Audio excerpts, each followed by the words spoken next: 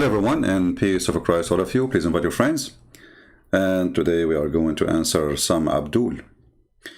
You know, for some reason, the second you are a Muslim, you became very, very intelligent. I mean, super intelligent.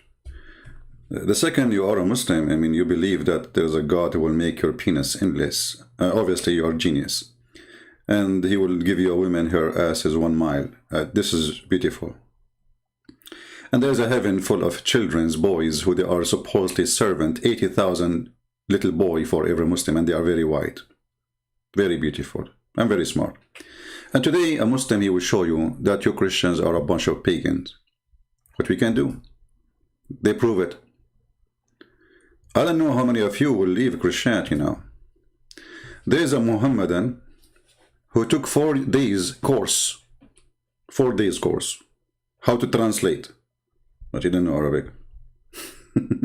And now he is going to tell you about translation. And he is going to show you that cross is a pagan act. And there is no cross in Christianity. So let us see what those Abdul has for us. And let us die laughing. And let me show you why I say Muslims are my best helpers to expose the garbage of Islam. Use what they say against Islam. Priceless.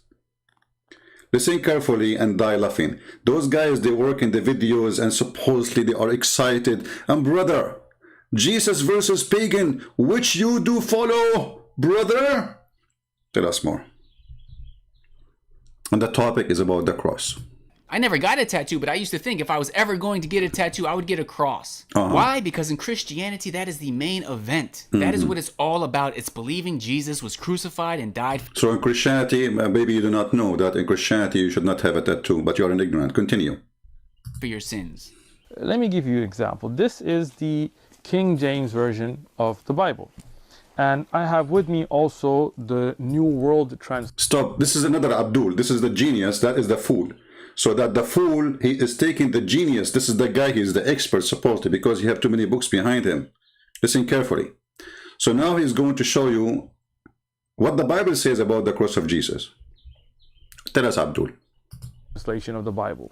We're going to look at a couple of verses here that talk about crucifixion.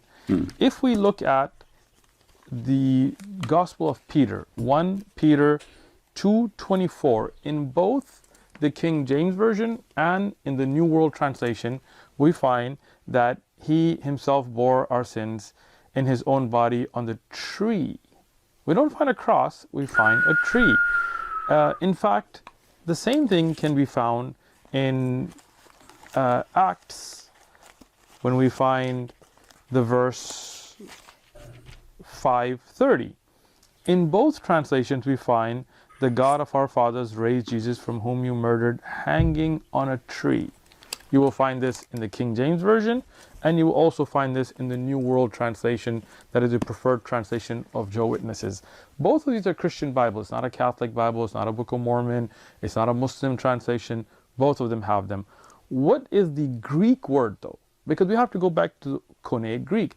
The original writings in Aramaic of the followers of Jesus, peace be upon him, are lost. So the earliest New Testament...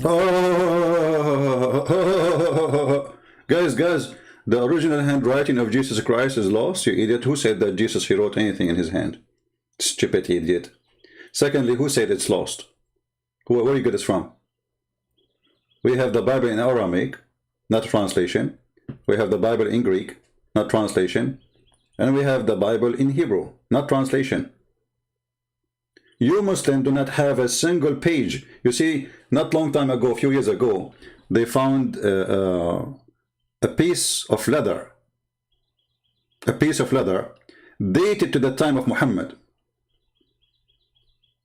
The leather is dated, not the writing. And the Muslims, they were so excited and so happy. And even that piece of leather does not, the writing is not the same as what the Quran today is. You don't have a single document about your Quran. But you know, I don't care really what about this now. Tell us more about the cross. The cross is not in the Bible, brother. It's lost in the translation. Tell us more what you want to say.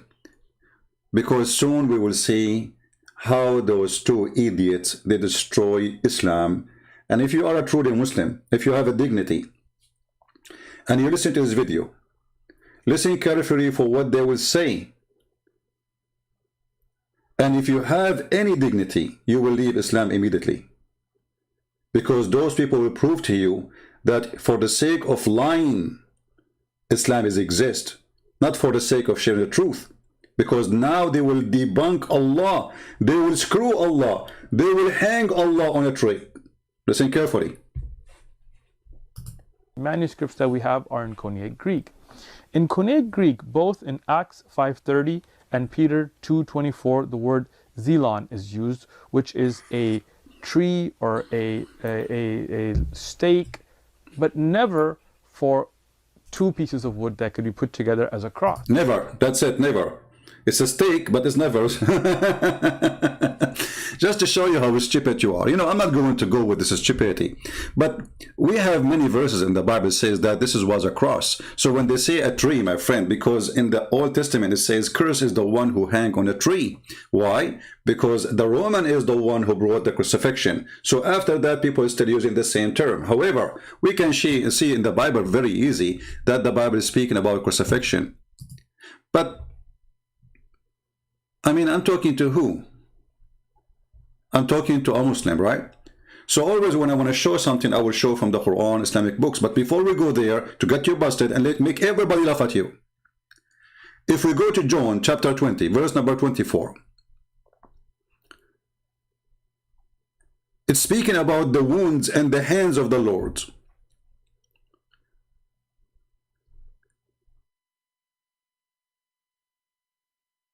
Where they put the nails. Let us go to John 24:20. Hold on.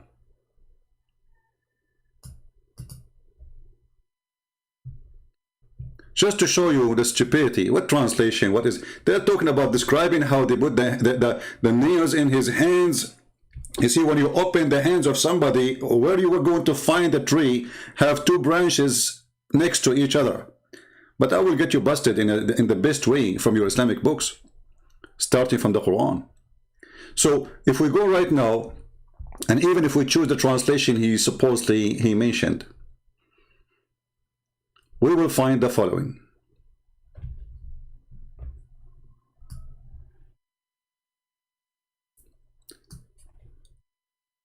And when he had said, he showed into them his hands and his side. Then were disciples were glad. So he showed them what? He showed them what happened to his hands. What happened to his hands? They put nails on them. So you idiot, you can say even the word it says hang. Hang mean hanging. That's mean he was hanged maybe, right? But you are stupid. You need to read the rest of the details. So they hanged him on a tree. This is what the Jewish they use as a term for the crucifixion. However, the whole chapter is speaking about how they put him in the cross, how they made him carry the cross, you donkey. He was carrying a tree. So Jesus, when he was carrying the cross, he was carrying a tree.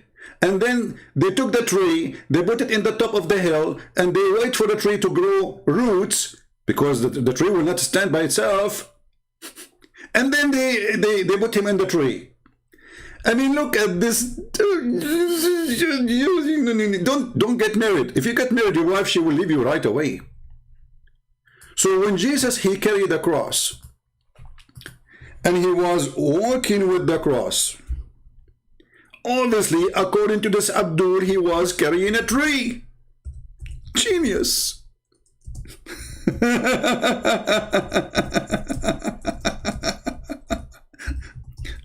Where those people are made? You must be a aftermarket product, my friend. Your brain is stupid and silly and funny. A Christian kid not only can debunk you, can make you shish kebab. You do not even need someone in my weight.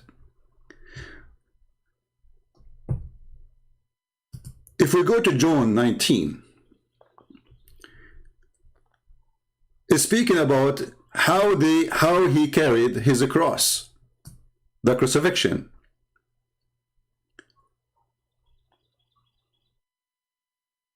Carrying his cross. Obviously, Jesus was not really hanged on a cross, brother. He was carrying a tree. When they opened his two hands and they put nails, brother, that was a tree. Very silly, very stupid, and I don't know what kind of intelligence you are suffering from. You are suffering, my friend. You don't have any intelligence.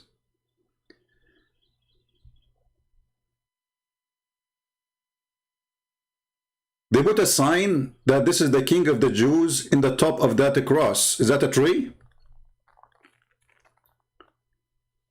And when the Jews, they say, they crucify him, they were saying, tree him. Stupidity is amazing. Garbage in, garbage out.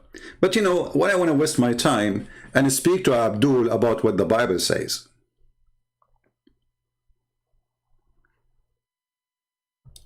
Shall we get him busted so all the Muslims will die laughing at them from their Quran? Even those people, they have a... I mean, honestly, I wonder sometime if those people are paid by Christian prince. There's a guy, his name is a Christian prince. He paid Muslims to leave Islam. This is what the Muslims, they say. I think you are paid by Christian prince. Because look, you idiot, what you just said.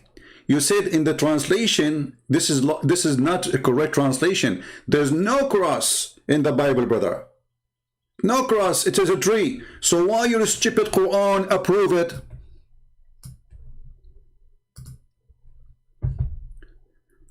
Chapter 5, verse number 157. It says that the Jews, they said, we killed the Christ, Jesus, the son of Mary. And by the way, you mentioned translation, right? So why you are adding the word Jesus there? As long as you like correct translation, there's no Jesus in the Arabic. Muhammad, he never know someone his name is Jesus. He knows someone his name is Isa, and we do not know who is Isa, except that he is the son of Maryam, which is according to some scholars, not according to the Bible. Obviously, Muhammad, he got the stupid information. According to some rabbis, that Maryam, she have a son, his name is Isa. Maryam, the sister of Aaron, the sister of Moses. This is why the Quran called Mary the sister of Aaron, because your stupid prophet, he thought that Maryam, the sister of Aaron, is the same Maryam, the mother of Jesus. And this is why your stupid Quran says that Imran, which is the father of Moses, is the father of Mary. I mean, how clear that... I mean, look who is talking about history. Have you ever heard of a stupid prophet? He makes such a mistake. Think that Imran, the father of Moses, is the same father of Mary, and even you Muslims, you name a chapter about her, about her father, Imran, Imran. Okay, who is Imran? This is the father of Moses. And even your prophet, he quote his name wrongly, even in Arabic.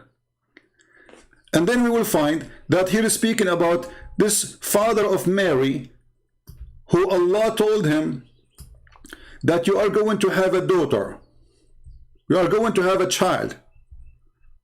Huh?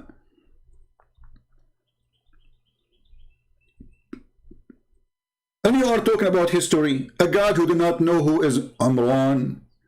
How in the world Imran, and even in the time of Muhammad, a rabbi got Muhammad busted, and he came to Aisha, and he says, what Maryam, the sister of the mother of Jesus, have nothing to do with Maryam, the sister of Aaron.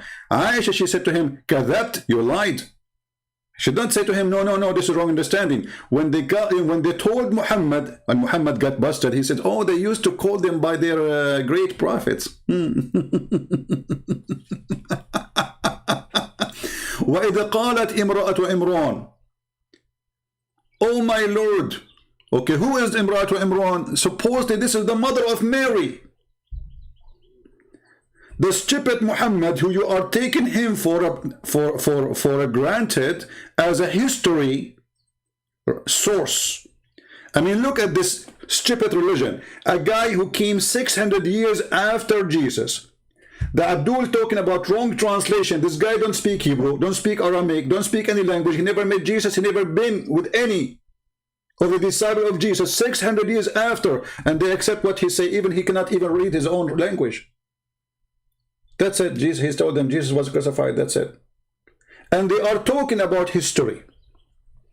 But let us go back to the stupid Quran, where it says clearly that the Quran approved that there was a crucifixion, but they crucified the wrong person. So all your video, you idiot, both of you, saying that there is no crucifixion, when the Bible says in tons of verses, no, there was a crucifixion.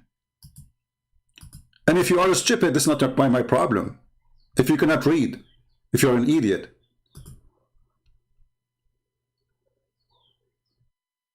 That is your problem. When in John 21, verse number 18 said, they stretch out his hands. Will you stretch out your hands? Is that a cross?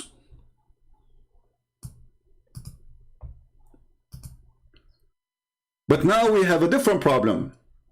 And now those Muslims, if they see this video, they will cry to delete the old video, because they just approve that Allah is a liar, because Allah, he did not deny the cross, Allah aka Muhammad, because there is no Allah. All of us, we knew that.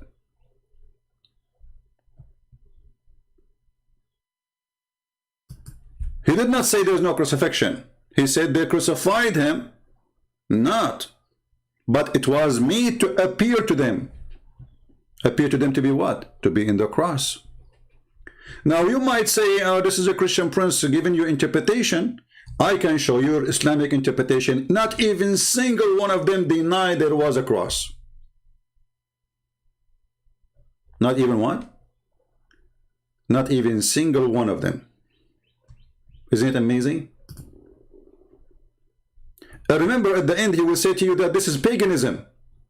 And later we will find that Allah himself is taking the pagan Roman practice and he used it as a punishment and penalty.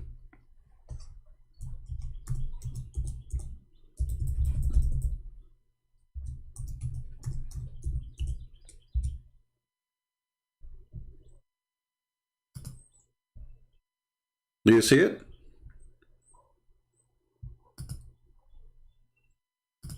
Do you see it, Abdul? Isn't it a crucifixion? Isn't it the cross in your video? Is it symbolic of paganism?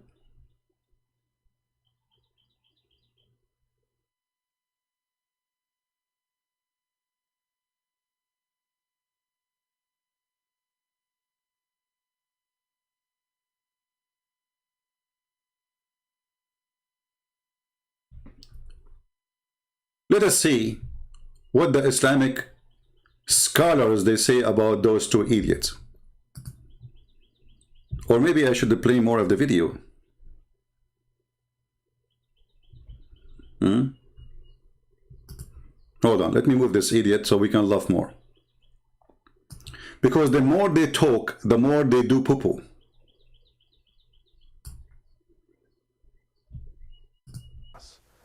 But there are some other verses. If we look in the King James Version and we look under Matthew 27:40, in the King James Version, under 27:40, we find, if you're the Son of God, come down from the cross. So reference to the cross. And you will find this also in John. In John 19:17, in the King James Version, we find, and he, bearing his cross, went out to a place of a skull. Now, when we look at these in the King James Version, that's what we find. But when we find the New World Translation, interestingly, it's translated differently. Same verse, Matthew 27:40, and you can see both of them on your screen. Same verse, but different. If you are the Son of God, come down off the torture stake. You notice the difference? Torture stake instead of cross. The same thing can be found in John 19:17, John 19:17, bearing the torture stake, not cross, for himself, he went out to the so-called skull place. So if we compare between two translations, but why we don't compare between the original, you idiot, you stupid? Then we will find that it says that it is a cross. However, if you go on the internet, you will see the Christians making million complaint about the translation of the New World translation. There's even verses were missing and they were adding them later. It's a stupid translation. It's not accepted by us. However, if I ask you right now, which translation of the Quran is accepted by you, and why, and how you explain to me the differences between them? Name for me one chapter of the Quran you accept a translation for it by any translator. You will say to me, there is no translation you can translate the Quran. Why? So when you try to say that I found something in translation and something else in different translation, that will not help your case. Because we can go to the original, which they are translating, and then we will find that it says a cross. But listen carefully. If it is not a cross, and then your stupid religion say it was a cross, what we will do? Because when your God Allah, He say, the Jews, they said we crucified Him.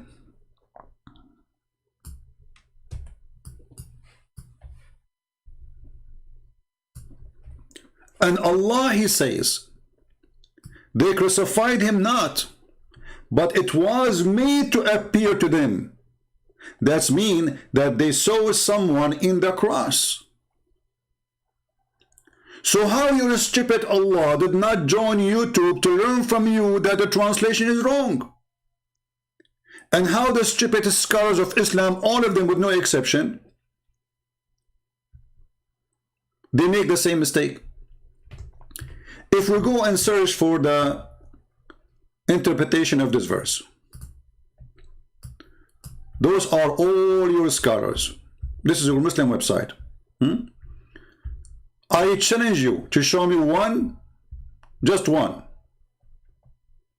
translation doesn't say cross, or sorry, interpretation. Just one. Actually, let us do this in the front of everybody in the screen. I will use private Google translation. All right.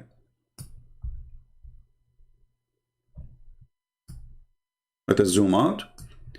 We use Google translation because remember, the Christians are wrong about Jesus being crucified. And he was saying this is wrong translation, but very easy to debunk, you know. I mean, there's many places that says it clearly, they stretch his hand. Even Jesus, he said. If you go to John 19. And the Bible says it clearly that he carry his cross. There's no way you can carry a tree. But if we go here, translate to English, this is the all the interpretation of the scholars, the highest scholars of Islam. You will see that every single one of them, he say cross. Listen carefully. Every single one of them, they say that Allah, He placed someone look like Jesus in the cross.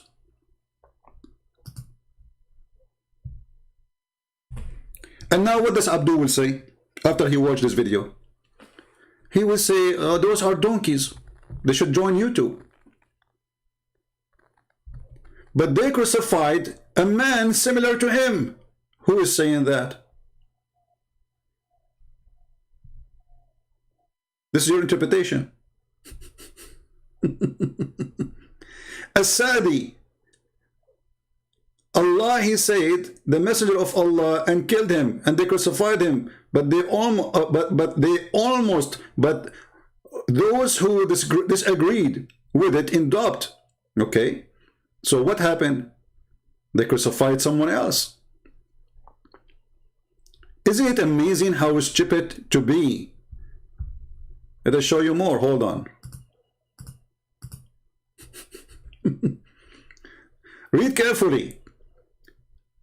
And from their saying, they killed Jesus and they crucified him.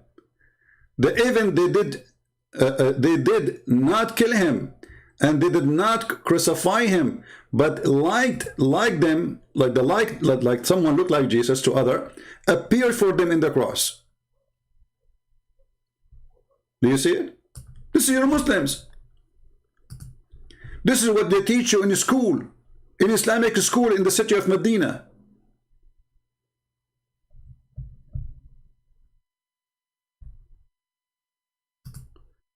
The lack of intelligence in this religion is a must. You see, all of this is not my translation, is not my, I'm not the one who explained to you. This is Ibn Kathir, this is Al-Mawdudi, this is all the garbage you have. All of them, they say they crucify someone instead of him. How come not even single one of them, he says they hang him in a tree? Read carefully. It was then that Jesus raised up to heaven. The person the Jews they crucified was someone else, who is for one reason or another was mistaken for the person of Jesus. But let me show you how stupid this is. How he can be mistaken. So now we refuted you about the crucifixion. Look how many times. This is all in your interpretation. Name them one after one, all your Islamic scholars. You see, those are Islamic scholars, which mean they are donkeys, certified ones. All of them, they saying crucifixion, crucifixion, crucifixion, crucifixion, crucifixion, non-stop, one after one, one after one. I mean, the Islamic interpretation for the verses, not a single one of them says anything except they crucify someone instead of Jesus. In the top of that, when the verse in the Quran says that they crucified him, but they crucified someone like him, and as you see, it says clearly that according to Islam, you believe that they crucify someone else. So now you are saying that the story of the Quran is a lie, because there's no crucifixion. And when the Quran says that Allah, He made someone appear for them in the cross, the Quran is historically mistaken. And maybe the Quran is copying the wrong translation. Maybe he copied the King James version of translation. And then when the verse says that they killed him not, and though you Muslim, you say, like you see a Muslim saying, making a video, says, oh, there was someone else in the cross. His name is Jesus. You idiot, you stupid. Even the Quran says, we killed Jesus, the son of Mary. Jesus the Christ, the son of Mary. That guy, his name is Jesus. He's son of Mary, and he's the Christ too. You see, they are not saying we just killed Jesus. They are saying we killed Jesus, the son of Mary, the messenger of Allah. And his name is the Christ. And yet you will find that Abdul saying to you, oh, it was someone else, brother. So the Jews, they confirm 4 titles of Jesus, or names. He is the Christ. He is Jesus. He is the son of Mary. And he is a messenger of God. And then you'll find a stupid Abdul says, you know, it wasn't Jesus. It wasn't Jesus. And then you will find a stupid Abdul says, oh, there's no cross. It was a, you know, the Bible says a stake. And then we show them that it says that he carried his cross. He carried his cross. If it was a tree, the guy, he was carrying a tree. I have a tree in my backyard. I want to carry it, so I can make a video about it.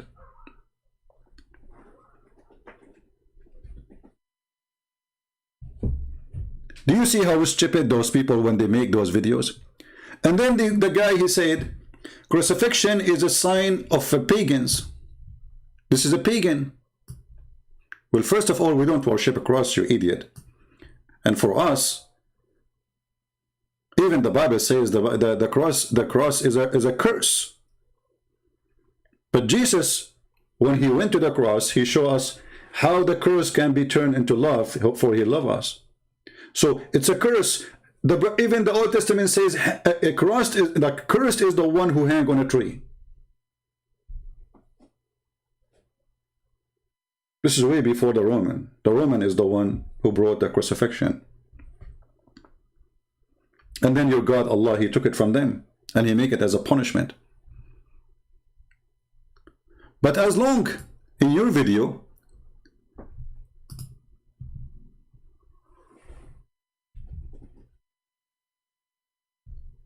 you said that those are symbolic of paganism. I like that.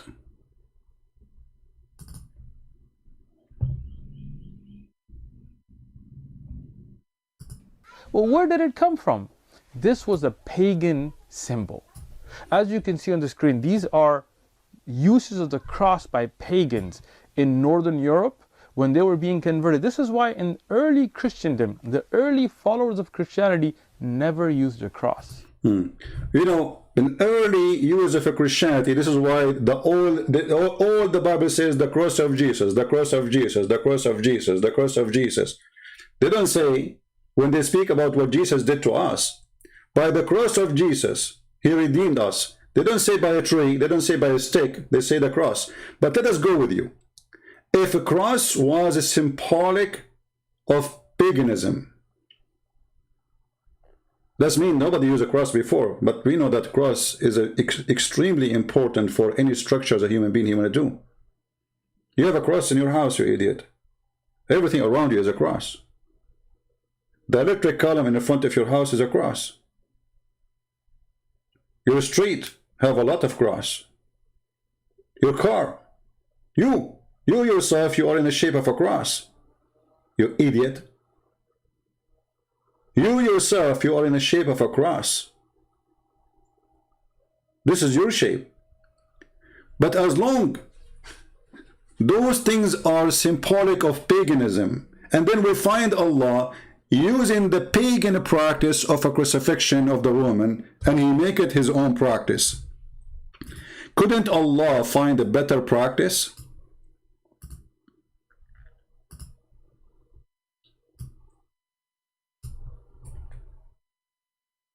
From the pagan? And as long Muslims, they are talking about paganism, and if the cross is a sign of paganism, that means we should worship the cross. But we don't. So you fail. But if I show you right now that you're a prophet, he kissed a stone, and he claimed that the one who touched the stone erased his sin, what you will do? Let us see how the pagan Islam can stand. I mean, you see, Islam is like a whore. Islam is like a whore making a speech about honor. Literally.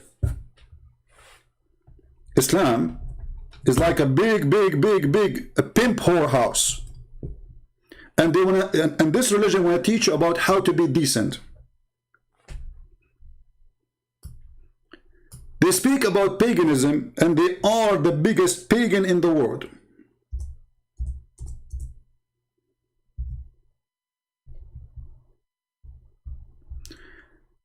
Let us go and see what your prophet he said about touching black stones and the Yemeni corner.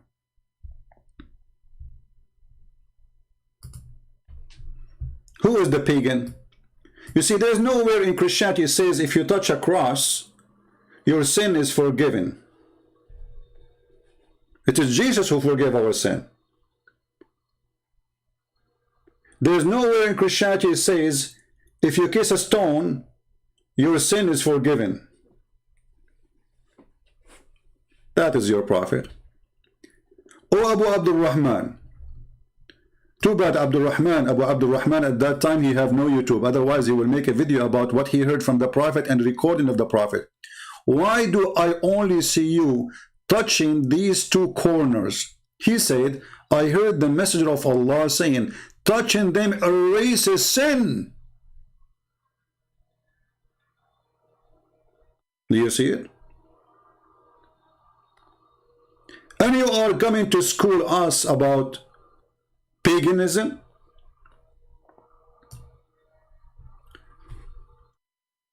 If I say to you that the Buddha people, they believe that praying in front of Buddha will forgive their sin, you will say this is paganism. They are praying in front of Buddha. They are not really touching Buddha. You know, they are praying. Oh, this is paganism. Okay. If a Christian, they have a cross in front of them and they are praying in front of the cross because it's symbolic for what Jesus did, not because we worship a cross. Otherwise, we have to worship anything in the shape of cross. I will be kissing my electric column in front of my house every 2 seconds. You will say this is paganism. But if I show you your prophet saying touching a black stone which is in the shape of a vagina, and I can show you that even the vagina, black stone, was a vagina, and your Islamic interpretation saying that the Arab they used to go naked around the Kaaba,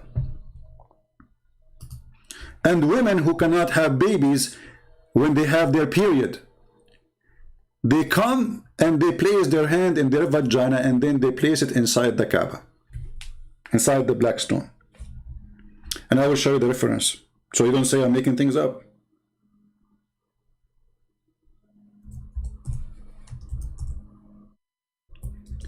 This is your religion, Mr. Anti-Paganism.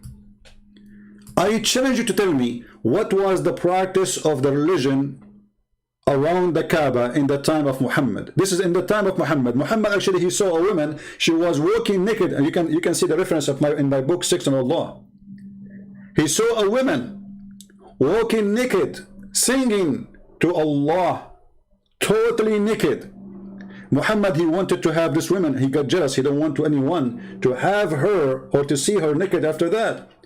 Then he told one of his gang to tell them, from now on, nobody allowed to go naked around the Kaaba. But this is when? This is many years after he controlled, long after he controlled the Kaaba. The Kaaba now in the control of Muhammad is still people going naked around the Kaaba. Why? What was the practice? Why people, they used to go naked around that house? What was the religion? Required nakedness.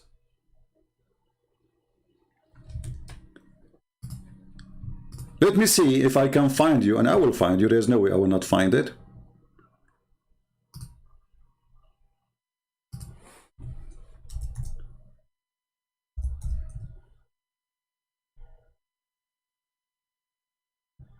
Give me a second.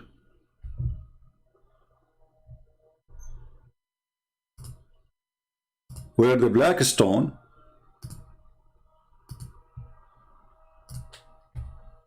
used to be the refuge of women who have no babies, and it get black because of the menstruation. Let me find the reference. Hold on.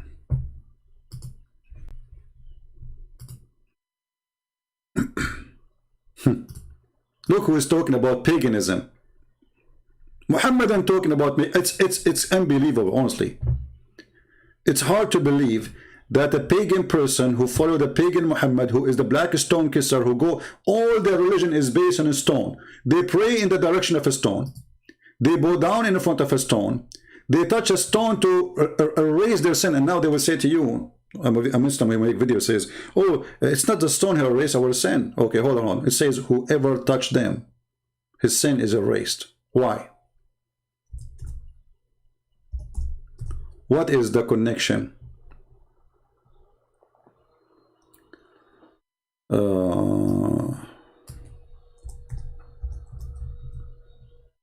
Here we go.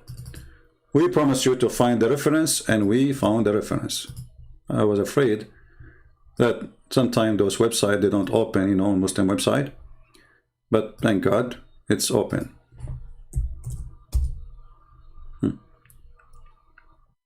Let us put it for you on the screen.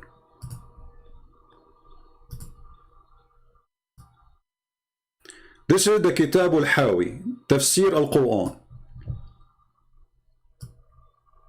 Kitab al-Hawi, Tafsir al-Quran. This is not a Christian prince, this is not a YouTuber like you, a bunch of kids trying to come with something, and we laugh at you. And you just destroy Allah, the one who says that they crucified not Jesus, they crucified someone else. And we showed you all the Islamic scholars' interpretation. Even we can show you, and we can go to the Hadith. Idiots. Just for the sake of hate to Christianity, they are willing to say anything, but they do not know that we know all the garbage, all the laundry of Muhammad is in my backyard. Let us see here. Why the black stone became dirty? Read carefully.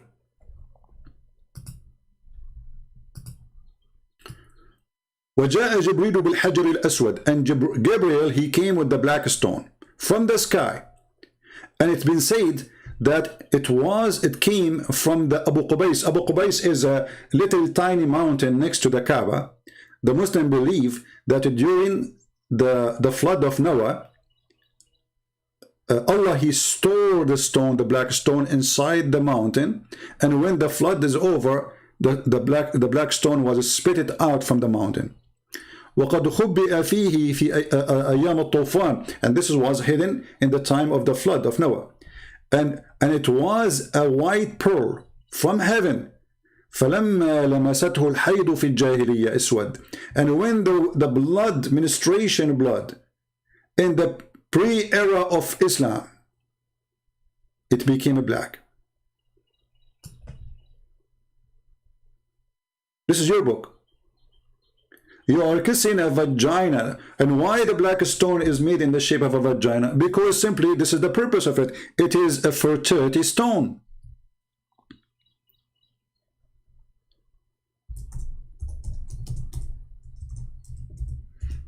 And by the way, I'm going to use Google Translation, so everybody will see that I am not making my own translation like you Muslims do.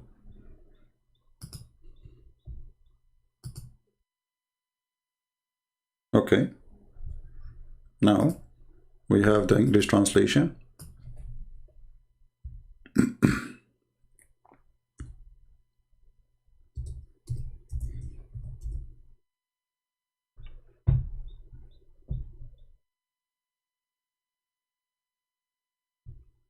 Read carefully, guys.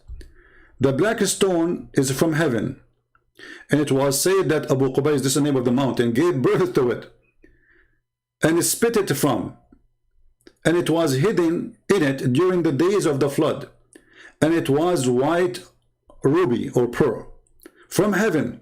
When the menstruation touched it in the pre-Islamic times, it became black. Do you see it? Let me zoom for you in the menstruation, because this is where your prophet used to take a shower.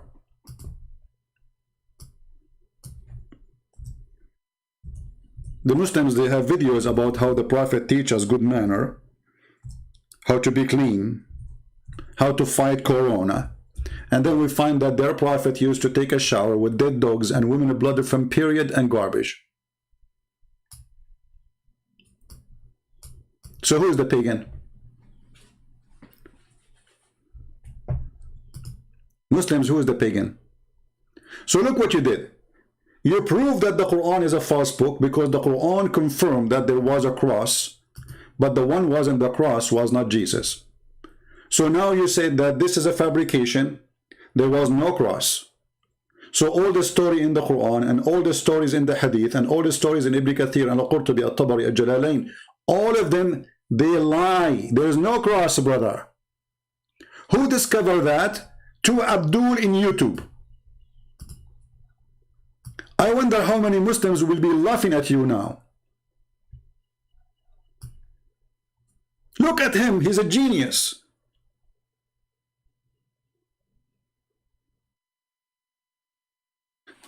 So when you in the Quran say, brother, how many times the Muslims guys, they say to you, Allah, he put someone in the cross. So all of this is a lie then, because there's no cross.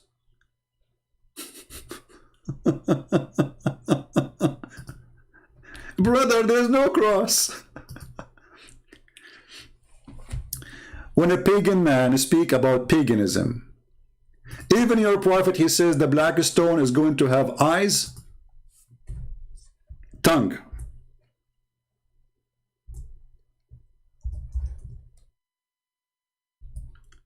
And is going to witness to every Muslim in the judgment day.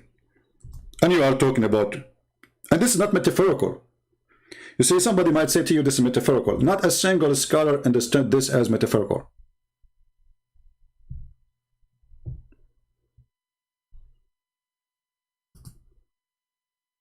Those kids in YouTube, they can say whatever they want. This is why nobody can, because they are kids, nobody can count. Nobody will count what they say. I mean, they are kids. When someone like Yasser Qadi, because he's way more educated, he says something, they go crazy because he is the educated and they are the donkeys. And when the educated speak, the donkeys, they kick him, they kick his balls. Oh, Yasser Qadi is stupid, what are you talking about? The guy is educated, he knows what he's talking about, and this is what he believes. Suddenly he is a donkey and they are the educated.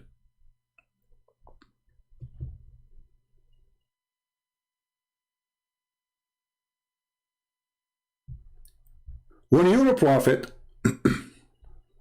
guys, do you remember the chat we have in a Muslim website? They said, I said to him, why you kiss the black stone? He says, this is an act of worship. You remember? It's an act of worship. Okay, why you kiss it? What does that mean? Hey, pagan.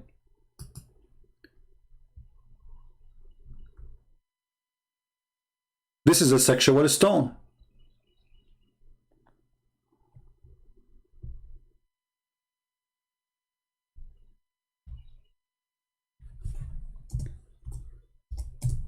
Let us show you the hadith where it says, Muhammad, he said, is going to have a tongue.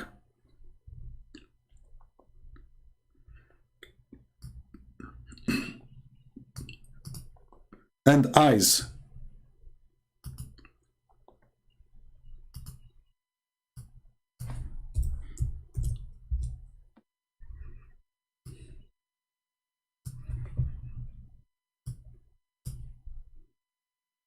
And we will show you what is sahih, brother. So you don't say this is weak and you know the garbage, you know. This is Sahih Muslim. This is here Ibn Majah. This is Hassan, which means good. I heard Ibn Abbas, the messenger of Allah, SAW, said, the stone will be brought on the day of resurrection, and it will be given 2 eyes which will see, and a tongue which to speak, and it will bear witness for those who touch in sincerity. So the black stone is a living stone, and sin and the menstruation made it, because why it says the menstruation of people of Jahiliyyah make it black. Remember we showed you the reference, right? Right, here we go. For those who have weak memory.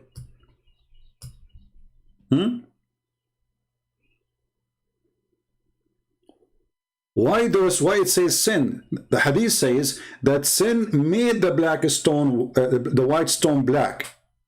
So Muslim, when somebody says to you, we kiss a black stone, so how we are racist against the black? My friend, they don't kiss a black stone. They are kissing a white stone, which is sin made it black. So sin make you black according to Islam.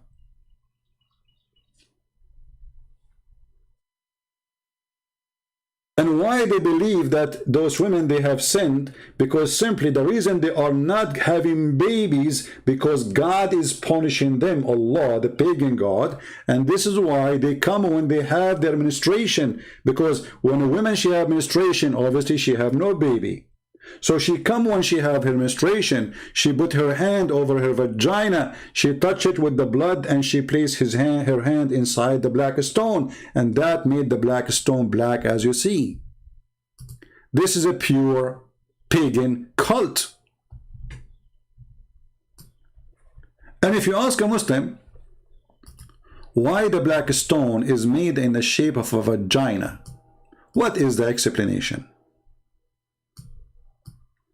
Was it by mistake? Was it an incident?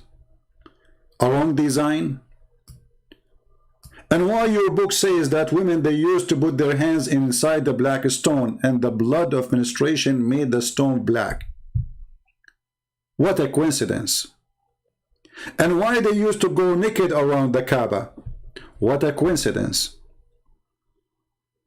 And by the way, as long as you Muslim, you say that this is a stone sent by Allah. Where is the stone? Do you know that there is nothing left of the stone? Those naive Muslims, I feel sorry for them. There's no stone in the stone. There's little tiny pieces of a stone inside the stone. See, the Muslims even they made for you. Here we go. Let me show you this. But here they are making them big. Actually, they are really tiny. Let me show you. All of this black around or brown, this is wax. There's no stones left. Do you see it? There's 7 or 8 little tiny pieces of rock. So if Allah, He sent the black stone from heaven, how come Allah could not preserve the black stone? Where is your stone? Those little tiny dots you see in the screen is the holy stone of Allah, which every Muslim, he go and kiss it and lick it. And when you touch it, it erases your sin. But yet there is no stone. If you go to YouTube right now, you can see, just search for maintenance for the black stone. Black stone maintenance. I mean, have you ever heard of a religion that there is a God, He sent the black stone, and this black stone is going to witness for you in the judgment day, which means this stone should be exist until the judgment day, and now we need to do maintenance for it? Why Allah don't do maintenance for it? Pagan.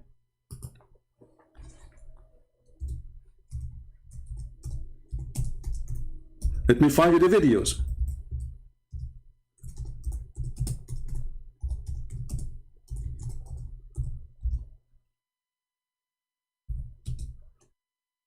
Here we go.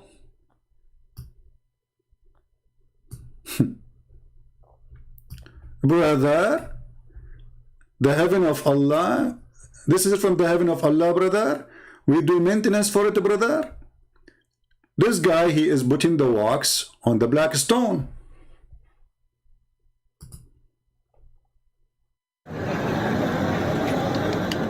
Yeah, brother, hit it. Fix it. Clean it. Yeah, take the wax off.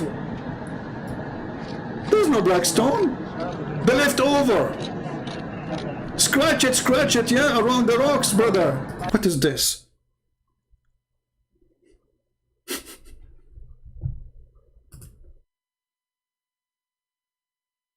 And we are the pagan? Hey, black stone kissers, who is the pagan? And not only that, hold on. Brother, Allah, He chose the Kaaba in the middle of the world, brother. Where? In the middle of the world, brother. Golden ratio, brother. Perfect location, brother.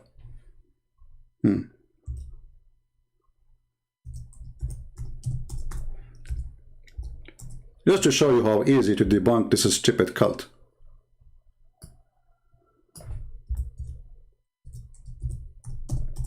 And they have a video that birds don't piss on the, don't do poo-poo on the Kaaba and all the garbage. You know, I mean, unbelievable. And then you will find tons of poo-poos. They have to clean it every year. Here we go. Listen to this. Allah, brother, He chose the location of the Kaaba, brother. And this is the house of Allah, but is located in the lowest part of Mecca, where all the flood and the sewage come and cover it, brother. Brother, don't Allah, He knew that here the sewage will come and will flood the Kaaba, brother? Yes, brother, but Allah, He knew that one day American engineers, they will find a solution for it, and they will direct the sewage to not to come to Mecca, brother. Well, brother, still it's flooding. I mean, it's the city of Mecca. They just direct the flood from the house because of the money of the oil. This is where Allah, He chose the location of the Kaaba. Imagine you hire somebody to choose for you the best place for your house. And this is the house of God. God Himself, He chose it. It's not like an engineer, stupid engineer. This is God. And look where God, He chose the Kaaba. And why, by the way, why the Kaaba is like, look like, what the name of the tower in Italy? Pizza Tower, no, I'm just joking. Pizza Tower. So what the Kaaba? The Kaaba is a flipping, brother. Look at this, and this is why they used to rebuild the Kaaba every few years, because the flood come. The Kaaba is not built with concrete like now. Now you see a lot of marble, a lot, you know, if you go and see the Kaaba, the old pictures of the Kaaba, you will die laughing.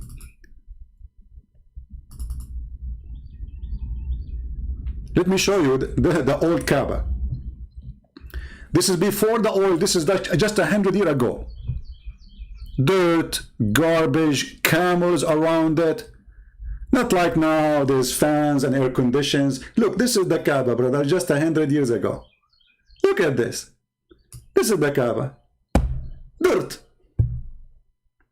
While the Muslim Caliphate were building palaces for them, wherever they conquer, the Kaaba was left like this. Stable house. This is the house of God.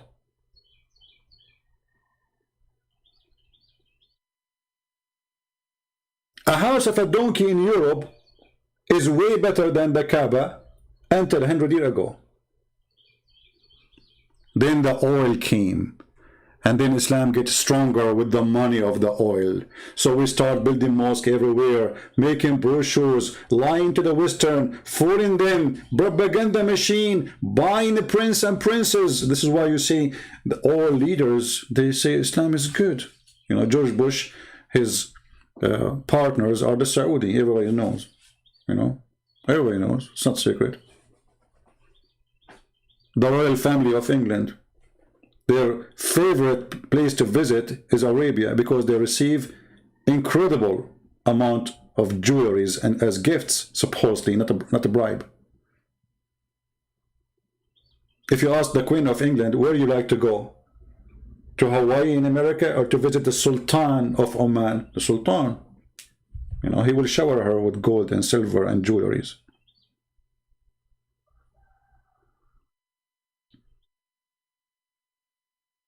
But what the Queen of England have to do with the Sultan of Oman? I have no idea. I mean, why she's visiting even, you know, you tell me. All is about money. All those rich people in Europe, they are too rich, but still they want more. And Islam will feed them with the more of the devil. So when you Muslim, you speak about paganism, who is a Muslim here is willing to refute me and tell me about the black stone issue? The black stone erase your sin. Why if we go around the stone or touch the stone, Allah forgive our sin? Is it Allah who forgive the stone, forgive us, or the stone forgive us? And what is the relationship between forgiveness and touching stones? Any Muslim? And why you Muslim, you lie about Allah, saying that the word cross is not in the Bible and Jesus was not. There's nobody was even crucified. It was a tree. When the Quran confirmed a crucifixion, says they did not kill Jesus in the cross, but they crucified someone else. And this is the opinion of all your scholars, starting from Ibn Kathir. If we go and see what Ibn Kathir is saying about this one, what you Muslim will do, you would say Ibn Kathir is a donkey.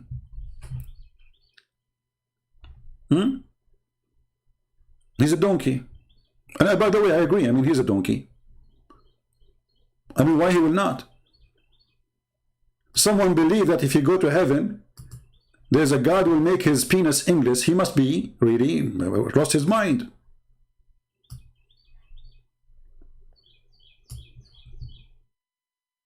Because Allah will forgive me. Guys, here we go. Mr. Abdul, he says, Allah will forgive me if I touch the stone. The question is why? I mean, look at this genius. My friend, you are a genius. All of you are genius. I am the only one here who is not, you know, qualified. Okay, the question, Abdul, you are not getting the question, aren't you? The question is, why Allah will forgive you if you kiss the stone? Why? What you did exactly? Why do you keep repeating the same thing but nobody is answering? Why I shall kiss the stone, and why your prophet kissed the stone? You see, if the Muslim later they made their own tradition, I would say, okay, this is not part of Islam. This is as the Muslim they call it bid'ah, you know. But Islam, all of it is a bid'ah. Here we go. The prophet, he kissed the black stone. You remember once in the chat I asked the Muslims why I have a question. Why the prophet kissed the black stone? The guy in the chat, he said because it's holy. And I said, why it's holy? He waited for 5 minutes to answer me. He said, because the Prophet kissed it.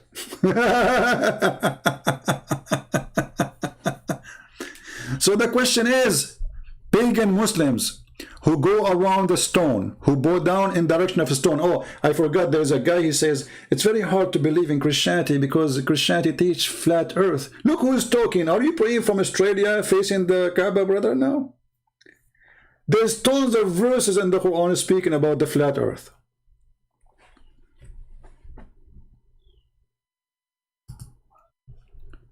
You are looking for reference about the endless penis? No problem, I can find it for you.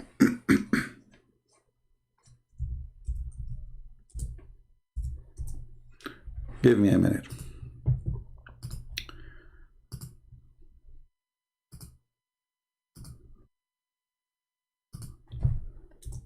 Any Abdul?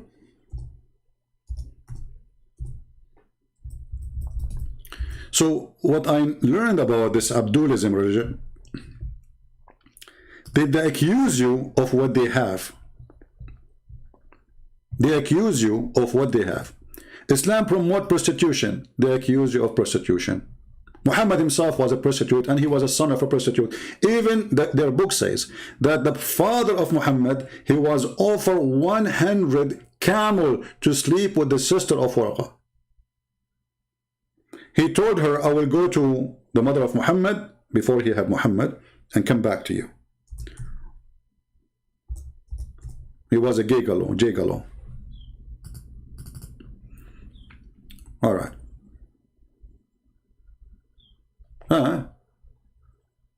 Hey, hold on.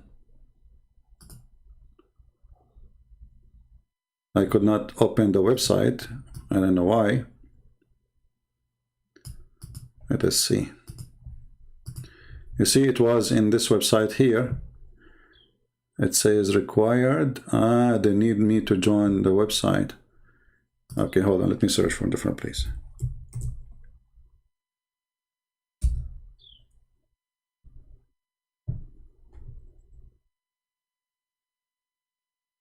Okay, here we go. We found a different place. Let us put it for you on the screen and I will share the link with you. You know how many times the Muslims they say to us that the word nikah mean marriage?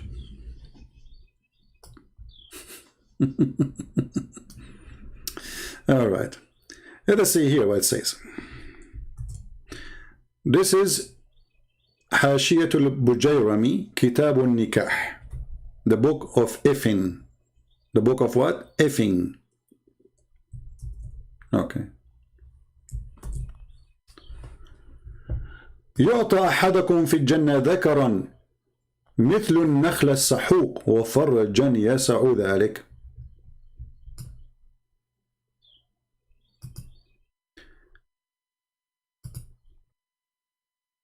Let us give you a shorter link for this. Hold on.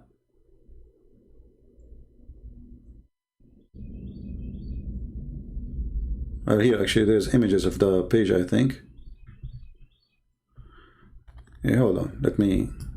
We can use Google Translation in that one, but you know, I prefer to get you an official Islamic website so the Muslim will not say, what is the original book?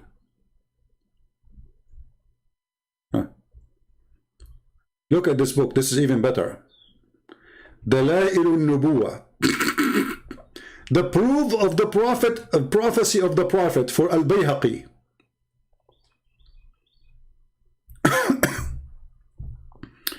Oh, this is a PDF file. How we are going to find the page? Hold on. The funny, I find more reference in the CIA website. You believe it? They have all Islamic books, all ISIS books, all Al-Qaeda books is there. See, Dalailun Nubuwa lil-Bayhaqi.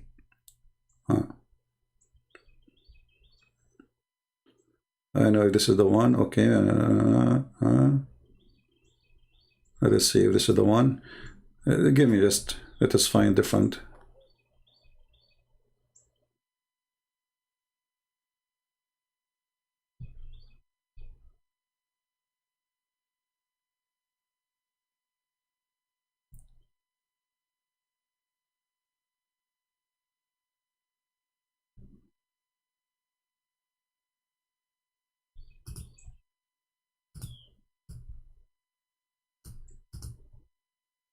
Let me give you this link first. This is a Muslim website anyway. Is it trustworthy, which means untrustworthy. Here we go. And you can just go to Google and do the search yourself. And we can use Google Translation here in case you wanna.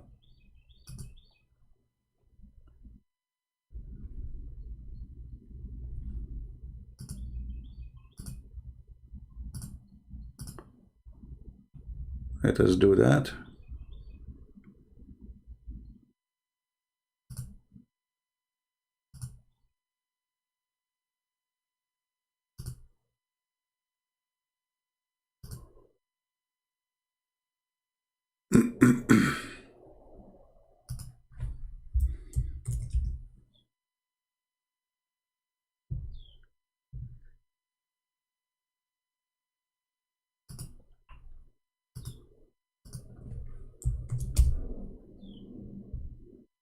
All right.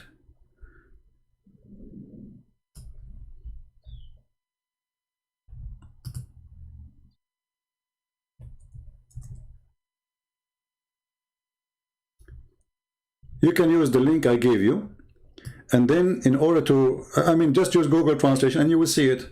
It's not really a big page, the page is not really big. And this is variant number 3, page number 356, as you see. So if we do Google Translation, and I hope the admins, they will save the page, so later if somebody asks, you can just share it with him. Let us use Google Translation. Where is Google Translation? Okay. All right. Look at this book. Look, intercourse in the anus, from intercourse, blah blah blah blah blah blah blah blah. This is religion. Okay.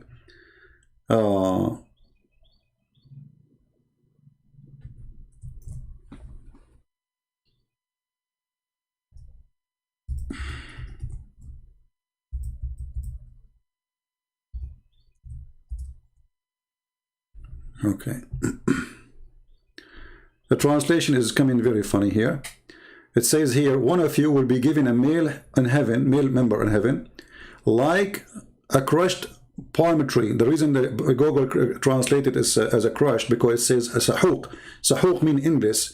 It can be used as crushed, but what is meant here, sahuq, in this palm tree.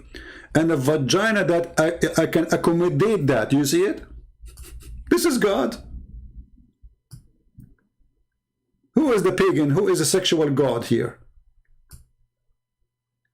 Each one of you will be given a male member in heaven, a penis, like an endless palm tree, and a vagina will accommodate that. Okay, hold on. In order for the vagina to accommodate such a penis, excuse my language, how endless the vagina is.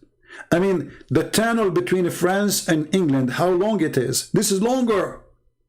Okay, how wide the woman is. That means the women, she have, at least in that part, in this width. So we have a man.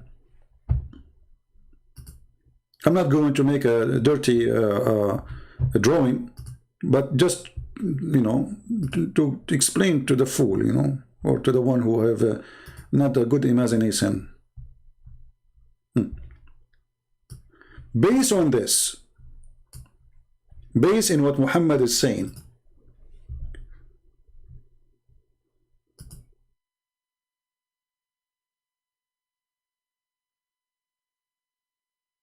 and now the Muslim will say to you, this is weak, and the garbage, so it wasn't weak when they wrote it, it's not weak when they transmit it, it's not weak when they reserve it for 1,000 years something, and now it's weak, brother. This is not true, brother, Embarrassing. Anything is embarrassing, it is weak. Okay, so this is the woman. This is the woman. Her name is Fatima. Alhamdulillah. This is Fatima. And she's wearing hijab. Conservative, brother, conservative. Okay. And now Fatima, this is her shoulders. I'm very good in art, you know me. I've been recommended for all academy around the world to teach art and drawing. Look at this. Look at this. Unbelievable. Oh, man, that's so good. Okay, so this is Fatima in earth. This is Fatima in earth. Okay? And she's wearing, you know, like a veil, you know, veil. You cannot see her hair. You cannot see her hair, you know. And then Allah will make her vagina accommodate an endless penis. So that means her vagina is like... The screen cannot fit, sorry, you know. This is the vagina.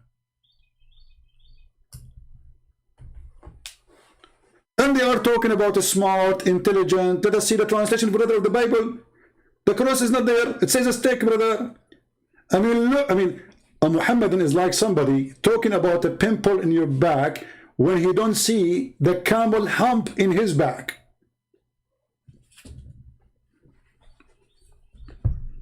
This is God. And by the way, how you can walk with this penis? I mean, forget about the women. At least she can drag it behind her. But the man, the penis is in front of him. How he have endless penis and he can walk with it?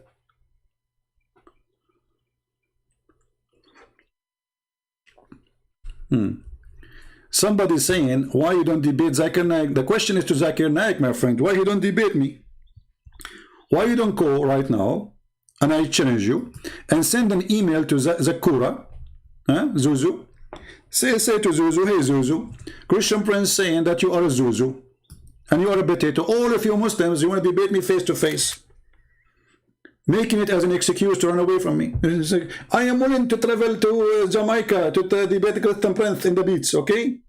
Hey brother, you don't need to go to Jamaica. Just call him right now. Why you don't debate ZakirNaik? Who's ZakirNaik? ZakirNaik is an idiot. He don't dare. All of them, you see, all of those Muslims. I mean, how easy for them to debate anyone. When it's come to me, all of them, they want to face me face, because they knew I don't do that. Why am I do that? I'm sitting right now wearing my short, listening to the beautiful birds, laughing at Allah with no expenses, with no traveling and no risk. I mean, look, I'm going to go to the peaceful country where ZakirNaik live. And brother, the Muslim there, they are so peaceful, they will welcome me. Christian Prince is coming, Allahu Akbar, give him a hug, show him the love of Islam, brother. Here we go, I'm here. Who's ZakirNaik? Is that the guy who says that Allah, when a woman, she asked him about hur, how come the men, they will have hur? He said, brother sister, the word hur is a plural word. Is that male or female? So by Allah and Allah, your mother, your sister, you are going to have a lot of beautiful men hur. Look what he's saying to her, a lot of men, they will if you. Suppose now he fix it. He just said to the women, when you go to heaven, there's 70 men, they will be effing you non-stop. Are you happy now? Are you satisfied? But the donkey, who do not know Arabic, as the rest of them, he forgot that the Quran says that those women who did not bleed from losing their virginity. So how you say to her that the word hur is a male and female? Idiot. But when you are a donkey, you know, as long as you are defending Islam, the Muslims, they don't question what you say. Say anything you want, any stupid thing you want. As long as you are defending Allah and the Prophet, brother, you are good to go. Look what the Quran says. You see, in Arabic, it's very easy. Anyone who knows Arabic, little Arabic, he will know that when you have the letter in, noon, at the end, this is noon and nuswa, which means for women, female. So the second you say, you add this in at the end, it is for female. So it says, fihunna, about females. Qasirat, female. At-tarf, lam yatmuthahunna. What idiot. It says they did not bleed.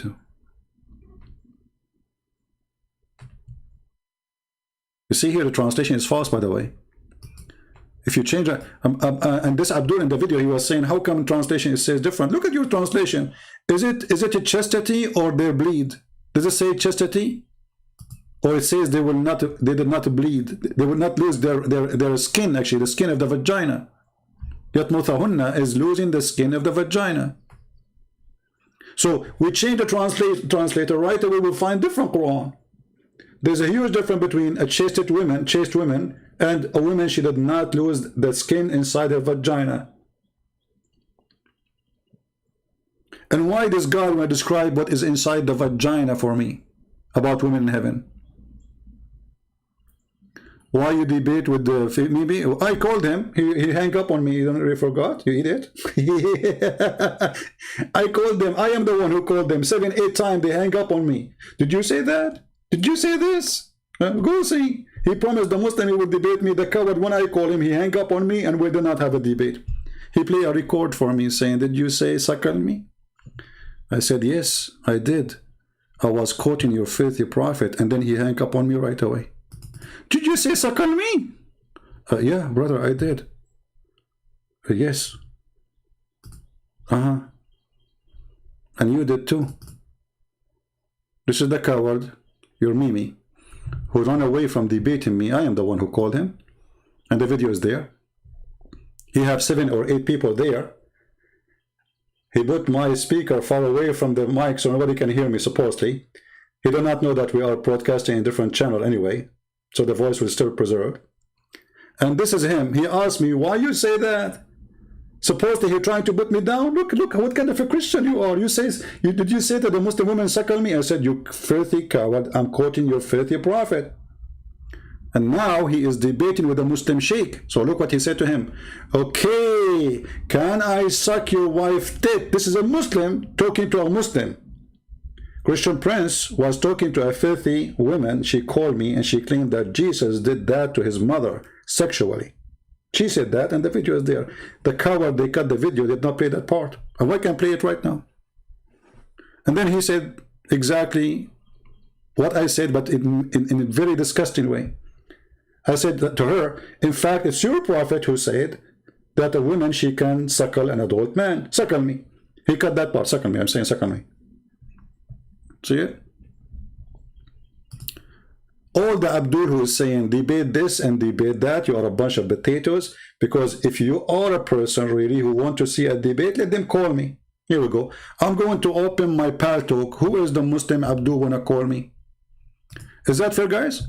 Instead of saying to me, why you don't debate? Everybody is welcome. Here we go. I encourage you to call the Abdul. You mention his name right now.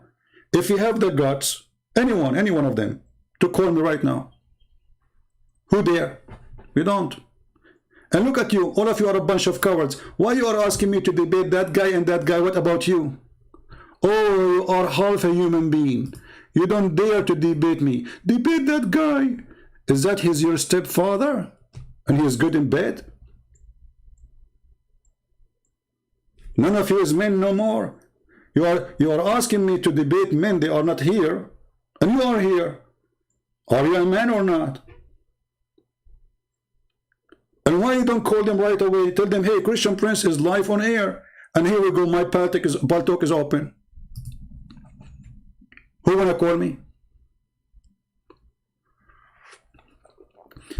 Mayday, Mayday, if you are a Muslim with long beard, believe in suckling women for adult, or you believe in kissing black stone, or you believe going around the Kaaba is not a pagan sign, or if you believe that Allah will give you endless penis and vagina fit for that, if you believe that Allah will give you boys who they are beautiful, white, 80,000 of them, if you believe in all what Muhammad said, call me right now. Anyone? Just text me and I will call you immediately.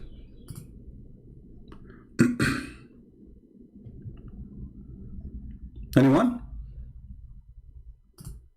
Mayday, Mayday. Anyone? Why don't call this guy? Why don't debate this guy? Why? The question is for them. I'm here. I'm here for many, many years. Did you ask yourself, how come those potatoes never dare to call me? As long as it's so easy to get this guy busted. Call him right now, live on air.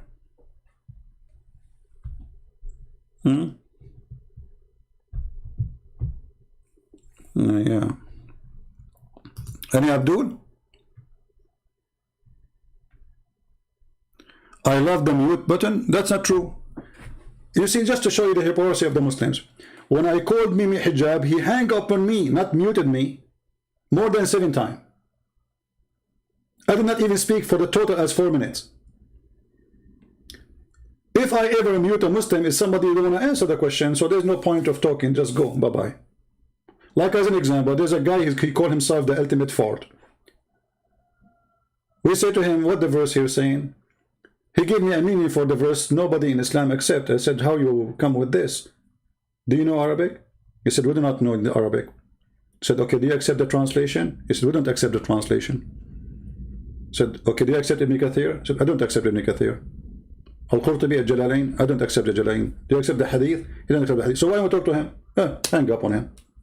Because the guy is making his own religion.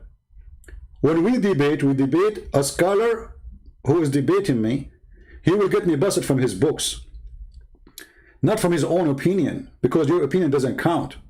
You were not in the time of Muhammad, so you can be a witness of what happened, and you are not one of his companion, or you are not Muhammad. So me and him, we have to use books. So if somebody don't want to go by the books, he don't want to prove any books, then there's no point of talking to the person. And all of you, you do the same. The second, we put you in the corner. Like, the guy with his name?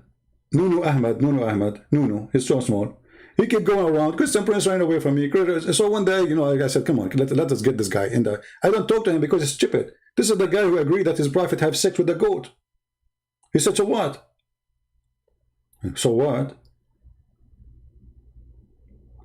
So he go around and says, Christian Prince afraid of me. You see, because you are so so small, I keep pushing you away. You hold me from my pants and say, go. Nader Ahmad, go.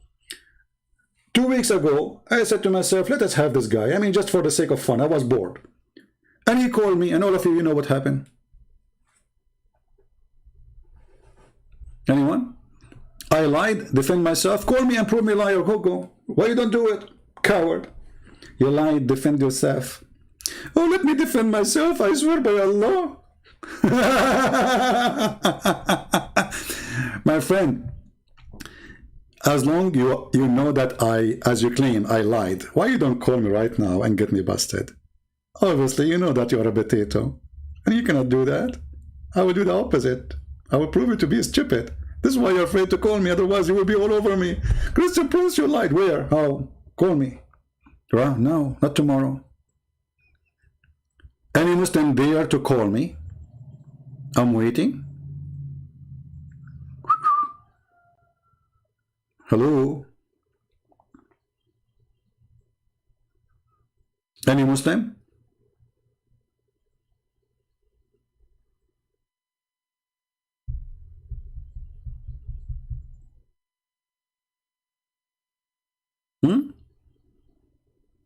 You know, when this guy with his name, apostate prophet, was talking to 2 Muslims, suddenly Nini Hijab appeared in the, and he said to him, don't be scared, don't be scared. Why are you going to do that to me? Huh? Ambush me. You call me now.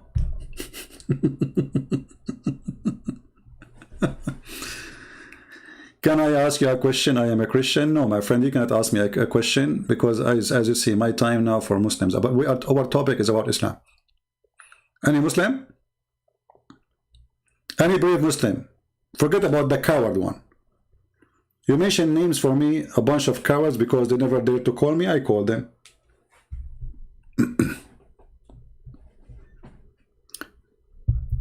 Anyone?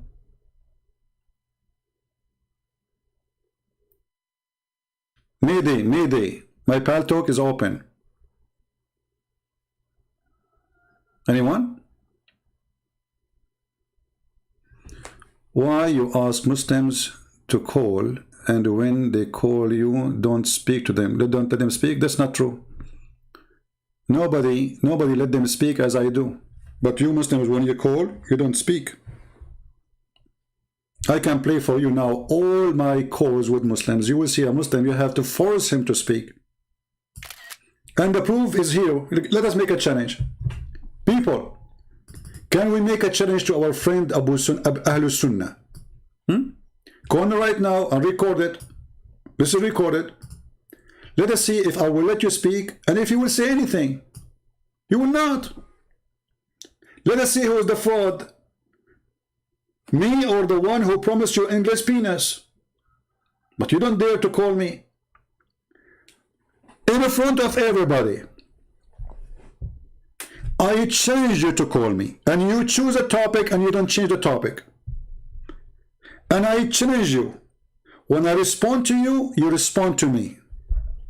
And not only that, I promise I will never hang up on you as long you are in the topic. If you don't start like saying, calling me names and etc. Do you dare? Right now. Let us see who's the fraud.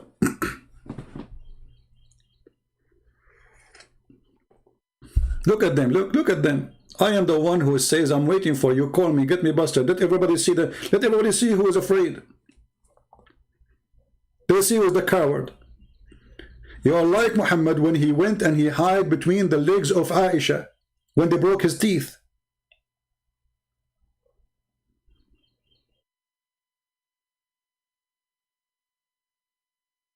Do you let me speak as I let you speak? Where? I mean, look who's talking about democracy and talking about the freedom of speech. You did that to Nader Ahmed? No, my friend, I did not. I repeated the question 100 times. Is alcohol harmless or not? Is it bad or good? I mean, how many times I need to let him speak? You did not let him speak. I'm asking the question, is alcohol, guys, somebody pause the video so we can play it. Nader Ahmed. I mean, look how simple the question. They are afraid even to answer a simple question. Okay, you are the one who mentioned alcohol is bad. Okay. And women, she gave birth defect, a child with birth defect. Wonderful. I ask him, is alcohol bad or good? The guy, he keeps repeating himself. He don't want to answer. My friend, is it bad or good? Christian Prince, why you are disturbing me? Why you are not letting me talk? Christian Prince, my friend, I'm just asking you, is it bad or good? You don't want to answer. Christian Prince, you are running away from me. You don't want to answer me. Look, what's wrong with you? Is it bad or good?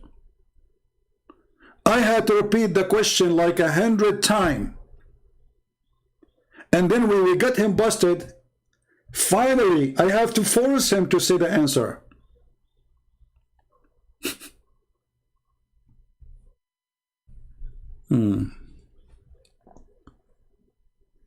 Any Abdul? Yeah, this is Nader Ahmed. Your link did not work, Tappy. I click and it didn't work. Anyway, you can go watch it. It's a joke. It's a joke. This is an example, actually. This is an example of how and why Christian Prince, he hang up on Muslims. I don't hang up on you because you are adult. And actually, even this guy, I don't hang up on him. He ran away. Guys, isn't it him who said, I have to go? I need to go. I'm leaving. Where are you going? Abdul, where are you going? Huh?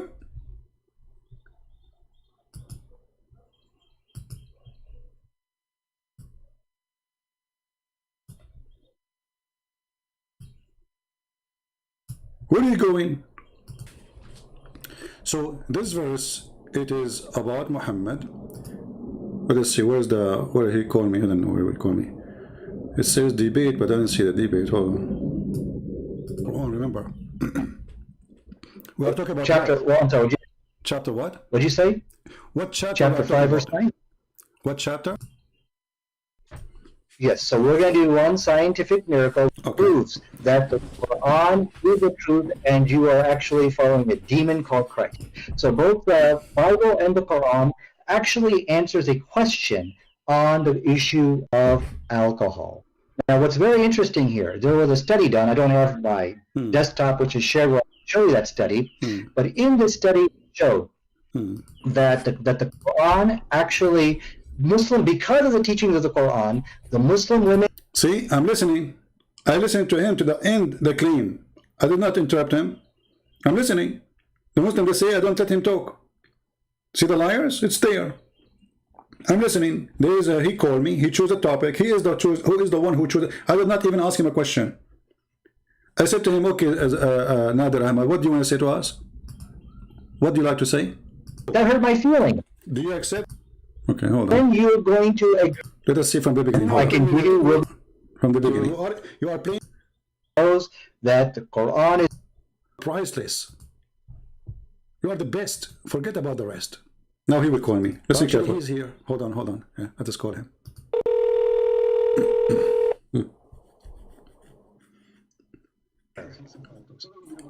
Hey, Nader Ahmad, how are you? hello.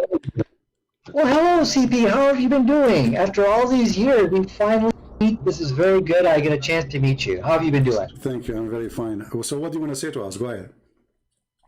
Yeah, so, we've been having these wonderful debates on the Bible, Quran, and modern science. Mostly Quran and modern science. Quran, I have a few challenges. Quran and science? Absolutely. We've been having these discussions and debates, and I have said Christian has been running away from this debate series because he knows that the Quran is in complete harmony with modern science, and there's okay, give us one. Let us not waste time, me and you. So for some reason your voice is cutting. Well, give me one. You need to answer. Give me one miracle. Okay, listen. You have to. Why were you running away from me, from this debate? My People friend, said, no, see, don't make excuses. We are here. Let's see who is running. Give me a miracle. Let us laugh. Well, here's what I would like to do, Christian Prince. I would like for us to have a public debate on this topic. Do you want to debate me? You are talking to me right now. Until we have that happen, give me the miracle. Everybody will laugh at you. You are playing like a kid. You call me, you claim you can debate me. Here we go. We can do it right now. Why next year? Why next century? Do it right now. Otherwise, you are just a kid wasting my time. So I'm listening to you. Please, don't let us speak like adults. Are you going to debate me right now, or you will never do it? Well, first of all, I will give you, want me to give you a scientific miracle right now. I can do that, but I think you should first answer why you are running away from me. Answer that to the people. Because the one is running. I'm saying to you, let's do it right now. You said no. It's you who's running. Do it. Go ahead. Let's do 10 minutes right now. I can give you, will be one. It's a crossfire debate. Everybody will hear us. It's a conversation. Go ahead. Okay, here's the problem. If we don't have set rules with time limits, things like that, then we're just going to be... It's a free boxing match. Show me, aren't you the one who speak, you play karate and you are good in boxing? Do your boxing, free boxing match. Go ahead. Yeah. Well, I'll tell you, Christian Prince, the problem here is what I... Stop. The first 15 minutes is what he wants.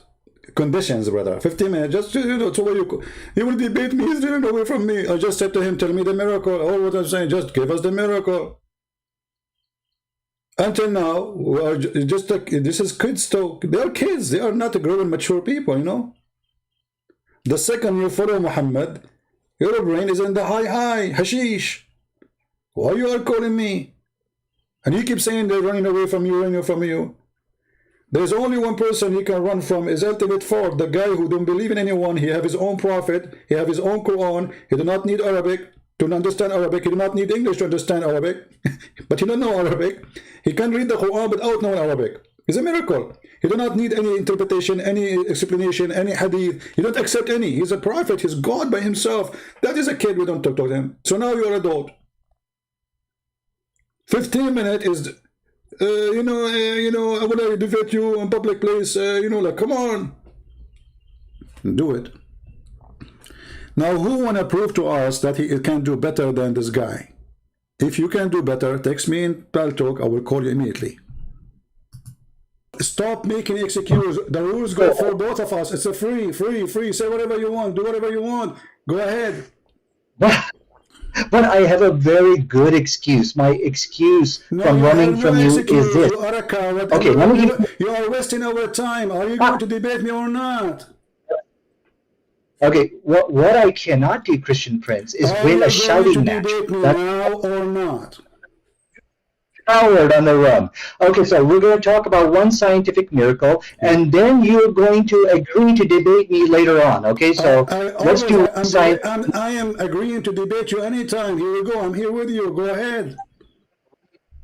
CP, we need a format. We need equal time, and we need to share. Don't call me again. See, they say to you, you mute. I hang up on him. I lost my patient.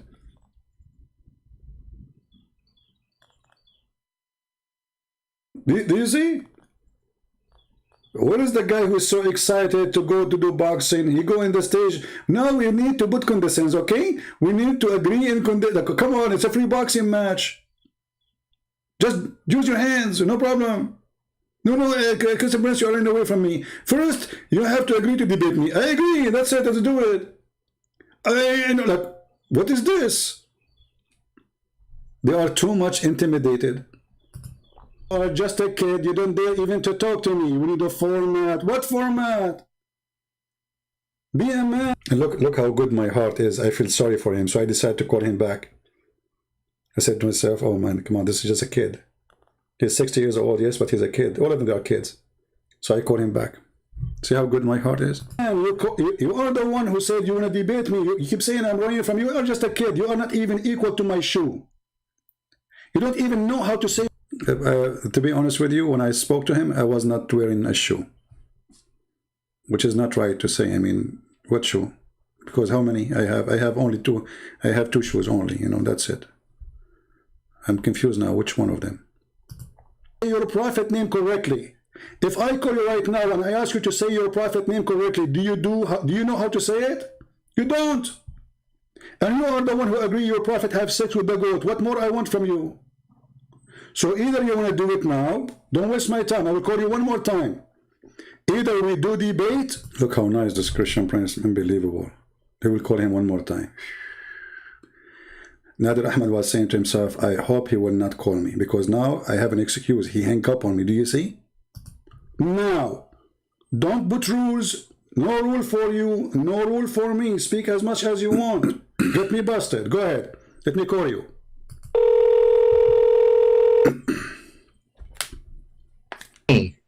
So that hurt my feeling. Do you accept or not? Yes, let's do a debate, because I know you'll run away like a coward. So let's just do what you want. Go ahead. Nadir. Be a man once in your life and talk. Go ahead. Speak as an adult. Go ahead. What do you want to say to us? Go ahead. Yes, so we're going to do one scientific miracle that proves that the Quran is the truth and you are actually following a demon called Christ. So both the Bible and the Quran actually answers a question on the issue of alcohol. Now, what's very interesting here, there was a study done. I don't have my desktop, which is shared. I'll show you that study.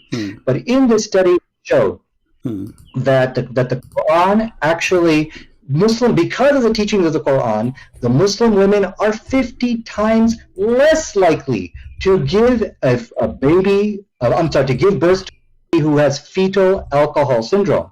The study said you got to go to the Christians because of the influence of the Bible. So the question tonight, which Christian Prince needs to answer here, is, okay, so the book of Quran and the Bible, they gave an answer to this question of alcohol. And when we look at the Quranic answer, it is a far superior answer. What is the Quran answer? Until now, you did not give me the verse from the Quran, remember? We are talking about chapter, well, I'm sorry, chapter what? What did you say? What chapter? Chapter 5, verse 9. What chapter? Chapter 5, verse 9. Chapter 5, verse 90. Chapter 5, verse 90. Okay, tell me about it. Go ahead. Now we know what you're talking about. Go ahead. Okay, and then I'll tell you about it, but I'm following the rules because I know you will not run away from me and we'll debate on this topic. So that's the agreement here. Okay, so let me go ahead and get the verse in chapter 5, verse 90. Okay. It says, forbidden is alcohol, any kind of intoxicant, gambling. Okay. So from the study here, they pointed out that Muslim women are 50 times less likely to give birth to a fetal alcohol because of the teachings of the Quran. Now, the question is here, which you need to answer, is how is it that the Quran gave a better response? Where is speaking about the alcohol is bad? Where it says that? No, it says for you forbidden is any kind of intoxicants where it says and because of that, where it says it's bad for your health in the verse you quote for me. That is bad for your health. No, it is completely forbidden for Muslims. This is clear. Okay, and from the study again. Another. I'm asking you a very simple question. You say that this is about health. I'm asking you, why in the verse never say anything about health? It says this is from shaitan, that's all. Because it's from shaitan, don't do it, correct?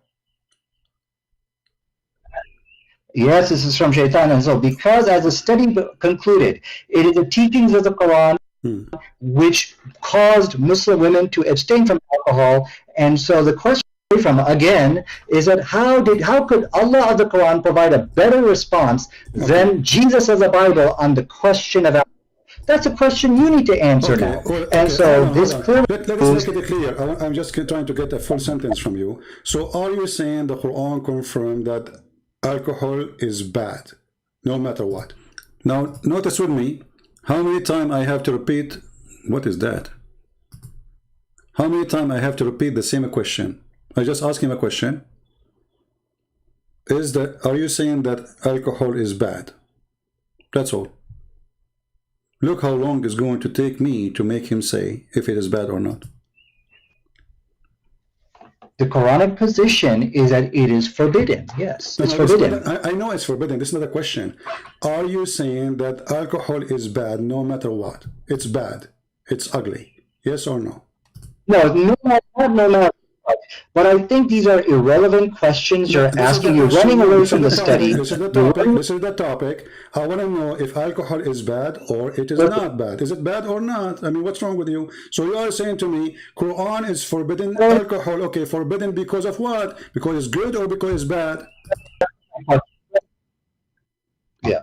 What? You don't understand the question here, so I need you to take some time. This is my question. This is my question. This is my... I am the one who doesn't understand the question. I am the one who's asking the question. Look at this. He's scared to say, because they knew if they say anything to me, it's going to be a problem. What the Muslim they do when they try to debate you, especially if they knew who you are, they try to make it a lousy answer. So he will not be cornered, Don't give him an answer because this is a Christian prince. They made an article about how to debate me. If you say to Christian prince yes, never say no. Never say yes or no, because whatever you say, will get you busted. So Nadir Ahmad is afraid to say yes or no, because the second he say yes or he say no, he get busted. He's following the article advice. This is my question, not yours. The Quran forbid alcohol. Is it because it is bad or because it's good? You're saying, okay, so you're saying alcohol is forbidden in the Quran. Is it because it's bad or good? Why you are in trouble? Very simple question. How many times I need to repeat? Listen carefully. The Quran forbid alcohol. That's wonderful. Does the Quran forbid the alcohol because it is bad or because it's good? So the reasons why the Quran forbade, there's actually a reason in the Quran. They said there's some good outweighs the good. You don't give me the answer. And so the issue here, why you are making a speech? I mean, the answer is very simple. Allah forbid alcohol because it's bad, or Allah forbid the alcohol because it's good. Which one? Choose one. I've already given you the answer. Now the issue, I'm going to read it to you, and you got to answer. I want a clear answer. Is it bad or good? Is alcohol bad or good? See, CP, I need you to stop interrupting me. I know you're scared. I know this is the point you are not able to answer. And one word. Is it bad or good? You are the one who chose the topic. Everybody is my witness, and now you don't dare to answer. What's wrong with you? Okay, Allah forbid alcohol because it's bad or because it's good? CP, you gotta let me. Don't interrupt me. You have to let me answer. Okay, we're gonna have an intelligent. You're making a speech. I mean, the answer is very simple. You call me. You say. And by the way, you will see some silly people, even some Christian, they say, why don't let him talk, you stupid idiot. I'm repeating the same question for the last 15 minutes. And you say to me, let him talk? I want an answer. This is either yes or no, bad or good. And then you will see an idiot saying to you, oh, why you don't let him talk? What do you mean let him talk? I let him talk until now. Everything he's saying, not me. I'm just listening. He just said something. I said, okay, well, just a comment. Are you saying that our Quran saying alcohol is bad or good? That's it. All the rest, it was his speech. And now you're interrupting him. So for sure you're interrupting him because we are having a conversation. And he's trying to prove a point, so I want to make it clear. Very, he said, irrelevant question, brother. Well, this is the question. You call me to say to me that alcohol is forbidden by Allah. And you are the one who mentioned a scientific study says women, they can give birth defect if they are drinking. Okay. And by the way, this is for drunken women, not for drinking. Not because she drank little wine or little beer. This is a woman, she is drunk like your prophet, 24 hours, 7 days a week. So what is the answer? I'm waiting. According to science, proving that women, they give birth and they have a defect in their birth. That's wonderful. That means alcohol is bad. So why you don't say it's bad? Is it bad or not? You know, the issue with the Quranic position on alcohol is that there is some good in it. My friend, aren't you the one who mentioned to me? Is it you who mentioned to me in the beginning saying that science proved that most of women who give a defect birth, the reason for defect birth, and you mentioned the word of Christian specifically, the reason for that, the highest percentage is because of alcohol. So is alcohol is bad or good? Okay, okay. Your question, if I understand your question, you're saying that overall alcohol, like good. Brother, until now I don't understand the question, brother. Brother, until now I don't understand the question. The problem that he didn't understand my question. I mean, he's a genius, you know. All Muslims, they can answer you right away in a second, brother. But the problem that Christian Prince is English is funny, and we cannot understand the question. What is the question again? Is alcohol bad or good? Brother, I cannot understand the question. I think your question is not done right. And so what's the question again? Is alcohol bad or good? So what is the question? Is alcohol bad or good? So is the question is or bad? I don't get it. Can you explain it more, please? Like, because simply your English is funny and I can't understand your question. You know what the question? Actually, there's no question in the question. Are you saying, Christian Brent, are you saying, Abdul, I'm not saying, you are saying, I want you to confirm, is alcohol bad or good? So you are saying that the Quran stands from the birth, so what the question was? Like, what the heck? And then they say to me, you don't let them talk. I don't what? I don't let them talk.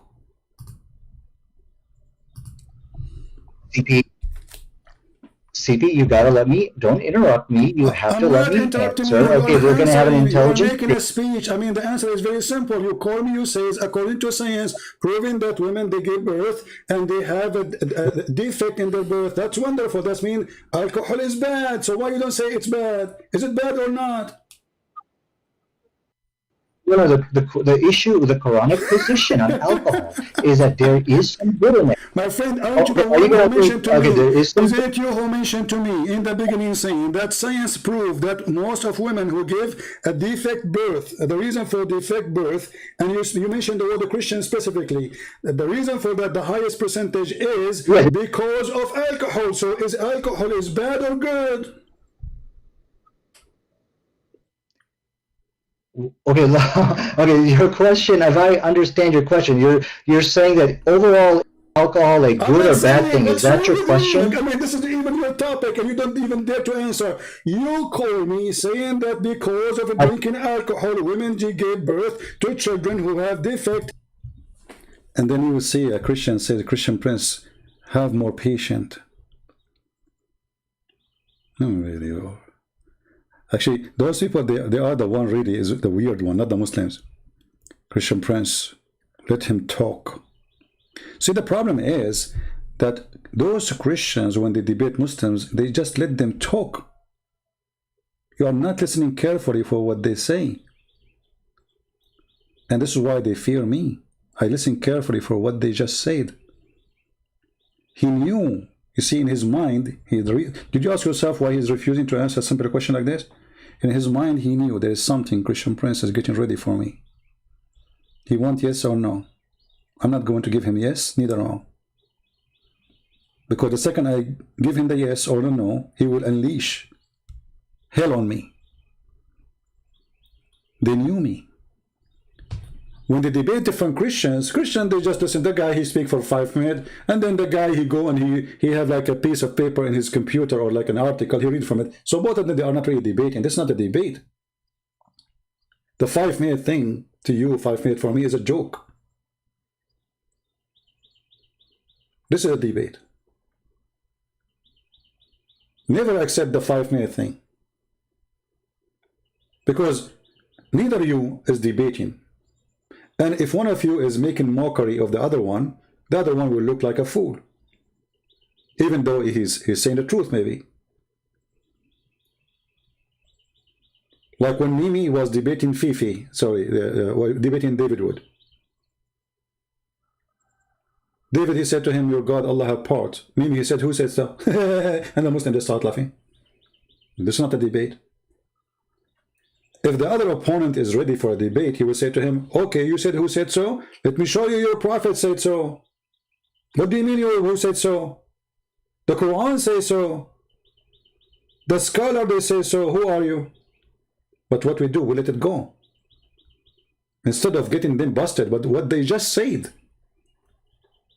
Denying the nature of their God, exposing their lies in the spot, not after the debate is finished. Now you want to make a video about what happened. Where you been in the debate? Right away getting busted.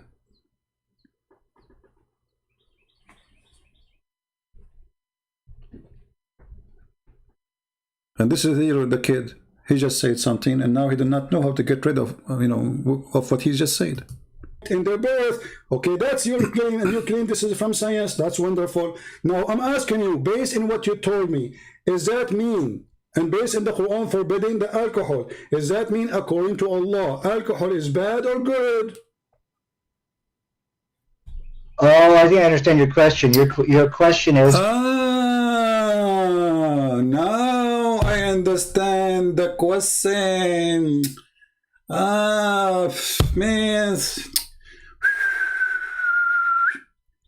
Man, the network is so slow, brother. I mean, the camel urine is not doing good job, brother. Now I understand your question. Now, how many times I repeated the question?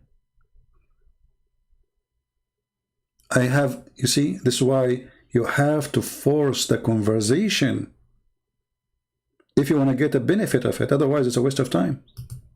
Okay, did Allah forbid alcohol for specific reason of preventing fetal alcohol babies? Is that supposing now supposing now he understood it? See, now he is, but still he did not. He knew the question. What is the, But he look like he's saying. So you are saying so Allah forbid the alcohol for baby. I'm not talking about the babies now. That's your question? No, what's wrong with you? You are in trouble. You are like a cartoon, Mickey Mouse. You're in the corner. You not know what to say. I'm asking you, is it bad or good? Very simple. Don't tell me any reason. I want to know. Is alcohol according to the Quran bad or good? Bad. Okay, to answer your question, it's bad. Finally.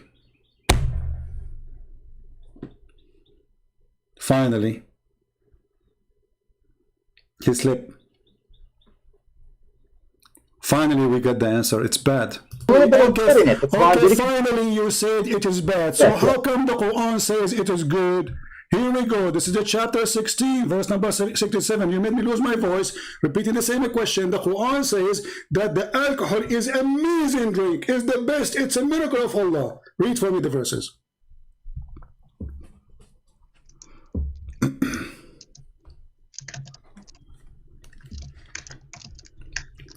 And now ZakirNaik, Nader Ahmad, like, what the heck?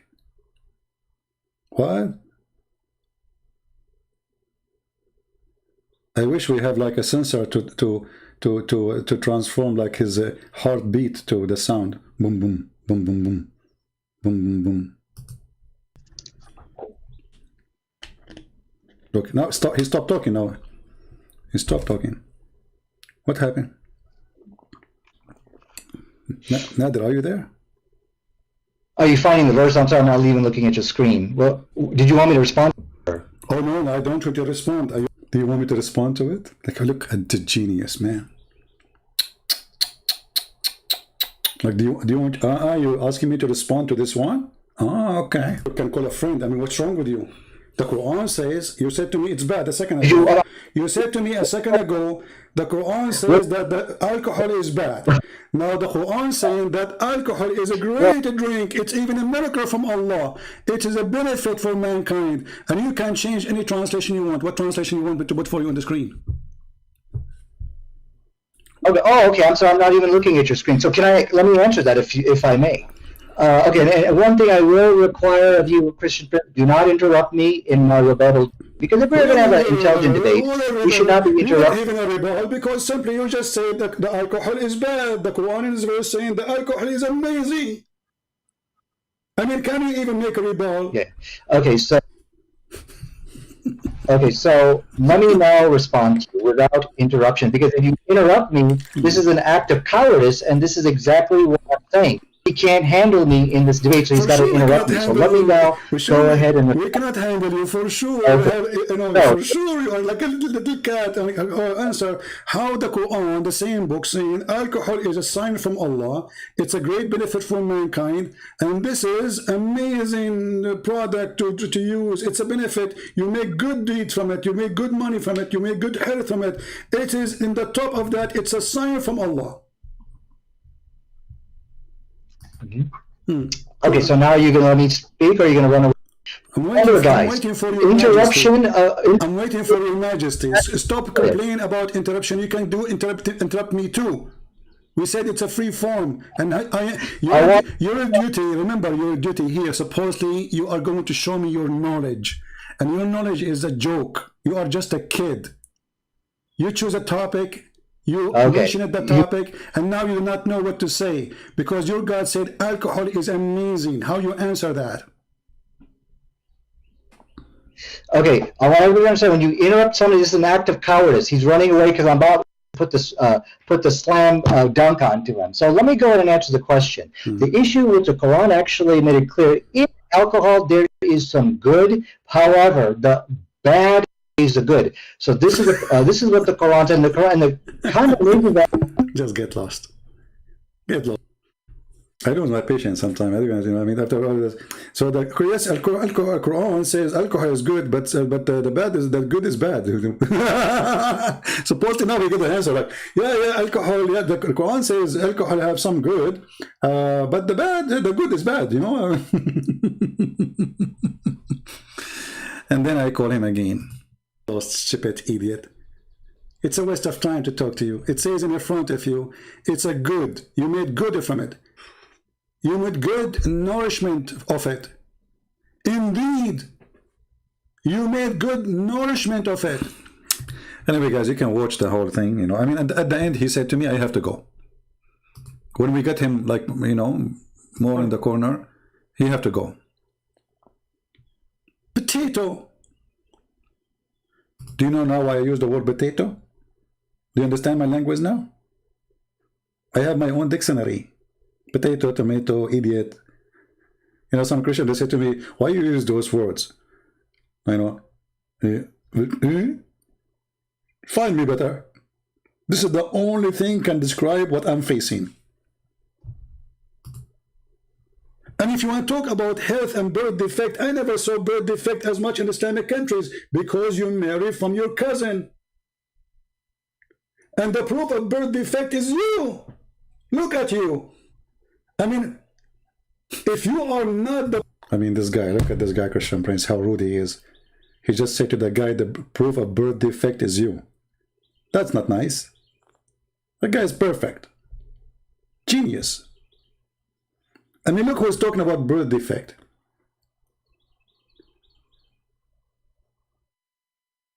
A nation who do marry, their first favorite marriage is marrying the cousin. And this is number one reason in the world for birth defect. not alcohol, because not every woman should drink and get drunk. If there is some, this has nothing to do with the Bible anyway. Actually, the verse where Muhammad is speaking about Allah, he said to him that gambling and drinking is haram. This is from Paul. It's Paul who said that. Muhammad is copying Paul.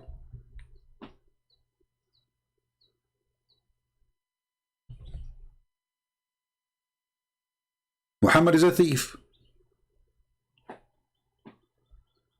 And if we asked them why it's forbidden, they didn't know.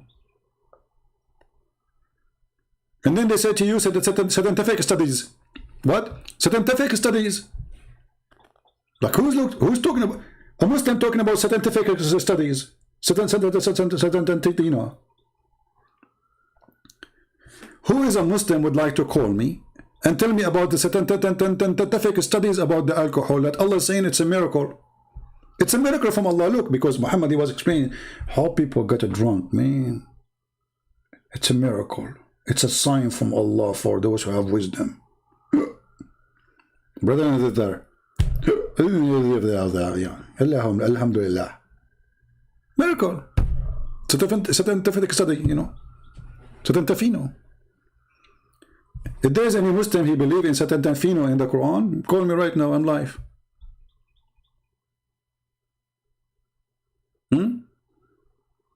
Anyone who want to take the opportunity? He can do better than you see. And they say to you, and then and the drama continue. You are interrupting me. The proof of birth defect. Who is the proof? Idiot.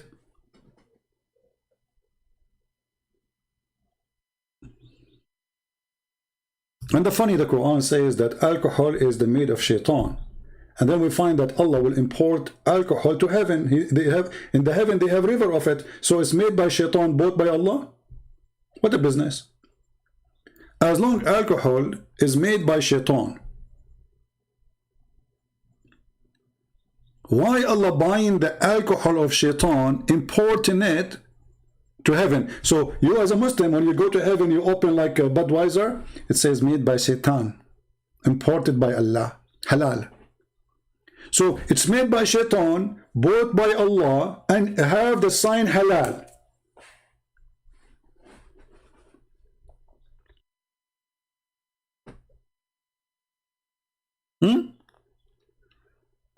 Now, if there's any Muslim, we don't need to talk about this topic.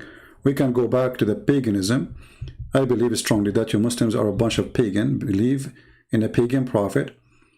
He ordered you to walk between As-Safa and Al-Marwa, which is nothing but a pagan practice exists before Islam. Same as the Kaaba. Same as the black stone. And by the way, do you know that you can even rob Allah? Do you know that you can rob Allah? I don't know if you know what I'm talking about.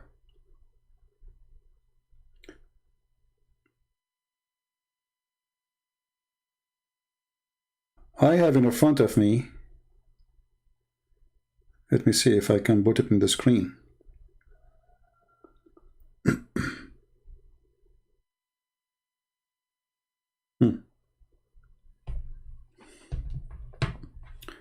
A Saudi prince from the royal family of Al Saud, which is no royal at all, announcing this. Let me look for the news, hold on.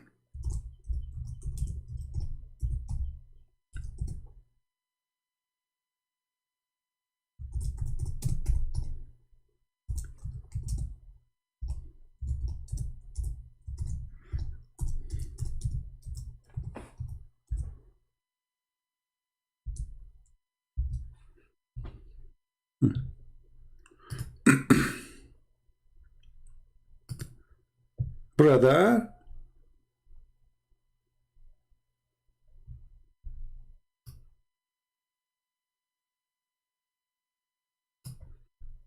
the Turkish, they stole little rocks from the black stone rocks, which means it's a small rocks anyway. So you send the Turkish, sent by Erdogan. Erdogan, he sent a bunch of Turkish people to do Hajj. And what they do? They stole little rocks. From the little rocks exist in the black in the wax we showed you. If we translate here, this is all over the news. This is today. This is today. This is not, you know, this is just an hour ago. Aren't these actions considered a theft? A Saudi prince responded to report about the presence of pieces of a black stone in Istanbul mosque. Okay, question, who put it there? It's a theft. How come Allah did not prevent you from stealing the black stone of Allah? I mean, there are little tiny stones left, and now you are stealing it, and it's all over the place. There is 7 pieces. Brother, Allah is not protecting his Kaaba. Oh, I forgot that there's a guy, his name is Al-Qurmuti. He destroyed the Kaaba once. He burned it. He took the black stone. He stopped in the top of it. And he says, hey, Allah, where is your birds? If you remember, there's in the Quran chapter, it's called the chapter of the elephant. This is why the Quran sounds like a zoo when you read it. The chapter of the elephant speak about what? About an army from Ethiopia. And this army came to destroy the Kaaba, brother. And then Allah, brother, he sent birds, F-16, F-35. And they throw rocks at the army, brother. So Al-Qurmuti, who in his time, most of the Muslims left Islam, because he showed them that this is a stupid religion.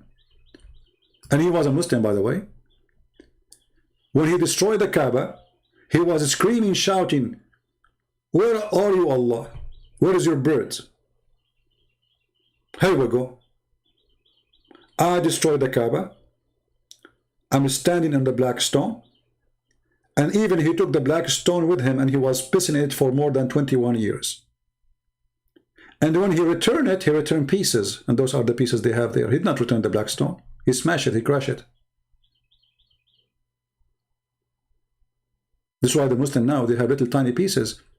And this is why we see here, they are talking about a little piece, stoning, because there's no rocks no more. It's just a little piece of the black stone.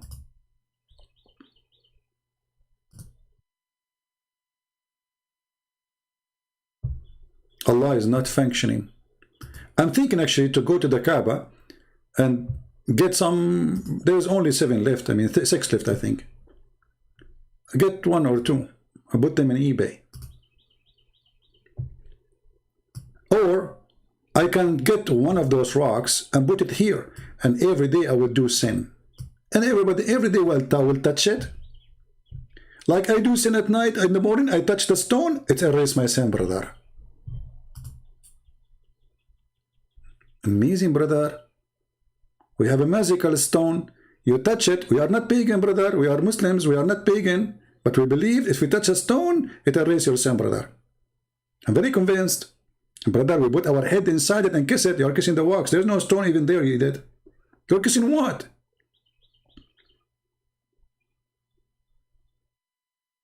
Do we have any Muslim want to say anything?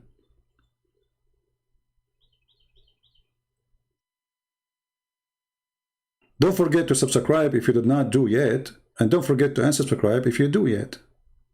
Because this is the wisdom of Allah. By subscribing to me, you are committing sin. However, now you need to go to Hajj and touch the black stone, so Allah forgive your sin. And that will increase the business. Actually, why Muhammad even, he ordered the Muslims to go and do Hajj? It was for a business. For a business purpose.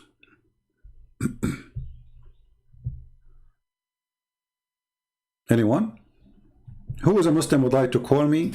And you know what? I'm willing to change the topic totally. You can choose a topic to prove to me anything you want about your religion, if we can call it religion. You can tell me, I want to talk about this to prove to you Islam is true. Forget about everything we said. Anyone?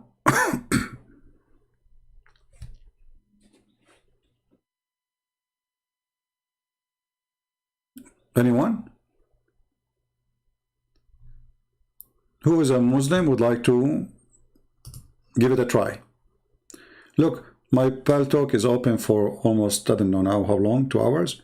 Not a single hello from any Muslim who want to debate me or call me. Not a single one.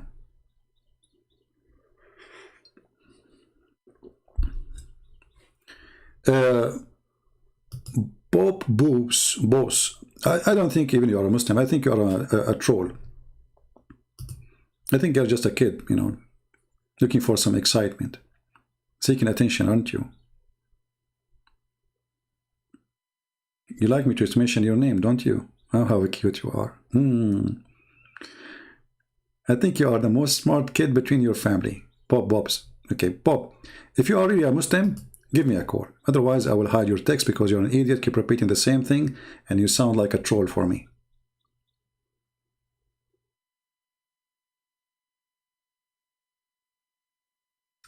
Any Abdul? You are a spent penny. We Muslims don't waste our time talking to you. You Ahl Sunnah, how you see how stupid what you just said. Aren't you the one who says to me, why you don't debate ZakirNaik? And now you don't waste your time talking to me. So you're stupid doing what here now? And what you did now, isn't it talking to me? You see, when I use the word donkey, I mean, I cannot find better. I'm not going to talk to you, Christian Prince, because you don't waste our time. So this idiot sitting in his ass for the last hour or 2 hours, texting in the chat, talking to me and Christian Prince, we don't talk to you. Okay? It's a waste of time. I'm not going to talk to you, but you just did, you idiot.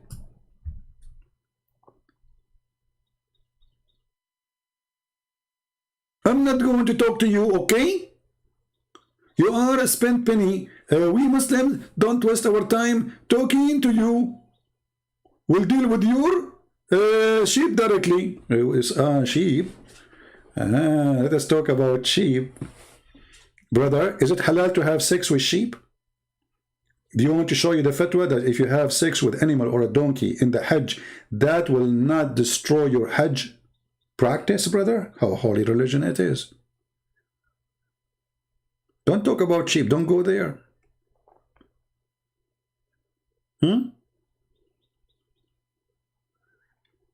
Who's a Muslim when I call me? We don't talk to you. You know what? Why you don't debate ZakirNaik? Huh? Why you don't look? Why you ask Muslims to call, and when they call you, don't let them speak? Prove it.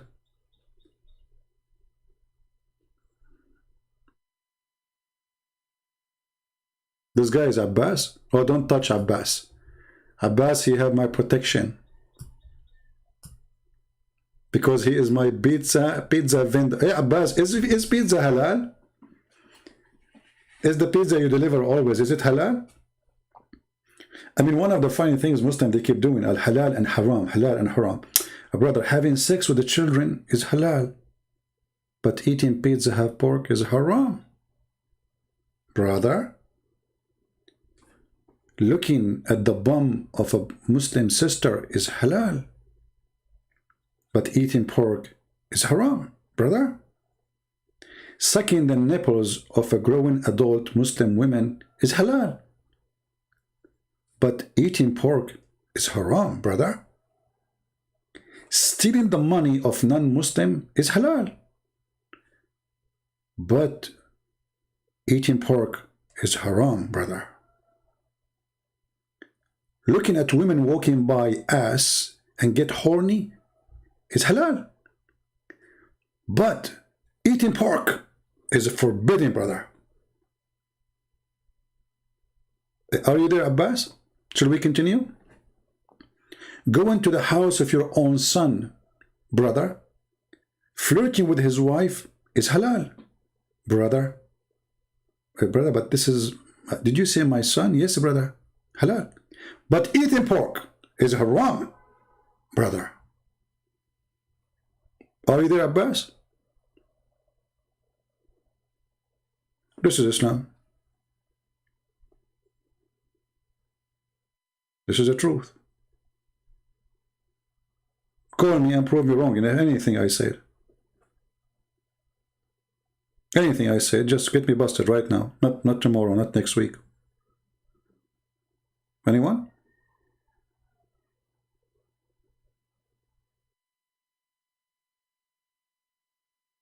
Hello?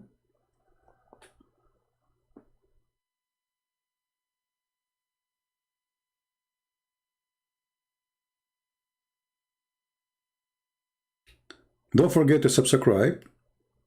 Clown? Oh, let us. Amin is getting upset. Amin is a good Muslim. He get upset, and that's a good sign, by the way.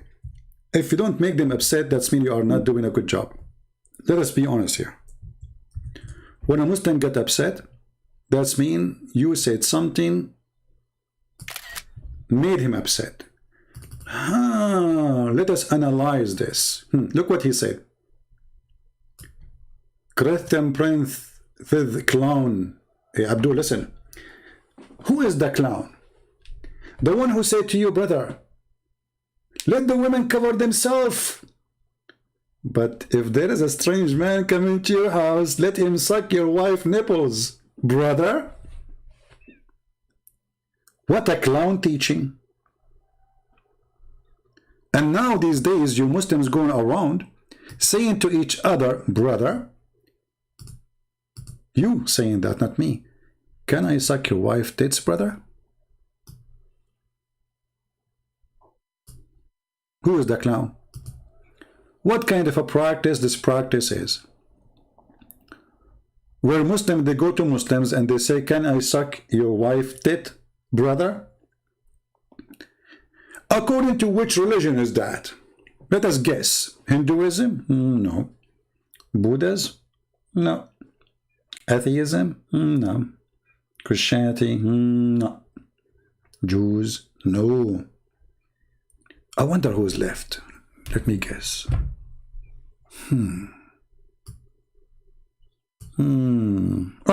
Abdulism. This must be the religion of Abdulism. Clown. Look who's talking about a clown. By the way, your prophet, he used to wear his wife's clothing, and he said, I never receive Quran unless I am in her dress. Clown. Aisha, she used to order her sisters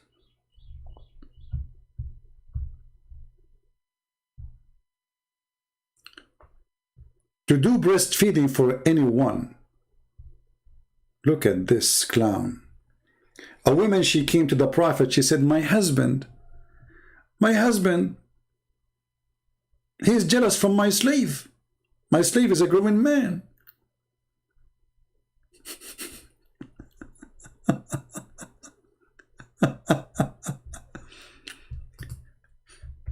O Messenger of Allah, I have a problem and you are the only one can solve it.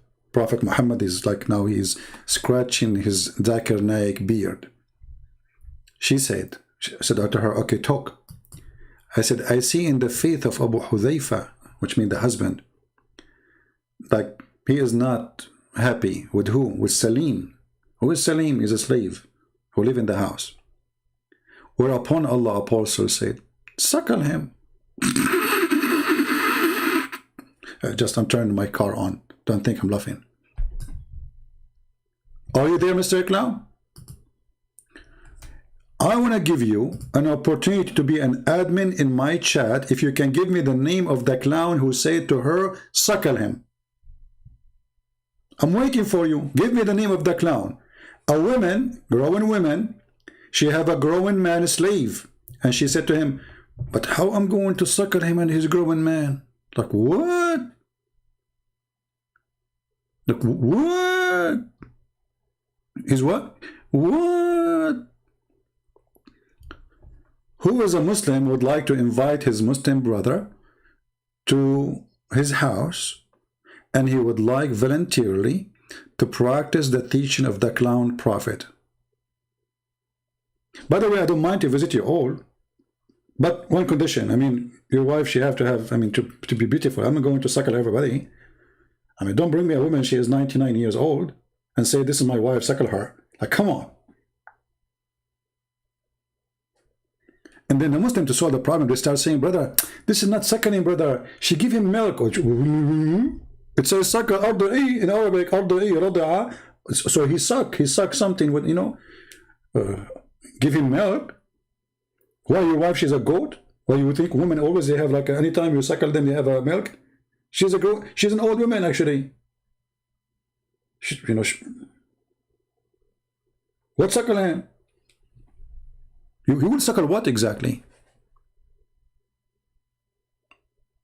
But you know, we have to be honest here.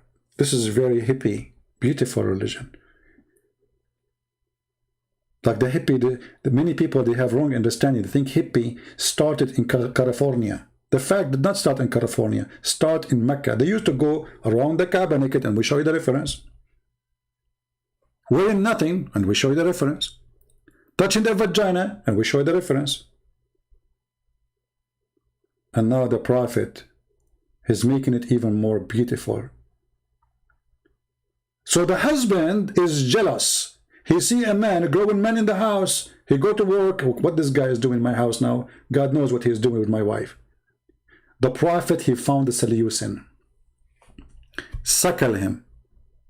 Hey, people, if there is a neighbor and he is looking at your wife, and you want to stop him from doing that, bring him to your house and let him suckle your wife, and he have to suckle her 10 different days in 10 different time until he is satisfied. I mean, we have to be honest here. I like the satisfied part, because you might never get satisfied, so you have to do it again and again. And by the way, this was in the Quran. This was in the Quran. And the Muslim, by the way, they say to us, the Quran is preserved. And then we find that the one who ate it is a goat. Look, look, look. Aisha, may Allah peace upon her. May Allah pray on her. May Allah preserve her nipples. The verse of stoning. The verse of what? Of stoning. My friend Kareem is a kid. This guy, he's a, you know, we talk to him. That's it. He's just a kid. Why you want this, Kareem? We have him recorded many times, and we took his call many times, and he's just a kid. He's stupid. Okay. The verse of stoning of a breastfeeding an adult 10 times was revealed. Okay, it was what? Allah revealed the verse to do suckling to adult 10 times? I wish I have a video camera at that time. I go to the office of Allah. And then Allah now, he put his head in the disk. He says, I need to send them something to stop them from looking at each other women. What I should do, what I should do. Allah don't really know what to do. I mean, those men are very aggressive. You know, Arab, we are Arab. You know, me as an Arab, I can tell you about myself. You know? I can't tell you everything because you get scared then. But I can tell you, brother, some stuff, brother.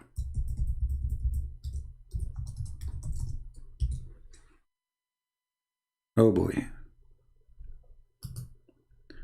Okay, we found a picture which is not a picture of a woman. That will solve the problem. So Allah, he said to himself, how I can stop this problem?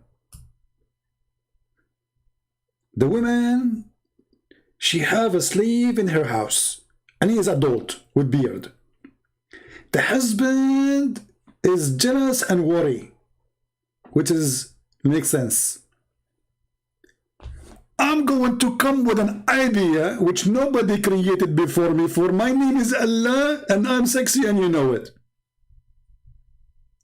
I will order them to let this man suckle this woman 10 times. Hey, brother, I have a question. Christian Prince, your question is rejected. And we refuted you. ZakirNaik, you did not even say what the question is. How you know what I know the question. Okay, tell me, what is my question? You are going to say, Why eating hummus is halal? ZakirNaik, what hummus have to do with our topic now? We are talking about breastfeeding. Okay, let me guess. You are going to ask me, why when I speak, I spit a lot? No, ZakirNaik, I don't care if you spit or not. We have umbrella, it's open, so we are ready for you. Why Allah He order the women to give her breast to that man? Okay, Christian Prince. First of all, show me your face. ZakirNaik, what does have to do with the question, man? Christian Prince, I threatened you to debate me face to face. ZakirNaik, hold on. The man is jealous, his wife alone with the growing man in the house. Allah told Muhammad to let the Muslim women give their nipples to a strange man until he sucked satisfaction with satisfaction 10 times in 10 different days. What is the wisdom behind that? Christian Press, I debated in Oxford University, and I have a long video about Corona science. ZakirNaik, what does have to do with my topic, man? Zakir, focus with me. Christian Prince, I only focus. Actually, when my mother gave birth to me, they gave me Mr. Focus. And actually, this is my nickname. Your name is Mr. Focus? Exactly. Okay. So, focus with me. The man is jealous. The wife at home. The husband is worried. Why Allah He ordered the women to give her boobs to this strange man? What that will do? What is the logic behind it? Question, Prince. Now I get your question. And now I'm going to refute you. Brother and sister, calm down. Because some sister and some brothers are set from the cry. I'm going to get invested. Question, Prince. Did your mom tackle you? Yeah, because she's my mom when I was a kid, not now. Exactly. What do you mean? So your mom tackle you. Okay, but this is not his mom. And he's a man. He's a stranger. He's even her slave. So she's sucking him for what? First of all, we Muslims, we learn from the Hindus that the mother is our cow, and the cow is our mother. So when you suckle from the woman, you can make a mother. In Islam, adoption is forbidden. But now you are approving adoption by suckling? Exactly. Okay, but I thought that can be accepted in Islam only if you are a child, not if you are an adult. And even there is a fatwa that says if you do that to a woman, still you can have sex with her and you can marry her. Christian Prince, the fatwa is true. And if you suckle from a woman, still you can have sex with her. So what is the benefit of this 10 times suckling? Allah knows this. And now I get you busted. Alhamdulillah. I get them busted. Brother, sister, anytime you want to get them busted, say to them, Allah knows best, and that's it, the end of conversation. Any Muslim? What is this? This is religion? What is the name of this religion? So this religion forbid adoption, and then they say to you, if you suckle a person when he's a child, he became forbidden for you. But this doesn't go for adult, even in their religion. So why he did it? They have no answer. Muhammad is obviously making fun of this woman. This is why it says even here, his teeth came out from laughing. When the woman, she said to him, how I'm going to suckle him and he's a growing man.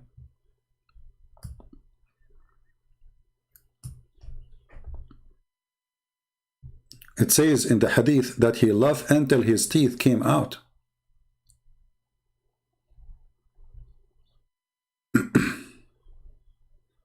And then the funny, it says that this verse abrogated by 5 times. So what Allah He found that 10 times is too much? I mean, look, maybe Allah will increase the dose of the suckling in 5 times, will make it equal to 10.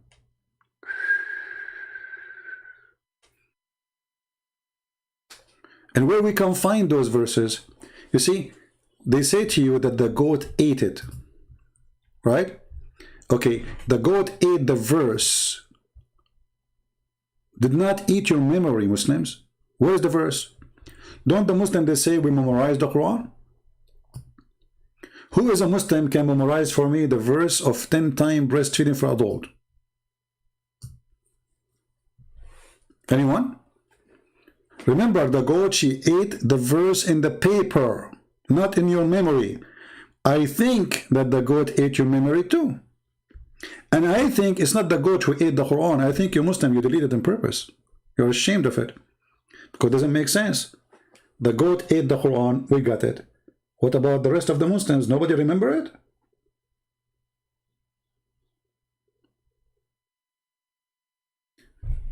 I think this was a zombie goat. She ate all the Muslims at that time. She went to their memory. Like, this is a goat who attacked the memory. When you are asleep, she come to you and she look your ears. And she put her tongue inside your ear like a straw. And she suck only the memory about that verse. Prince and Prince, you are genius. And I think this is what happened. ZakirNaik, you think this is what happened? I said the science. And it says in science that some memory is stored in certain cells in the brain. Ah, so the goat, she did that.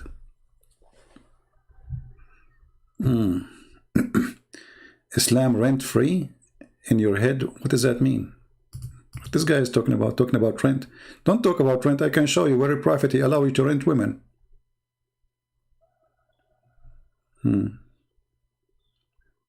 What are you talking, saying? I'm mimicking ZakirNaik. He's mimicking me. Hello, I used to speak like this long time ago, brother. Now, do we have any Muslim? This is getting boring. Any Muslim want to take a challenge? And before we go, come on. People are waiting over for those 2 hours. Nobody, you know. Now, listen carefully. For those who will download the video, you can cut the part where I'm refuting those kids, where they got Allah busted, where they say that there's no crucifixion, there's no cross, because the Quran and the interpretation for the Quran confirm that Allah, he placed someone else in the cross. Stupid people desperate, trying to fight Christianity. So you can cut that part and make it a video by itself. Do we have any Muslim? My throat is hurting me, seriously. I need to go soon.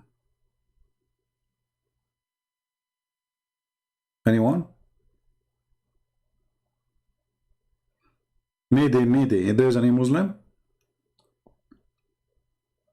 Who's a Muslim here?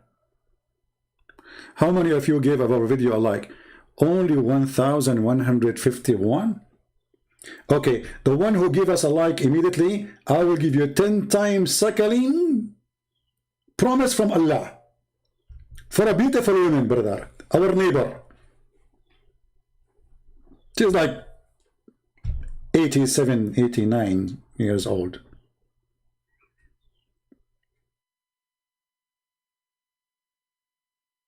Suckling cult.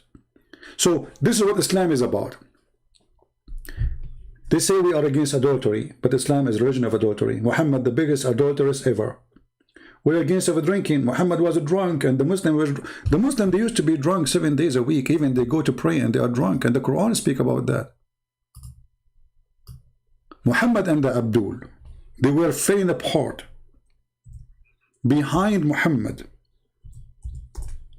And when the Arab, they start making fun of such a religion, suddenly Muhammad says, Allah says, don't get close to the prayer when you are drunk. He did not say to them, don't drink. Look at this.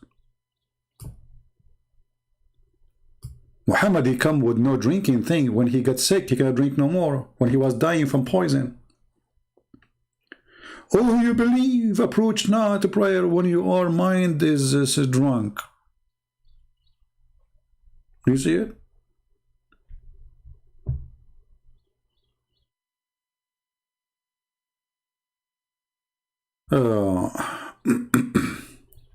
Who cares? Did them change their names, my friend? Who cares? We are laughing. Their name is Abbas, their name is Farnas, their name is Potato Tomato. Who cares? The same. Still nobody dare to call us and refute us. A drunken religion. The Prophet and his followers, they used to fall apart and they are drunk in the mosque. A Muslim, he says to you, Christians are dirty, they don't clean themselves. We Muslim, we clean ourselves 5 times. And then we find how Muhammad, he cleaned himself 5 times. How, brother, how? The Muslim, they make videos about how if we follow the Prophet, we can fight Corona, brother. Really? How? Brother, the Prophet taught us to clean ourselves, brother. How? Take a shower. Okay, let us see how the Prophet, he take a shower. Dead dogs? The Prophet showering, the Prophet jumping in a jacuzzi full of dead dogs? What is making me upset, honestly, there's no dead cats. I mean, this is discrimination here. Why you are putting dead dogs only there? Something fishy here. But I thought dogs are dirty in Islam. Isn't it your Muslim, your Prophet says to you, if a dog he lick your dish, you have to wash it 7 times. 7 times. Brother, I have to wash it, number 1. Brother, number 2. Brother, number 3. Brother, number 4. 5, 6, 7. And the Prophet, I just washed my dish from the tongue of the dog, but you are swimming with the dead dog. Oh, the water is pure and nothing make it impure. Okay? I was wondering because you told me that dogs are dirty and now you are jumping next to a dead dog and it says it's a stinky. Yes, it's a stinky, but this is my stink, not the water stink, because water is always pure. Wow, that's deep. You know what? I thought it is a stinky, the garbage or the water. No, the Prophet says it is always pure. The stink must be coming from the Prophet. Do we have any Muslim have a comment? Oh, don't forget the menstrual rags. No, they are here, my friend. What are you talking about? I will never forget them. Huh? What's wrong with you?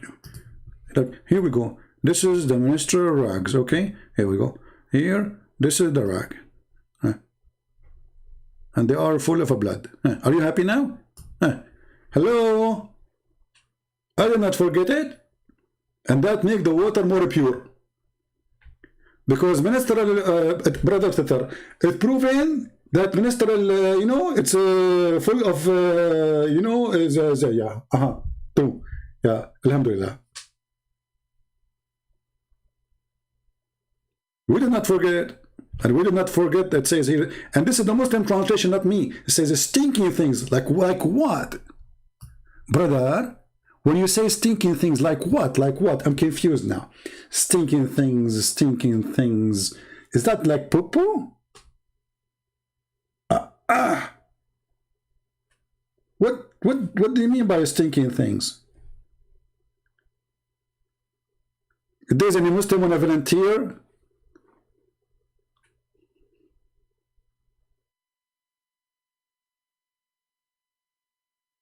Brother, we Muslim, we clean ourselves 5 times, not like those kuffar, brother. They use toilet paper, brother. Brother, they use toilet paper. Your Prophet, he used rocks. Rocks. And they used to use dung. A dry dung.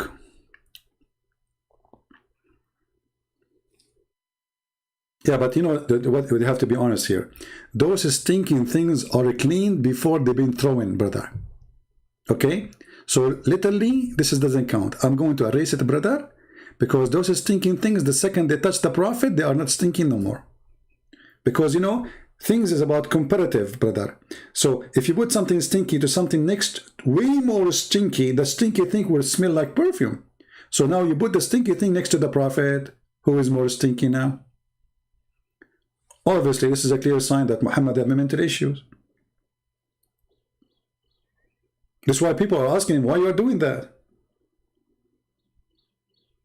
You see, if this is something the Arab they used to do, then they will not question his behavior. Why you are doing this? Nobody in the town doing such a thing. Only Muhammad. But Muhammad, he come with the explanation. He says, this is scientifically true, by the way. You know, there is a, okay, let me prove it to you. There's a very well-known famous scientist, his name is Scooby-Doo. He made a book, it's called Water is Pure. Read for the book by Scooby-Doo. By the way, Scooby-Doo converted to Islam after he learned that the black dog is the devil.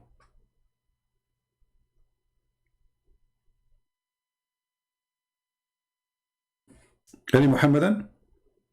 Water is always pure? I remember once a Muslim, he wanted to refute me. He says there is a fatwa that if the body of the water is in the size of a swimming pool, oh, Egypt, what swimming pool? This is a small thing. This is garbage. And this is not a spring of water. This is leftover water from washing things in the houses of the village. It goes to the lower point. This is not like a spring of water. You know that the Arab, the Bedouin, they will never make a water dirty like this if it is water to drink. This is dirt. So why Muhammad, he did not go to Zamzam? I thought Zamzam is where the water, yeah, this is the only water for them there, Zamzam. This is supposedly clean water, you can drink from it. Even though the BBC, they found it have full of arsenic, poison. And then the Muslim gets so upset from the report about the arsenic in Zamzam water. Okay, we are going to change topic now. Guys, should we go or we continue with something more? You want something? In the Middle East, right away, Middle East, when they say, you know, we say something, not something. Actually, those Egyptians say something. Is it true that when Muhammad received his verse, would begin to sweat and his eyes would roll in the back? Yeah, well, there's many stories reporting that Muhammad, he struggled and he have a muscles shrink. Obviously, Muhammad is suffering from kind of brain illness, you know. I'm not a doctor, but those who they are doctors, they can tell you the name perfectly for that. Even Muhammad says clearly in the Muslim stories that he tried to commit suicide many times. He go to the top of the mountain and he tried to throw himself many times. And here you see in the hadith here says, when the angel come to him, he went to his wife. This is after he saw the prophet, the angel supposedly. When he come to his wife, you will see that he is shaking, he is terrified.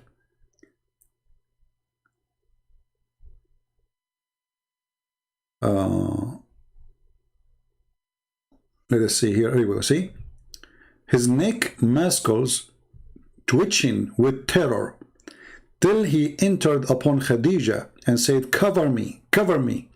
So I have a feeling of cold. He feels so cold. His muscles, his neck muscles, twitching with terror, and he is covered by fear. And not only that, he said to Khadija, "What's wrong with me?" So if you are a person who studied, if you're a doctor, I was a doctor, by the way, for 3 years, and then, you know, because you know, like I practiced giving camel urine to the patient, they stripped me from my degree and they made me as a nurse, and then I gave them honey for somebody who have diabetes, as the Prophet Muhammad said, and then they stripped me for my nursing degree and they made me the guy who opened the door in the hospital. And then when I told the guy who was suffering from poison, eat 7 ajwa, and he died after that, they kicked me from the hospital totally. And this is all because they discriminate me because I'm a Muslim following the Sunnah of the Prophet. Alhamdulillah. The medicine of the Prophet.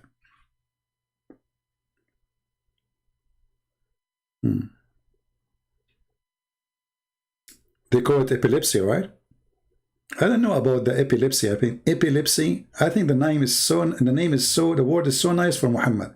I don't know. Epilepsy, Muhammad? Come on. Make him epilepsy. Make him, I don't know. I mean, the epilepsy doesn't fit with Muhammad. Even the Muslim will be upset. It had to be something strong, brother. Schizophrenia? Can you make the name easier for me to read? I mean, you know my English. Schizophrenia. Like what? It's like a train, you know. Forget about Nina now. What's schizophrenia? It's called schizophrenia. Okay. What are you talking about? The Prophet was very healthy. And you know, it's very normal at that time that people commit suicide, brother. And look what here, the story here saying, that the inspiration, this stop. Why? Because Ibn Waraqa, the real father of Muhammad, he died. And then the inspiration was paused. for a while, and the Prophet becomes so sad. As we have heard, he intended several times to throw himself from the top of the high mountains. Okay, so why the Prophet did not die? He was jumping from the top of the dining room table. He think this is a mountain? No, brother, he went to the true mountain. But each time he go there, Jibreel appeared in front of him and said to him, Prophet, you are truly a messenger of Allah. And then, brother, after every time, it says every time. I mean, look at this drama. What's wrong with this Prophet? The Prophet, he insists, I want to kill myself. Okay, leave me alone. I want to kill myself. He climbed the mountain. You know what is really making me upset? I wish that the mountain was next to Muhammad was the Himalaya. I will give you the idea. Imagine this is Muhammad.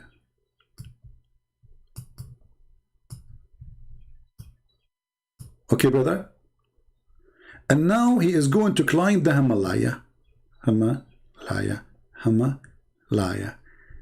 Yeah, there used to be two mountains, by the way, and they put them together. A mountain is called Hama, and Laya, they get married. And then we have Himalaya. So this is the Himalaya.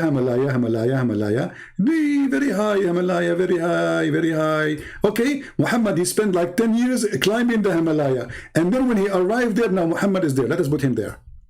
Finally, the Prophet is there. Takbir! The Prophet is there. He's going to kill himself. He will jump from the top of the Himalaya. And now, only now, the angel appear for him and tell him, Prophet, don't do it, Prophet. Truly, truly, you are a messenger of Allah. Like in the movie, you know the movie? Like the guy, he want to jump. They give you like somebody supposed to, is like a specialist. He says to him, come on, don't jump, man. So what if your wife, she left you for a boyfriend? Huh? So what if your first son and second son and third son, they are not your kids? They are the kids of different Abdul. Huh? So what? So what if he is going to inherit you and get your money because of the Islamic Sharia law? So what? Huh? So come on, don't commit suicide. So the angel, he wait until Muhammad in the top of the mountain, the poor Muhammad. I mean, why the angel don't appear for him before he leave his house? I mean, you wait until the guy, he climbed the Himalaya. I want to kill myself. I'm Muhammad. Hey, video YouTube. Live streaming, please. Live streaming. Yes.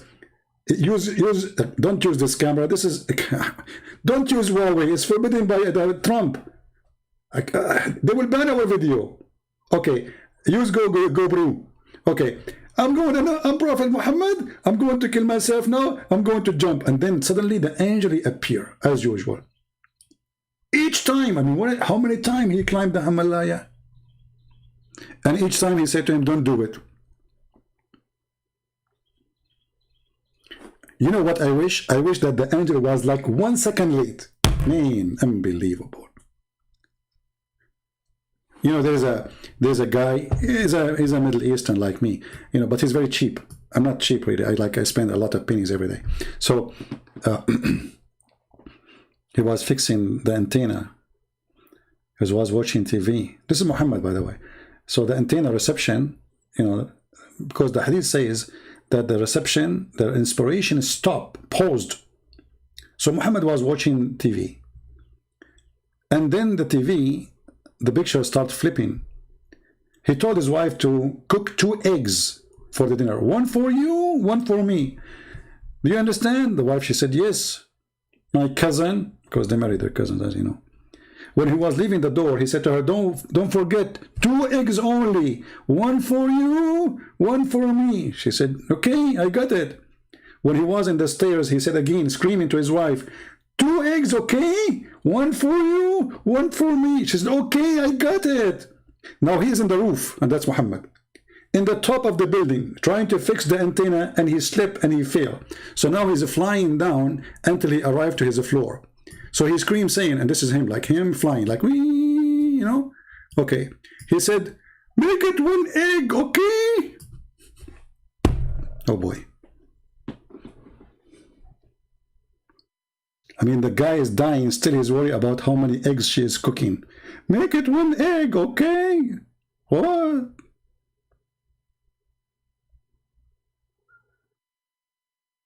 So the angel, he wait for Muhammad until he go to the top of the mountain. And then he appear in front of him and tell him, don't do it. And then when he's coming down, he said to him, make it one egg, okay? Because I'm dead, don't worry about me. Deep thinking. I love it.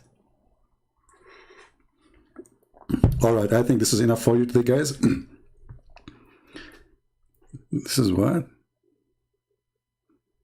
You love my Pisco drawing? Okay, now you expect me to understand what Pisco mean. I need to open dictionary now. Okay, I was going to close my broadcast and go, but now this guy, he says, I love Christian Prince Pisco drawing. Pisco sound dirty for me, man. Pis and co. I'm really upset from you. I'm going to call ZakirNaik. I'm going to sue you. You love my Pisco, huh? Unbelievable. Yeah, the English is very funny.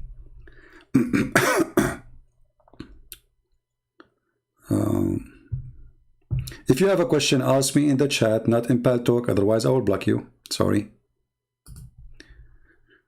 This is what he said to me, Pisco. I take a friendly screenshot for it. I'm not lying. He said Pisco.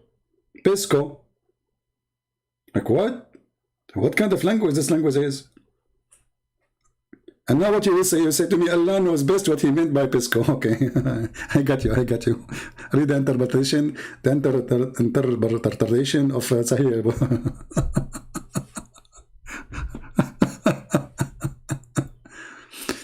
Like, okay, I got it, guys. I got it. Okay, come on. You know my English is wonderful. I know. You know, like when I was in school, I was #1 student in English school of Taliban because they don't teach English then. You know, like, you know, we read Quran only. Like, you open the book, like, Bismillahirrahmanirrahim, A'udhu billahi minash shaitanir rajim. You ask the guy, what this word? He say, Bismillahirrahmanirrahim. No. What this word mean? What, can you read this word? Bismillahirrahmanirrahim. Don't start from the beginning again. Just this word here. Bismillahirrahmanirrahim. Yeah. This is what we learn in Islamic schools, my friend. When we are going to roast Mimi, he's roasted already. I called him, he hung up on me, and the coward, he was so much intimidated. What do you want more? He used drugs? No, I don't think Muhammad, he used drugs. I think drugs used Muhammad. Fix your words, please. Don't be insulting. And by the way, the Muslim, they say, there's videos, says when somebody tried to commit suicide, there's a video of ZakirNaik about suicide. And he speaks clearly that this is mental illness. Okay, if it's mental illness, are you saying your prophet is suffering from mental illness?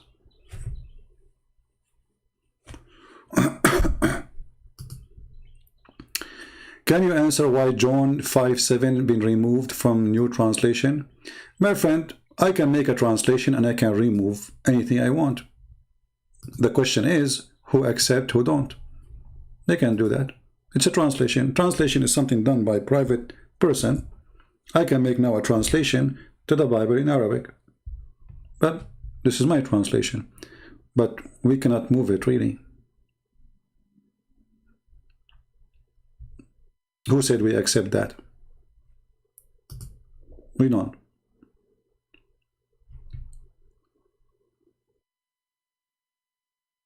Do we have any Muslim?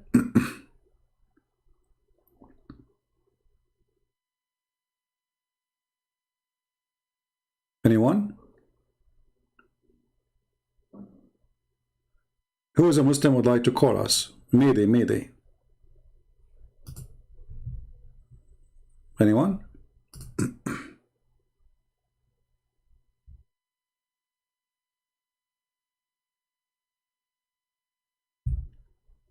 Anybody? You know, there is no book documented as much as the Bible. So let's say, for the sake of argument, they remove all 1 John. All of it is gone. Still nothing changed. But sometimes people who they want to be silly, they can come silly with silly stuff. You know what I mean?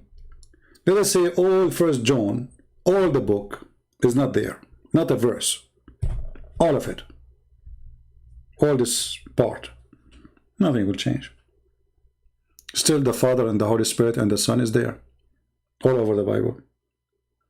From the first book of John, it says, in the beginning it was the Word, and the Word was with God, and the Word was God.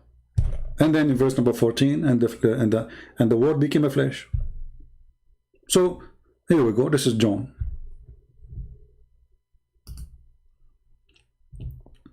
See, the Bible is not a verse to depend on. The Bible is a book of books. Not even a book. It's a book of books. So those who want to try to make an issue, they are just looking for an issue to make an issue. How come this? How come that? Okay, no problem. That will not touch my faith, my friend. Right? Always use your intellect and intelligence. God, He gave you a brain. Use it.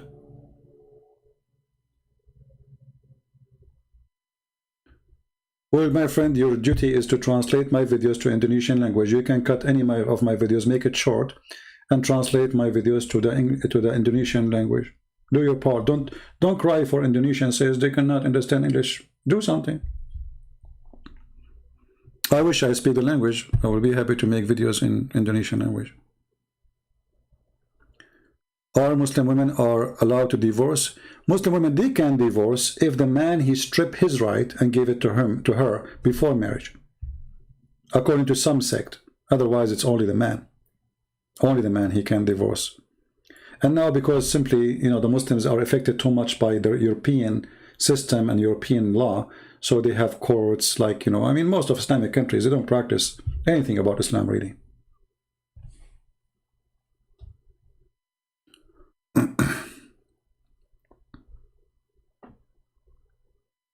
My friend, they can say whatever they want. And did this Hamza call me if you're there? How come this Hamza, he is worried about a verse is gone? But he is not worried about Aisha. She's saying that there's more than 100 verses is missing in the chapter of Al-Ahzab.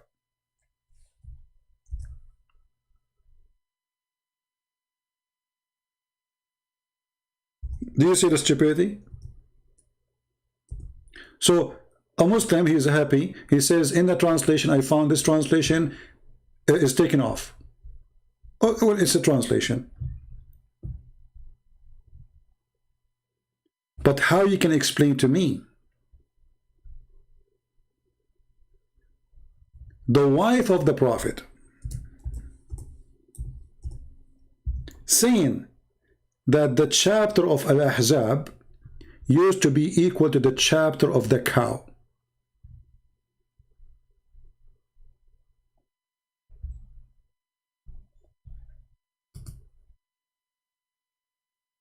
Any Muslim? And I can show you right now the reference. Who there? And I will make you read your own prophet wife. This is not somebody came 600 years after Muhammad to talk about it.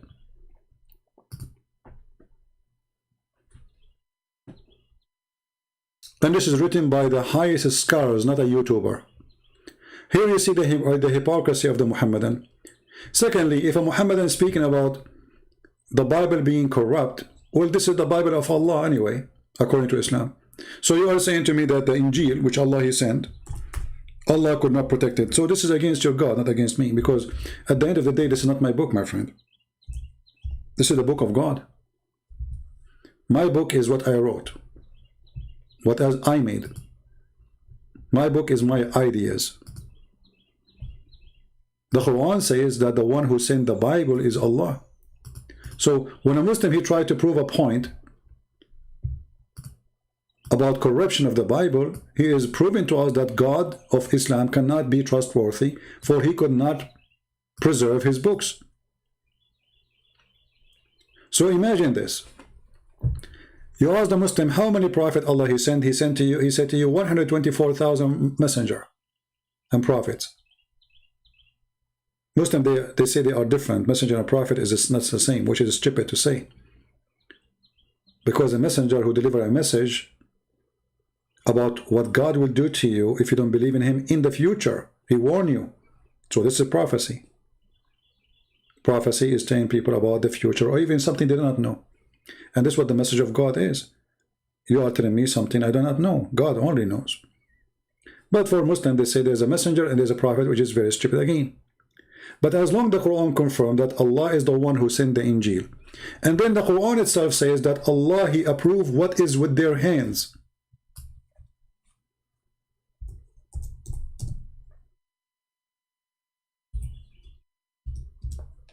The Quran says that Allah believe in what is in the hand of the Christians and the Jews.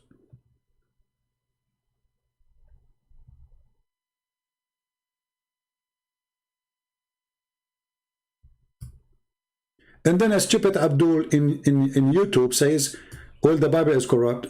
That means the Quran is corrupt. Do you see it, my friend? This is why they will never dare to call me. They will never dare to debate me, even about any topic, no matter. If the Bible is corrupt, so how he says, I confirm what is with you?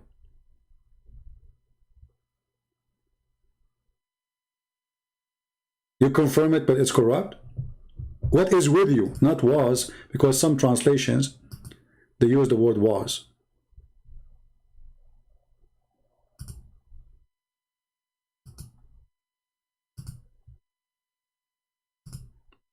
Which means the one who come with such an idea that the Bible is corrupt, he's a stupid, he's a fool, he do not know his own religion.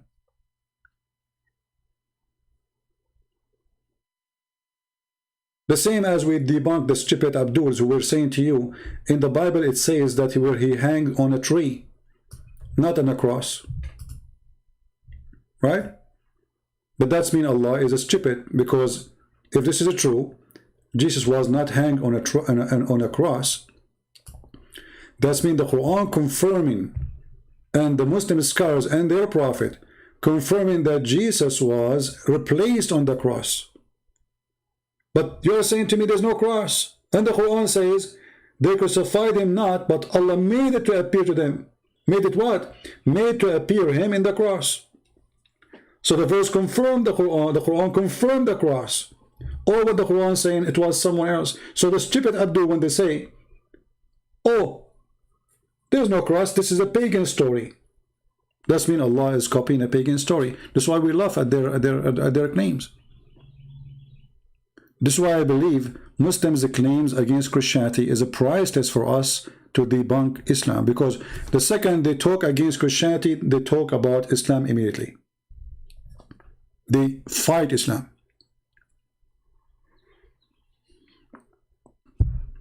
And then they will regret. Like, do this guy dare to call me and say to me what he said, that the cross is not there? If you open every single interpretation for this verse and the hadith, confirm that there is someone replaced on the cross.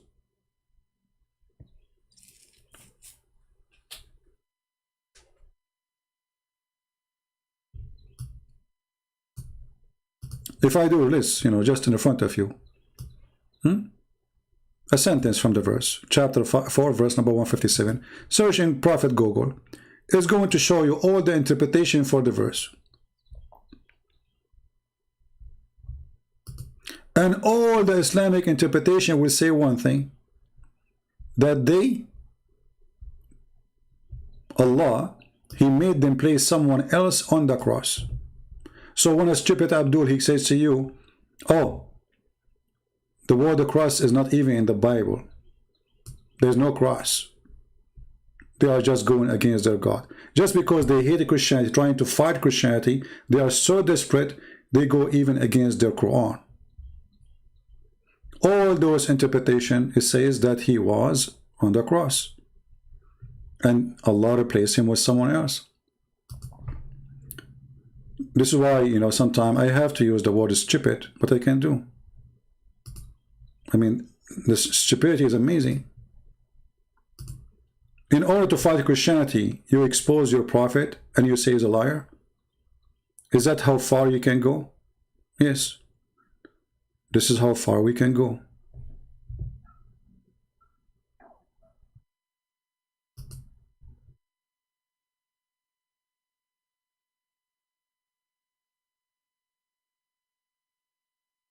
Any Abdul?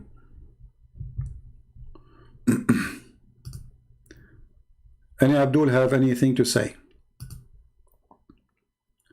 So I say to Muslims, bring it on. If you have really the courage to prove us wrong.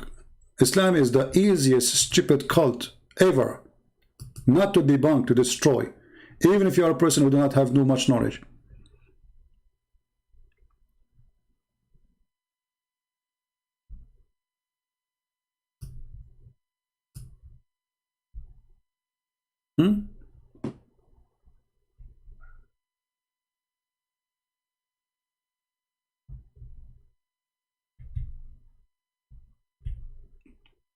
So what we will do now to Ibn Kathir, we will laugh at him.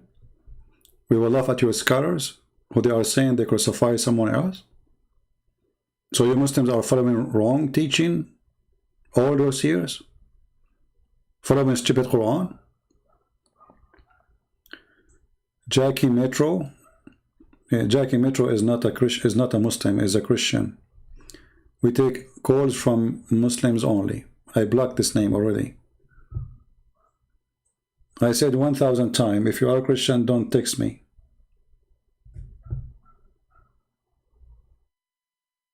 Any Muslim?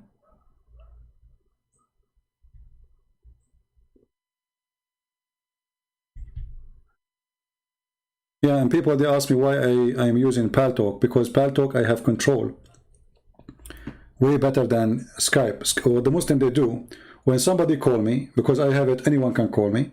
So what they do, they start calling until they stop the guy from talking, so they drop the call. When we are not talking, they will not call. The second I receive from a Muslim a call and they see almost he is leaving Islam, they go crazy and they start calling, and the call will appear on my screen until the call drop. In Paltalk, they cannot do that.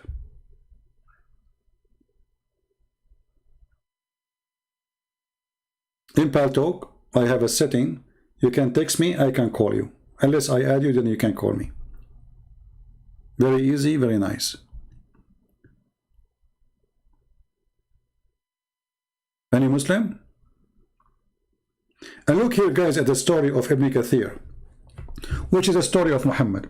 It says here that the Jews, when the Jews, some of the Jews came to the house of Isa, he was rising, like he said, was living in, or he was then. He was then with the 12, 13, or 17 of his companions. Ibn Kathir is not sure. The day was a Friday, brother. But the Muslims, they make fun. They say, how Jesus died in Friday, which is a very stupid understanding of them about Friday thing. In the evening, they surrendered Isa the house.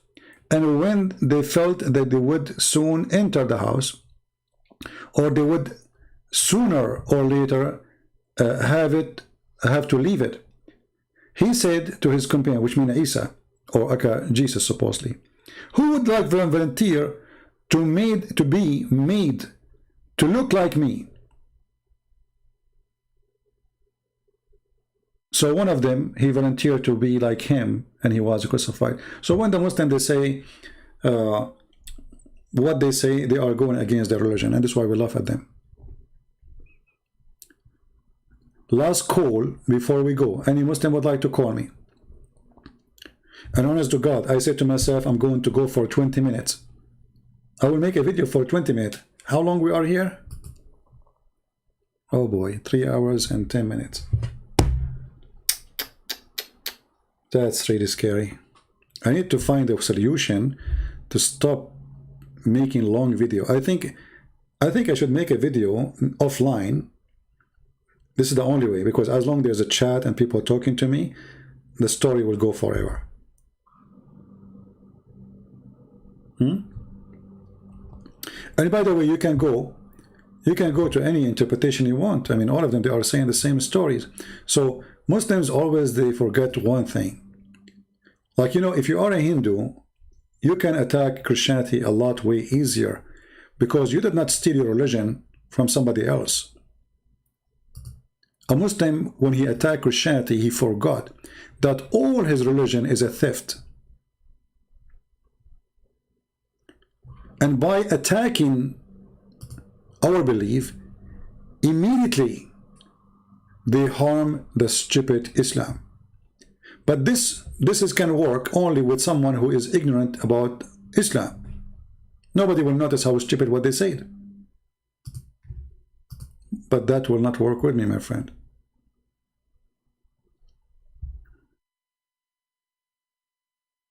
He said he's a Muslim. Jackie said he's a Muslim. Well, let me look at his text. Can I ask why in the Quran Allah, when he spoke ayat, call as we, why not Allah said I am? Well, if he is a Muslim, why a Muslim will not ask such a question? A Muslim will not ask such a question, my friend. So he's not a Muslim. We don't want fake people to call us. Any Muslim? Anyone? And when a proof from Allah came to them, where is the proof? When a proof from Allah came to us. What a joke. The people keep asking them, where is the proof that you're a prophet?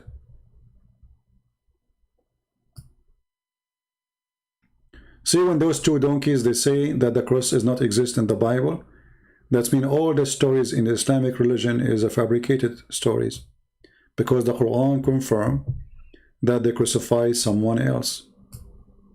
The Quran did not deny the crucifixion. The Quran confirmed crucifixion, but of someone else. This is how stupid those people are.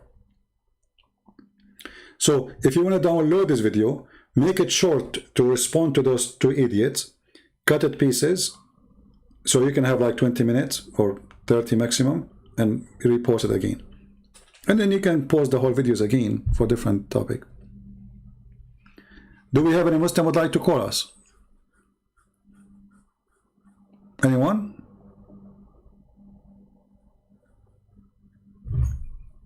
Who want to enter heaven by defending Islam?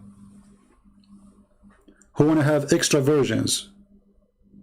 Who want to have a strong penis? It sounds like none of the Muslims is convinced with the penis story. Otherwise, all of them, they will join jihad. I think they are not accepting the stories of the virgins too.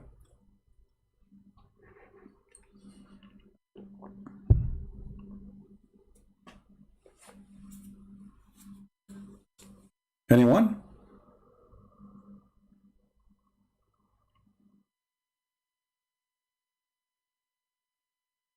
Omat, he sent me a link in Patreon, and he said to me, you might need this. I was laughing. I said, what this guy is talking about? You're funny, Omat. Why I need that? I mean, are you teaching me something I do not know? The Quran is full of verses about Allah asking Muslims to give a mortgage. Give Muhammad money. And this is additional sign that Allah is a fraud, aka Muhammad. Why Muhammad is begging the Muslims to give him money when Allah is your supporter? Who want to give Allah a loan? And Allah will give you interest in heaven, brother. I thought Islam is against interest.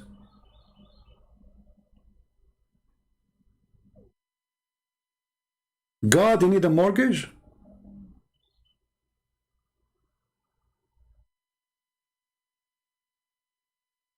And then a Muslim, he will come and he will say in chat, do you know that the Christian prince is making money? Hey, my friend, I'm giving my books for free.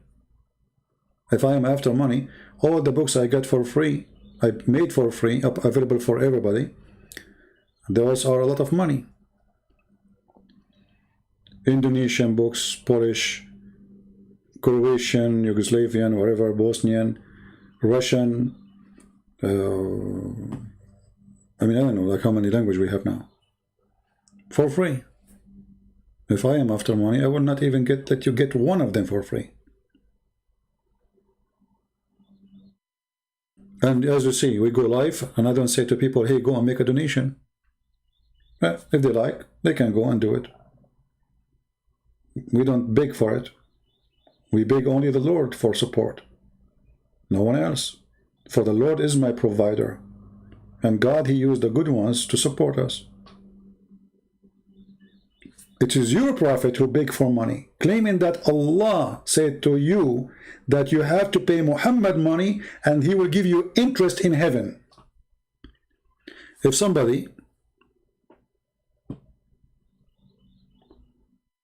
gave me donation, I don't promise him to go to heaven. I don't. Who am I? I'm no one. This is your religion. He gave donation to Muhammad. And what Muhammad will do with the money? Oh, he give it to the poor, brother. Really? Who was paying for the 13 wives Muhammad he have? And all the 6 slaves? How Muhammad he purchased them? And why Allah don't send him he said to him, go in that place and dig in the ground and you'll find an unlimited number of gold. This is God. God begging for money? I'm not a prophet. I am not supported by Allah, obviously. There's a guy, Muhammad, he promised him a corner lot in the heaven.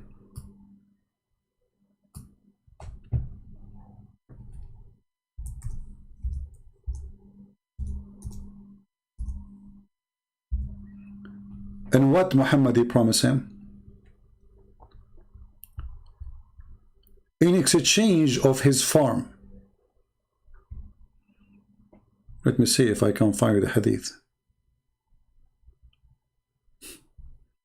He took the farm of the guy. And the stupid guy, he went to his wife, he says, the prophet, he promised me a corner lot in the heaven.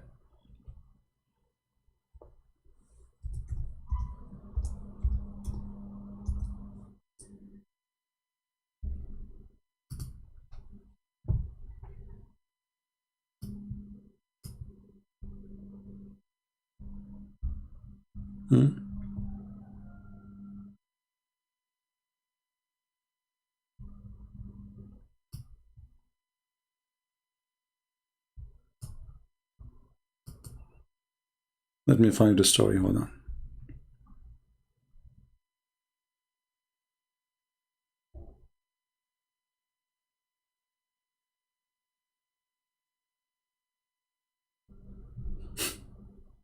They are selling palm trees in the heaven.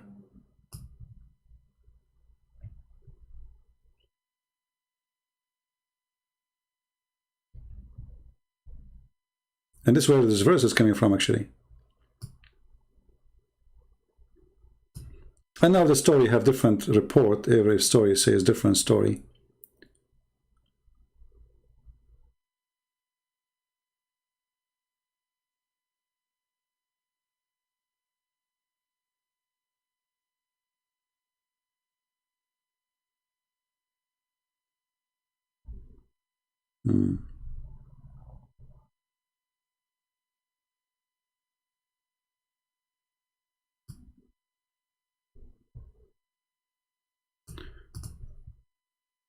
I mean, even if you want to find something, you will find a million stories about the same story. Each one of them is different.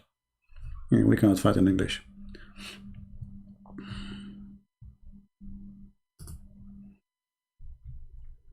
Do we have any Abdul?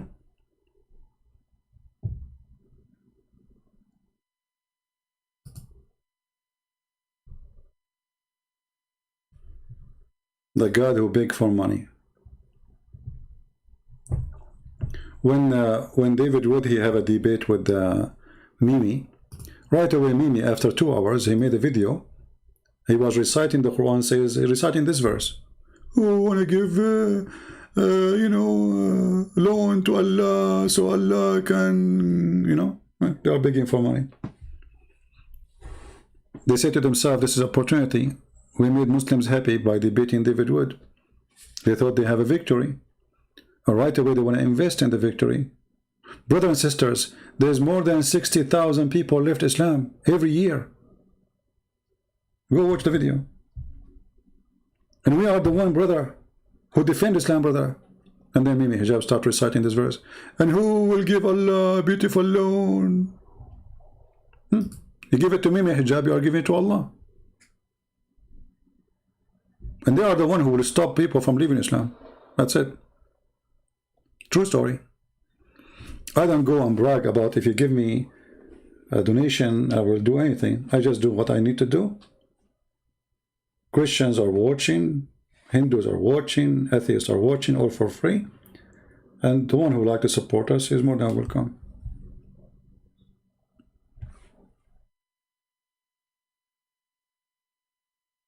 Right? So do we have any Abdul before we leave? Anyone? Yeah, always they try to put you down. They say, this guy is doing it for... You know, I will go. I have no donation in YouTube. I'm here. Did I stop coming? YouTube stopped allowing me to have donation from a long time ago. 3 hours. The video is 2 days ago. What, 4 hours? 3 hours? 2? 4 hours, 3 hours is our average. See how short my videos? Because there's no donation. So what if donation is there? Maybe I will make it 20 hours. So they try always to put you down, you know. They try before to try to smear me, Christian Prince, sexual predator. Why? Because I was quoting their prophet saying something. Or he said, Muslim women, they have AIDS. But is it your sister was saying to me, Christian women, they have AIDS, and you wish to have a woman like me?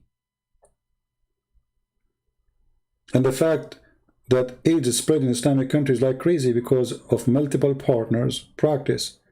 A Muslim man, he go to Thailand, he sleep with God knows how many prostitutes. He come back right away, he sleep with 4 wives. Right away in the same day, or a week maximum. The AIDS spread in the family because of the multiple partners. So they accuse us of things and they have it. And they try to smear you. They try to frame you. Did you say to the Muslim woman, suckle me? Yeah, I did. She was saying that Jesus, he did that, something sexual to his mother. So I said, in fact, it was your prophet, and we have the video. It was your prophet who said Muslim women should suckle an adult man, suckle me. And then not long after, the guy who was making a video supposedly trying to smear me, he himself, he starts saying the same, as I said, to Muslim men and women, but he was saying it in a very filthy way. This is him talking to a Muslim guy, sheikh. The sheikh, he was saying, the prophet taught us to order the women to give their boobs to a stranger. Nothing wrong with that. Mimi hijab, he said to him, can I suck your wife's tits? So if I say it, I'm not saying to a person, can I suck your wife's tits? No. This is a Muslim woman, she spoke dirty. And I showed her that what she accuses of is in her book. And I said, okay, the prophet says, suckle me. They cut that part and says, Christian Prince said, suckle me. To frame me, supposedly. And supposedly that will make Christians don't like me. The fact it doesn't work this way, my friend. We have the videos. Christians, they knew what I say. They say Christian Prince, he used the word panties. But all of your Islam is about panties. There's nothing in Islam except panties, penises, asses, and vagina. So what do you want me to use? Chocolate? So they try to smear you, they try to frame you in order to stop you. They think, actually I believe strongly, that people like listening to me because I'm very natural. I'm not a priest. I'm not a church minister. I say words as it is. And people, they love that. Because I'm not being fake. I say it as it is. And that's what is hurting their feeling. So they try to smear you, says, look how this is a Christian, this is a Christian, this is how a Christian talk. Look at this hypocrites.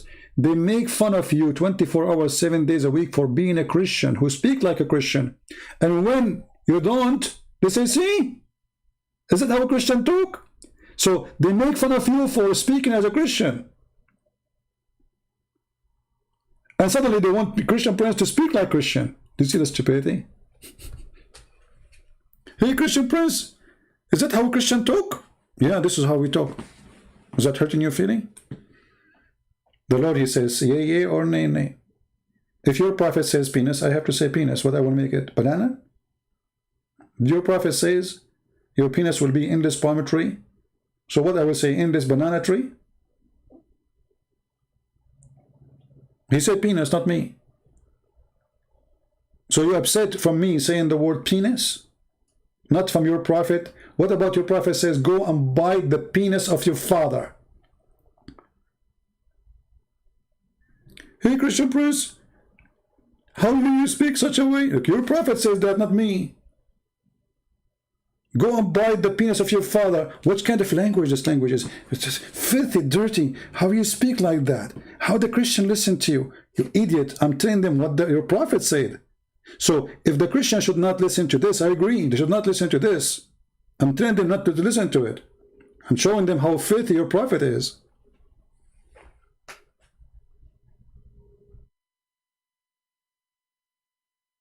So they try to make the Christians like refuse me or reject me, but it works in the opposite direction. Totally the opposite.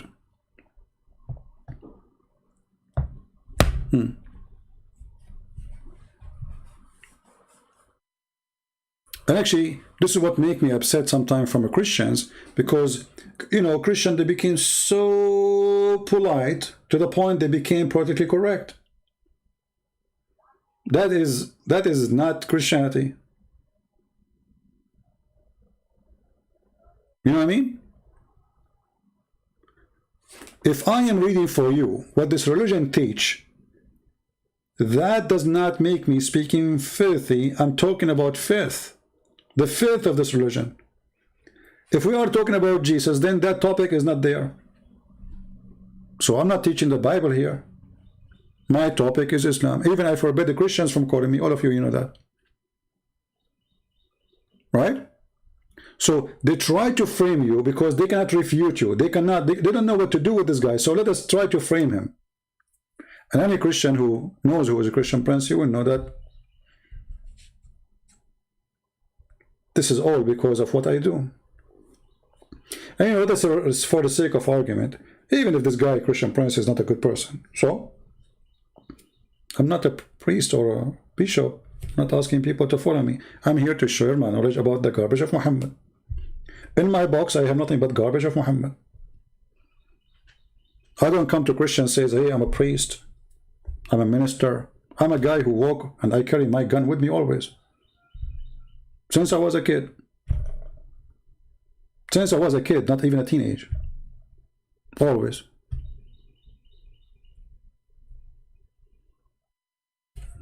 So I don't claim to be a priest. And thank God I'm not. Because if I'm a priest, I will not be able to speak the language I'm using. And that will make me lose some of the truth. Because a priest will be shy to say such a language which is written by the mouth, the filthy mouth of Muhammad. Right? If I'm a bishop in a church, how I'm going to say such a language, you know? So your position forbid you from sharing the truth. In my stand, I'm not a bishop, and I share it as it is. I'm not going to sugarcoat what Muhammad is about. And look at them, how many hours we are here? Not even one of them dare to call me. Is that telling you something? After I hang up, they will make 10,000 videos to refute Christian Prince. Christian Prince live on air, nobody's there.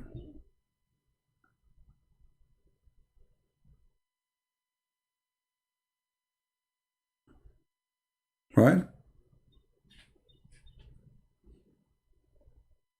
You know, I remember once I was going to do, I did a seminar in a church, and then the minister of the church, he didn't know how to introduce me, you know, like not introduce me as a person, to introduce the way I talk.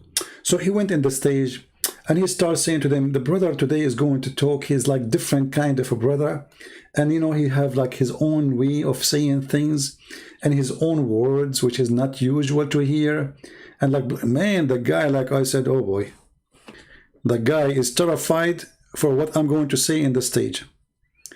So the introductions became 15 minutes, 20 minutes, trying just to make them, to prepare them for what is coming. So this brother, he is like kind of like he say things as it is, and they're like, oh no, saying, oh man, come on, give me the microphone and just go, man. They will see what will happen. So he spent 15-20 minutes just to tell them, get ready, get ready. And people, they start getting worried, like what this guy will say. I mean, why they are like, what would happen, you know? You look at the faces of people. I was looking from behind the curtain, you know, like what? And then I went, you know, and I took the microphone from him. I said, okay, I think this is enough. Okay, guys, how are you? How's everybody? Let us start with this video Abdul. And I put an Abdul for them, video Abdul for them. You should see what happened. I mean, people, they were dying laughing, literally. People sweat. The air condition is not functioning anymore. You carry a gun? Why not? I carry big ones too. Who said I cannot? Why I will not? Peter, he carry a sword with him, don't he? Are you better than Peter? But I carry it not because I'm afraid of anyone. As I just said, I carry it since I was really very young. It's my hobby. I like weapon. No. Apostate prophet Muslim believe that Jesus, called Isa in Arabic, was a prophet of God and was born of a virgin, Mary. They also believe in the return to earth. Okay.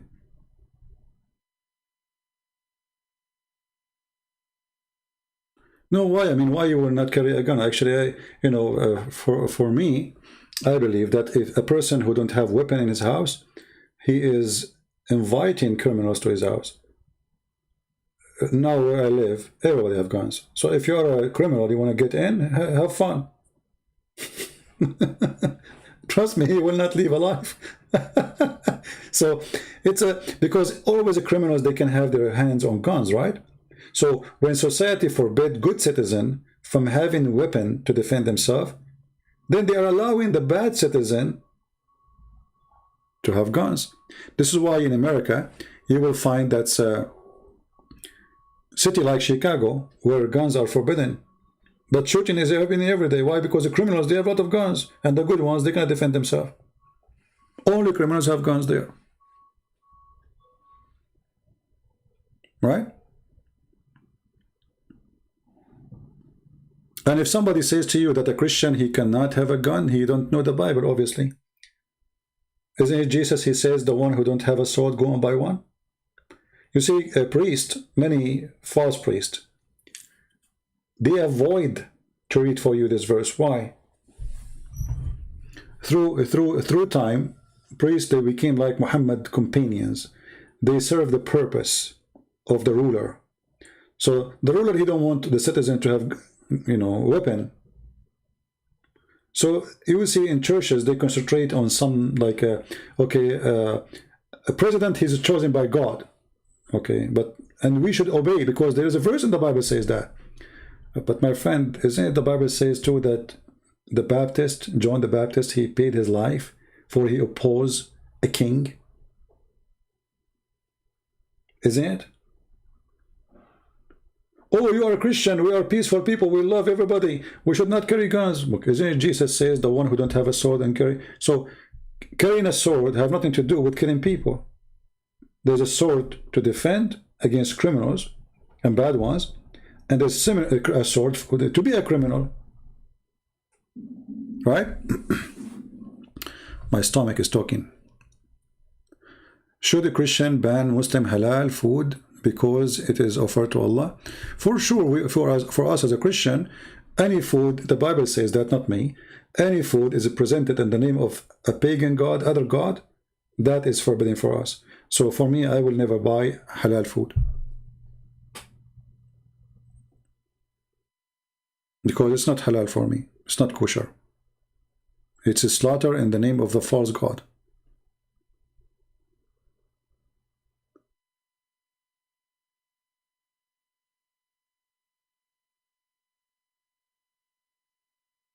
My friend, weapon is not what make you bad or good. It's what you do with it. Because a bad person, he can make anything as a weapon. A car can be a weapon. A kitchen knife can be a weapon. A stone, a rock can be a weapon. So if somebody want to be a criminal, he can be a criminal. It's not a weapon who make you a criminal. It's what you do with things. So you can buy an ox to cut wood to make fire. And you can buy it to attack people too if you are evil. So it's not really a weapon. It is who carry the weapon and what he want to do with it. The same as drugs. You know, drugs. There's drugs to somebody, he's in pain, he's sick, right? So they give him drugs. So drugs here is positive, not negative. And there's drugs to destroy you. You take it as a poison. But it's the same drug. It's a drug. So it can be used for good, the same as alcohol, the same anything. Is what people do with it, not what it is. You know, we made a video just 2 days ago about the Prime Minister of Pakistan saying that a woman, she have to wear a veil so she can avoid being raped. Here you see the mentality of evil, because now they are encouraging people to rape women who they are not wearing a veil. They are telling you that you have excused. You're excused. She's not wearing a veil.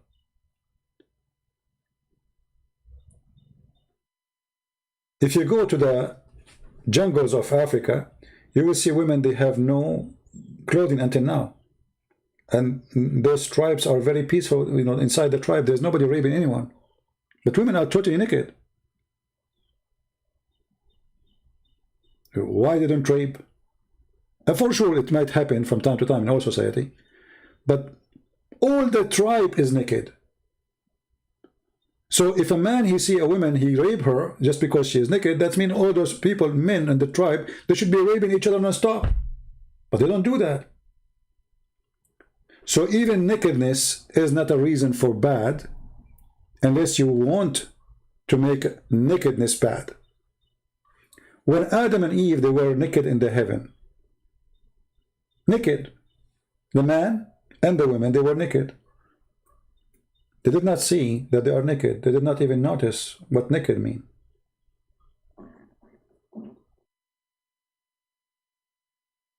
Naked, totally naked. So why there is no clothing? You can always justify the garbage you do. You can rape a woman and you say she is beautiful and she tempt me, but still you are the rapist. For her being beautiful, this is how God created her. Why God did not make women ugly? And that's it. Why don't God create women with veil? You know, they are coming with veil. And if you make a woman wear a veil, is she not sexy no more for the man? You know what I mean? Their logic is stupid, it's false. Because in Saudi Arabia, women are getting raped. In Pakistan, actually the speech of the Prime Minister of Pakistan, because of rape cases in Pakistan increasing.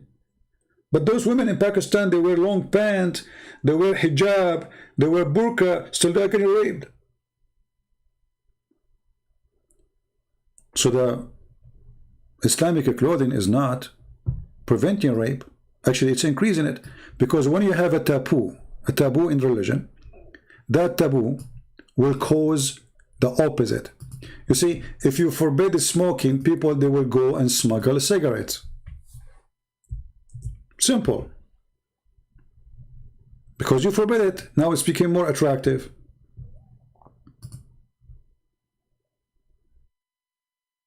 Right? Especially you are forbidding it and you don't give people freedom to do or not to do. Like, okay, in the Bible it says, don't do that. Like Jesus said, if your eye fail you, right? But he doesn't say, if your eye fail you, I'm going to, you know, we will beat you. No. He says, if your eye fail you, it's better for you to take it away, which means by your own hand, metaphorically, and better than going to hellfire. Okay. But still the man, he can see. And the man, he have eyes. And Jesus is not saying to us, take your eye away. He's saying you have to make a decision how to use your eyes. What do you want to see with them?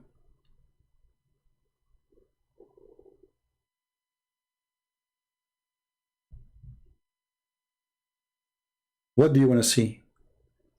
This is why when a man, he see a woman, let us say you enter a bedroom and you have your daughter, she just came from the shower. She is totally naked. Are you going to get excited when you see your daughter? You will say no. Why? Oh, because my daughter. Well, that's mean that you don't get excited because of a decision you made yourself.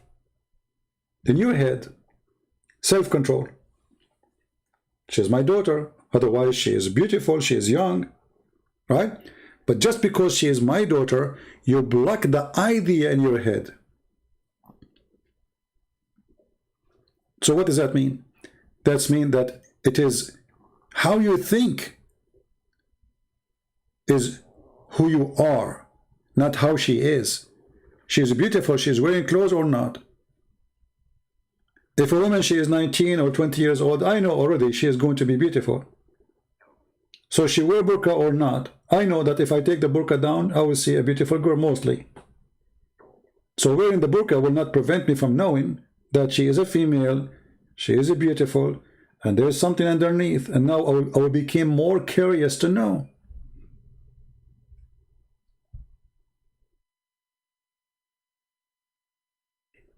Right? It is how you think. You can decide.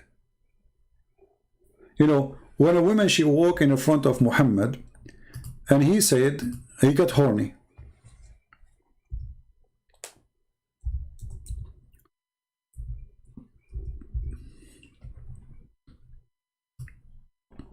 Why Muhammad got horny? Because a woman, she walked in front of him. Because he's filthy. The woman, she did not do anything. She's not wearing bikini. She isn't in the beach. She is wearing a veil. She's a Muslim. Okay, what made Muhammad excited?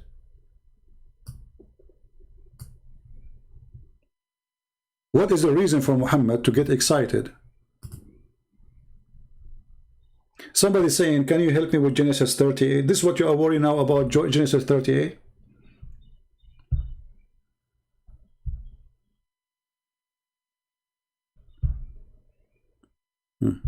Can you help me with Genesis 38?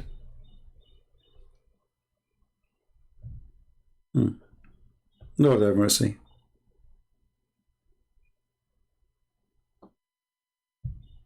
This is how they try to avoid the topic we are talking about.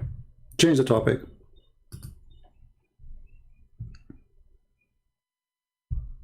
Do we have any Muslim want to say something? The Prophet get excited because a woman wearing veil walking by. So the veil did not prevent, and not only that, he claimed that the woman is the devil, not him.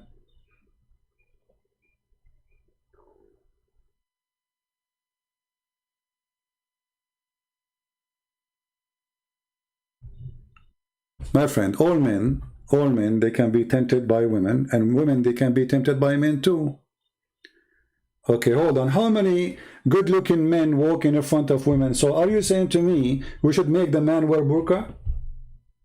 Just to show you how awkward this logic is. Because if temptation is what our purpose of the burqa, to prevent, what about we force the man to wear burqa too, so the women, she will not see a handsome man walking by? Maybe 2 or 3 girls, or 1 girl, she will put some drugs in the tea for this guy and rape him, brother. Maybe she will put a gun in his head. Take off your pants immediately. She can. So the idea that a woman wearing veil to stop temptation is a hypocrisy, because temptation is 2 sides of the story. It's not only men get tempted by women, women get tempted by men too. So if you are truly want to stop temptation as you claim, then you should force every single Muslim man to wear hijab and to wear burqa. And then he will become very beautiful. Al-Baghdadi, he wear burqa when he ran away. Osama bin Laden, he wear burqa when he ran away. All of them, they wear burqa when they ran away. Saddam Hussein, he ran wearing a burqa. Why you don't wear burqa to prevent temptation? What if somebody is a gay? Somebody is a gay. Okay, why you blame him? You are not wearing burqa, brother. Let me show you this hadith here.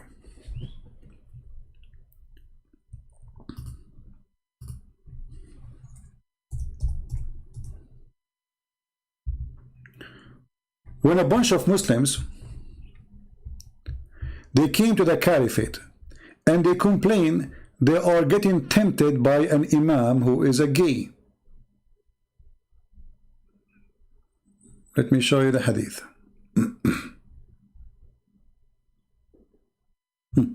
Read with me and laugh. This is Sahih Bukhari, so don't tell me this is weak and the garbage. Okay, I went to Uthman. Uthman is the caliphate. While he was besieged, he is the ruler now, and I said to him, you are the chief of all Muslims in general, and you see what has fallen to you. Okay, what has fallen to you? We are led on salat by a leader of fitna. Okay, what's fitna? What does that mean? Translate. Trial and affliction, etc. Okay, how you do that? Trial and affliction, what he do? And we are afraid of being sinful in following him. Uthman, he said, the prayer is the best of the deeds. So when the people do good deed, do as they do and avoid the bad deed. Then look what happened here. As Zuhri, he said, now we understand better. In our opinion, one should not offer salat behind a feminine person unless there is no alternative. Do you see it? I thought Muslim men, they get tempted by women. Those Muslims, they came to the caliphate, they are saying to him, we are tempted. Okay, you are tempted by what? They are tempted by the ass of a guy in the front of them. Look what they are saying. Leader of al-fitna. Trials and affliction. The Muslims are in trial now. Why? Because there's a gay is bending over in the front of them. Every Abdul behind him is getting horny now. I cannot take it no more. We should stop this. We are getting so excited when he prays in front of us. Let us go to the caliphate. Caliphate. The guy, you know, he's showing us his ass. He's bent over. Like, hello. You know. The caliphate says, so what? Okay, I thought you get tempted by women. Why Muslims are getting tempted during the prayer, not during conversation. The guy is even leading the prayer. He is not doing belly dancing. So based on this, we should forbid Muslims, if I'm a Muslim, I don't want temptation, to bend over in the front of any Muslim. Because as you see a man bending over, you get horny.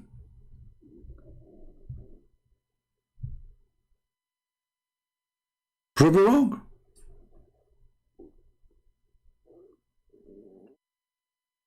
We should come with a new law in Pakistan, that no bending over is allowed for safety and personal security.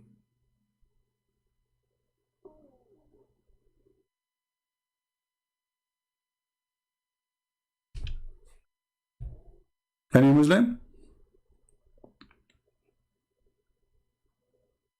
And now if you are going to download this video, you can cut that last part and make it a video by itself. I'm just giving you ideas about how to make those videos short, because we spoke about many things. And here, by the way, I mean, look at this religion. If you have my book, Section Allah, you will find that all the family of Muhammad, they were homosexual. Allah himself is a homosexual. Muhammad himself is a homosexual. Isn't it Muhammad who used to put eyeliner 3 times a day? Isn't it Muhammad, he says, I did not receive Quran except in the clothing of Aisha? the Muslim, they try to defend, they says, oh, thawb mean house. I never heard of a thawb being house, but let us go for the sake of argument. So if Muhammad never received Quran in the house except in the house of Aisha, that means he never received Quran in the house of Khadija.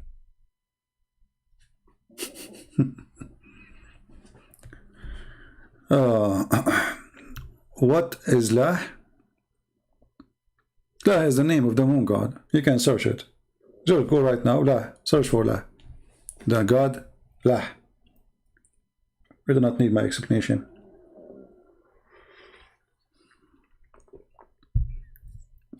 Do we have any Muslim want to say anything?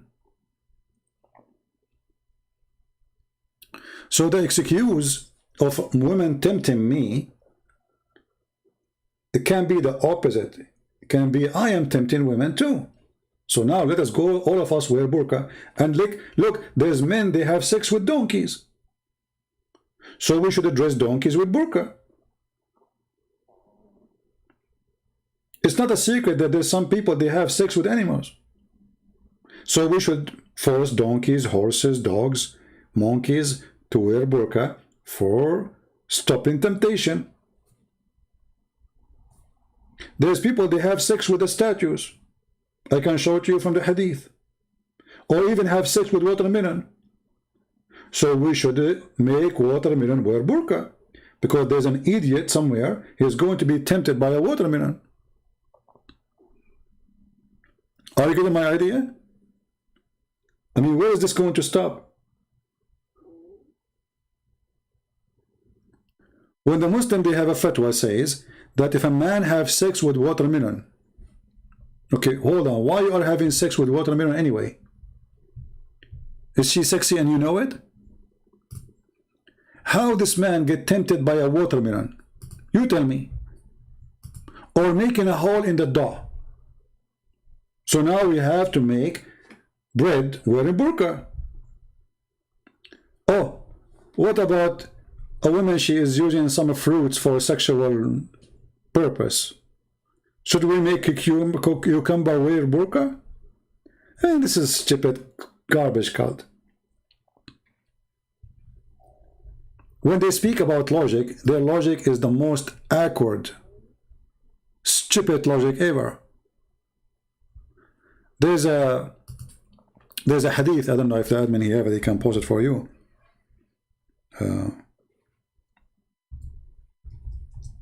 Where the Muslims, scholars,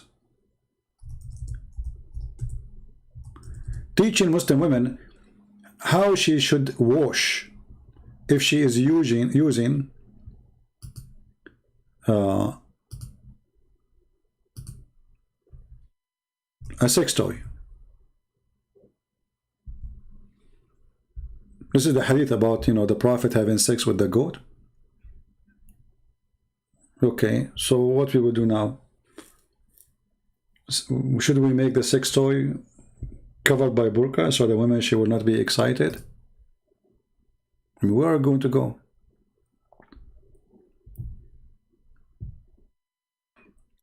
There's a Muslim website made by the Shia, and the Shia, they ask the Muslim questions.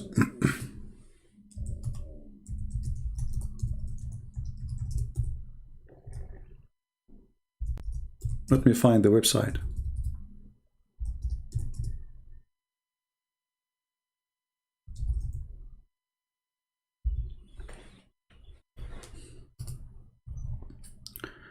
Let me give you the link so you can open it and read it on your own.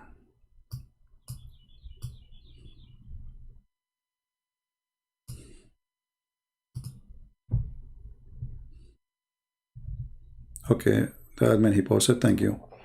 So here you see, the Shia, they are asking the Muslim Sunni a serious question. This is a serious religion, my friend. Islam is a very serious religion. Come on, we have to face it.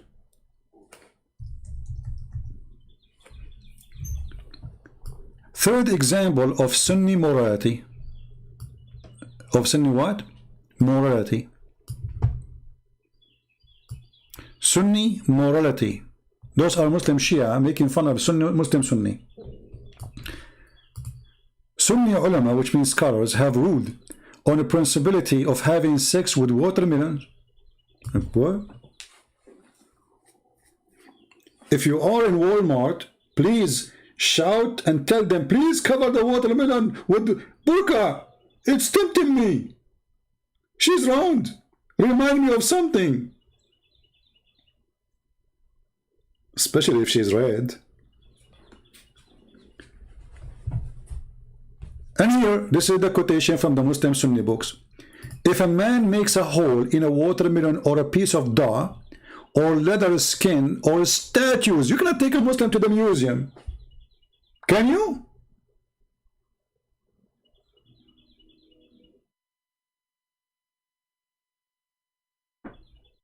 If a man make a hole in a watermelon or a piece of dough, we cannot leave you with the dough alone.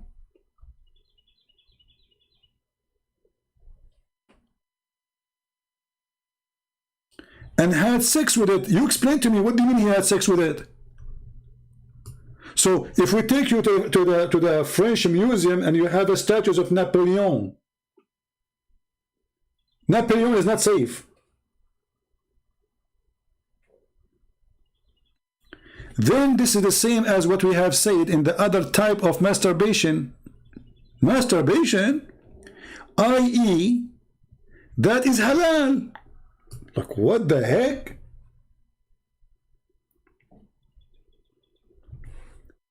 So now, brother, we made the women wear burqa, and now we direct our interest to watermelon. Because they are not wearing burqa, brother.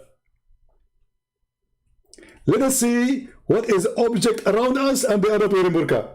And let us do sex with them. This is Islam. And look here, the Shia, they are asking serious questions. So the Shia, the Muslim Sunni, they make fun of the Muslim Shia because they do muta. But muta is in the Quran, chapter 4, verse 24. So here they're asking a question. Muta, in the other hand, is an open license. They are saying to the Muslim Sunni, this is what you say about us. It's an open license for sexual pleasure with many women, as one can financially afford. This is true. The women who engaged in the muta are hired women. Thus, it can be performed with all women irrespective of their age, character, conduct, or religion. It required no witnesses, nor there is any obligation to the man provide food and shelter to the woman. And now he's asking, now the Muslim, this guy is a Shia doctor. He said, it seemed that Nasibi, this is how they call the Muslim Sunni, logic having sex with as many women as one afford is utterly immoral. But having sex with as many watermelon as one can afford is not.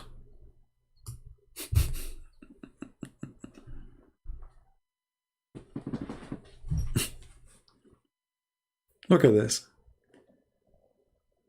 This is Shia discussing Islam with Sunni. Sunni making fun of them because they still follow the Quran, chapter 4, verse 24. They say that the Prophet forbid that. The truth, the Prophet of Islam did not forbid it.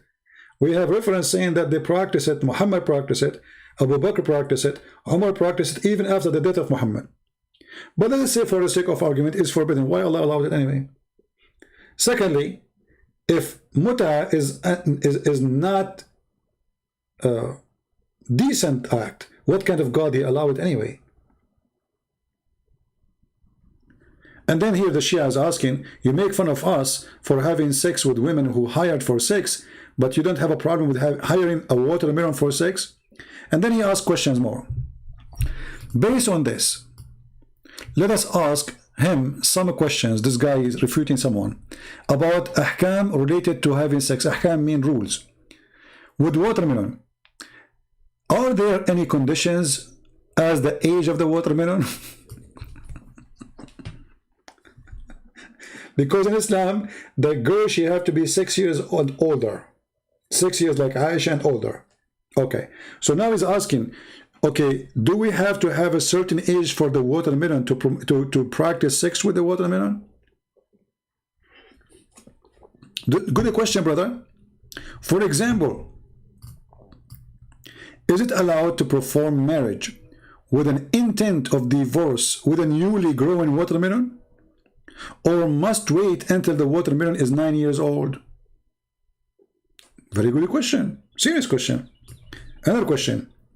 Must it be a biased watermelon, or it's principle to contract marriage with intent of divorce with watermelon that is known to get around?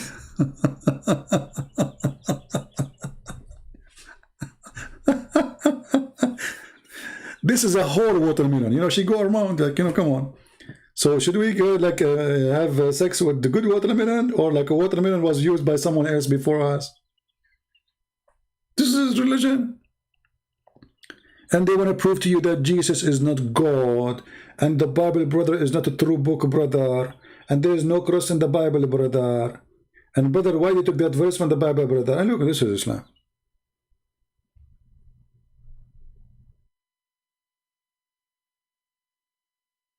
This is Islam.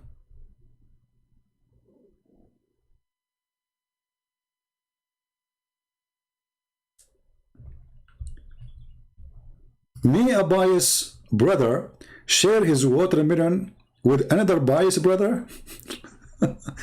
Or with the second man marriage with the intent of divorce constitute an act of fornication unless the watermelon observe proper idda, which means she have to wait for 3 months before she have sex with the new one. So he's saying, should the watermelon, after we have sex with it, wait for 3 months before another guy he make a hole in it or have sex with the same hole? And they say to you, why Christian Prince, he use a filthy language? This is your religion. If I have a channel to teach about Jesus, I will not be using this language. But this is the garbage. I open the container, there's nothing but garbage. It's like you're asking me why you are showing us poo-poo when the barrel, it says sewage. Sewage. Why you open it? So I'm opening a barrel of sewage. So this website here, they are showing you that they are discussing with Muslim Sunni. Look here. Shaykh al-Islam ibn Taymiyyah, close to explain the details, said that the breast suckling by adult was necessarily, and he suckled then for patient of the marriage is established. Look at this religion. You go to a woman and you start sucking her boobs, and now she is the... I never heard of a man, he don't get excited no more if a woman, she give him her boobs. I mean, since when? Have you ever heard that a woman, to stop a man... Okay, look at this garbage religion. So if a woman, she gave her boobs to a stranger, he will not think about her no more than... So why you are wearing the burqa? Let the women go out and their boobs is coming out, and let everybody suckle, and that's it. We have perfect society. I mean, do you see the stupidity? In one hand, they say the women, she have to wear a burqa.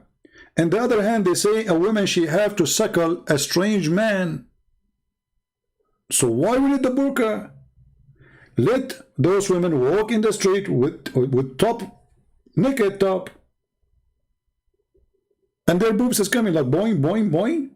And every man is going in the bus. You go in the bus, you start with the driver 10 times, 10 different days, and then that's it. The driver will never look at you anymore. That's it. It's proven scientifically. Brother, if you don't believe me, if you're a Muslim, let your wife suckle the neighbor. Huh? Tell him, come over. Sit next to my wife. Hey, wife, give him your... Yeah, anyone. Honey, which one, the left or the right? Both of them, doesn't matter. Honey, he can hold them or just put his lips there. He can hold them, it's okay. You know, you have to catch something at you, especially your boobs is so small. Okay. And now the guy is suckling now. So, in one hand, they say to you that a woman, she is not wearing burqa, she is tempting others. In the other hand, they say to you, a woman, she should do suckling to a strange man.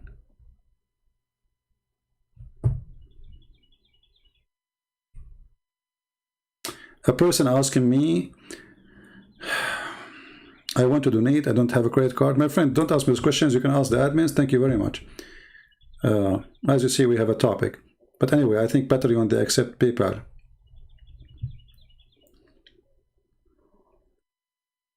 Focus with me, guys. Don't ask me questions that have nothing to do with my topic. And if you have a question about donation, you can ask the admins.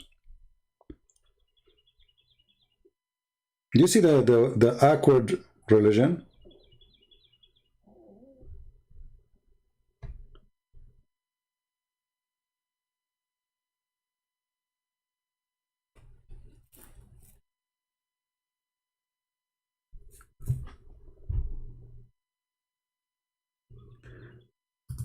The breast suckering by adult forbids marriage. No, actually, I can show you. It says you can still have sex. Oh, you can marry her, but you can have sex with her? That's weird. Even if he's an old man.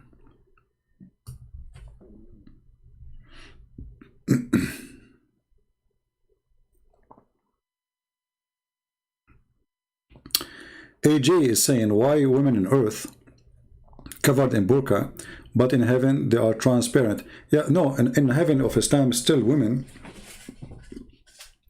she is going to not be exposed to anyone except her husband. You know, women in heaven, in Islamic heaven, they will be jailed in their houses. And the woman there, she will have a dress which have 70 layers, but still is see-through, and even you can see the marrow of their bones. So it's a see-through sexual thing. I mean, this is the whole religion is supposedly, the logic is that if you don't do this in earth, you get it in heaven. This is the logic.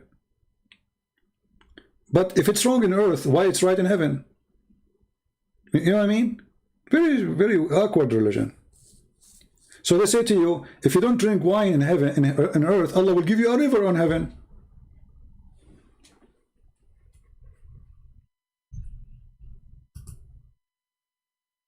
A river of wine in heaven?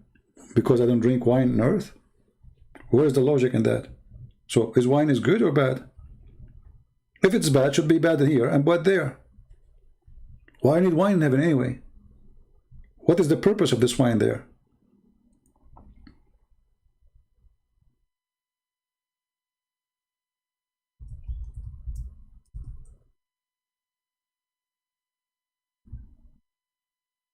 Do we have any Muslim want to say anything?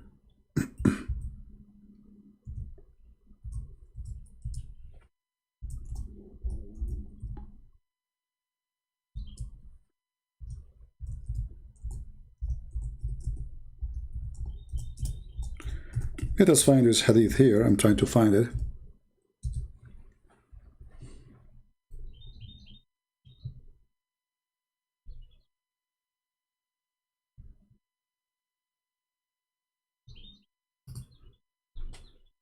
Even the birds are laughing at what we are saying. You know, if those birds, they knew what we are talking about, honestly, they will never come to my backyard.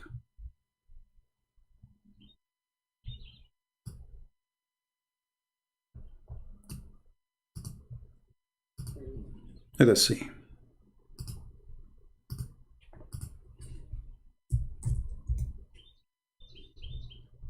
Read with me and laugh.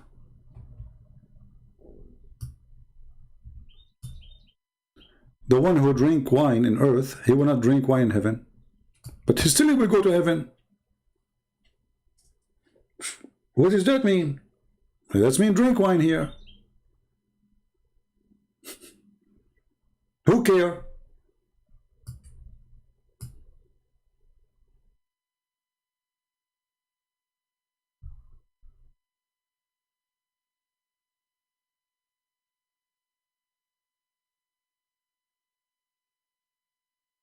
You see it? So still you will go to heaven.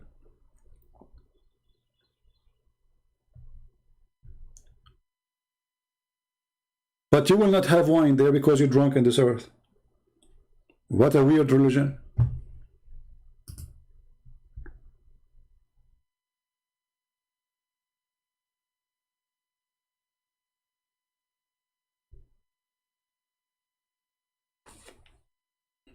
Come on, do we have any Muslim want to say anything?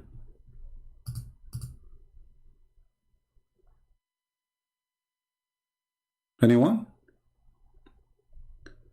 It is 6:50 a.m. The birds are singing. Or the bird in your country, they sing at 6:50. I have birds in my country here, they sing at 11 o'clock, 12 o'clock at midnight. I don't know what's wrong with them. I think they are listening too much to Quran. They are going drunk, going crazy. Any Abdul?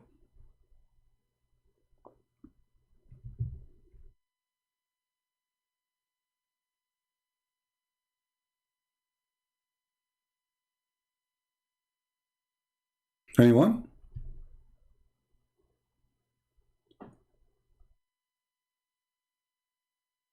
You see, all the promises of Muhammad about heaven present a Bedouin person who is desperately looking for rich life.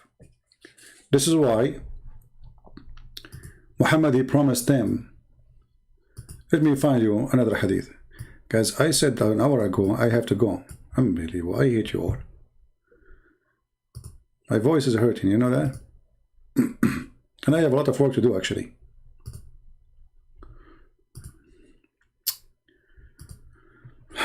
Lord have mercy. Which hadith I want to show you?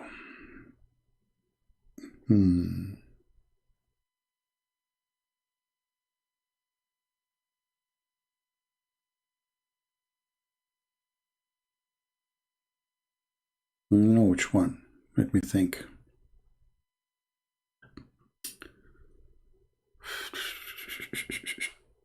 Okay.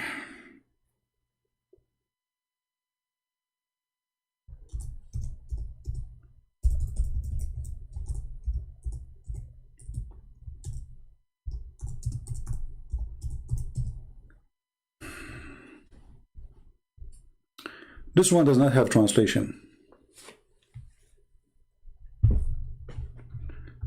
Why? Let me see why. There's no translation, look. Jami al-Tirmidhi, chapter of description of paradise, and translation is gone. We have the Arabic. Okay.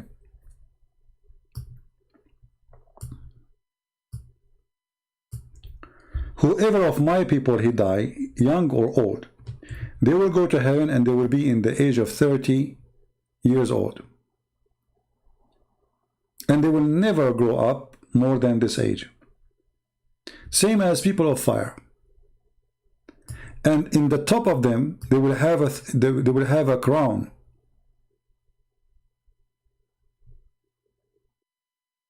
And the lowest pearl of it, or ruby of it, will be enlightening the east and the west. So now you are in heaven and you are 30 years old. Different hadith, Muhammad says 33 because he's an idiot. He keeps saying different story. And now you have a ruby in the top of your head. And each one of the rubies is enough to lighten the earth from all direction. Yeah, we cannot find the hadith translated, sadly. They don't want you to see the stupidity. In this one here, same. The lowest reward of a person go to heaven, he will have 80,000 little boys as servants and 72 women. This is the lowest. This is why many people, they have misunderstanding saying that the Prophet of Islam teach them to have 72 wives. That's not true. This is the lowest reward. This is for the bad Muslim. And those are the one who enter at the end. The heaven of Islam is 100 floor. So the higher the floor, the higher the reward. This is the floor number 1.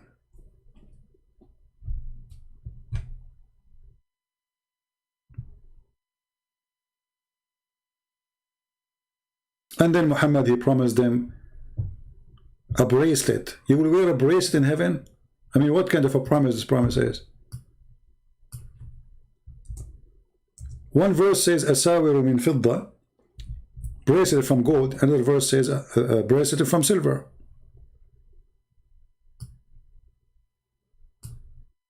Look at this. Chapter 18. So now you are in heaven, and you have a garden, rivers flow underneath of you, which is milk and wine and honey. And you will be wearing a bracelet made of gold. I mean, what kind of God he promised me bracelet of gold? What does that mean exactly? What is the value of gold in heaven? And you will wear a stubrak. You see the translation that says a green silk. The fact this is not what it says. Stubrak is a name of a brand, was exist famous brand made by the Persian, the kuffar. So imagine Allah promising the Muslim Gucci at that time. It's like Gucci now. You say like, I bought Gucci, so supposedly very expensive. Only rich people, they want to have it. So Muhammad is promising you that you will wear the most expensive Persian silk, coming from Persia, which is made of green. This is a promise for the poor Bedouin who never have such a thing. Bracelet, gold, couch, chair, pillows, all those things is not for the normal person in Arabia. Those are Bedouin. They sleep in the floor. They have no luxury life. So Muhammad is trying to tempt them that you will be reclining, brother. Look. You will recline on top of the couch. It doesn't say thrones. This is a lie. Translation is false. You will be reclining on a couch. What kind of God does God promise me recline on the sofa? What is this? This is God promise now. This is heaven.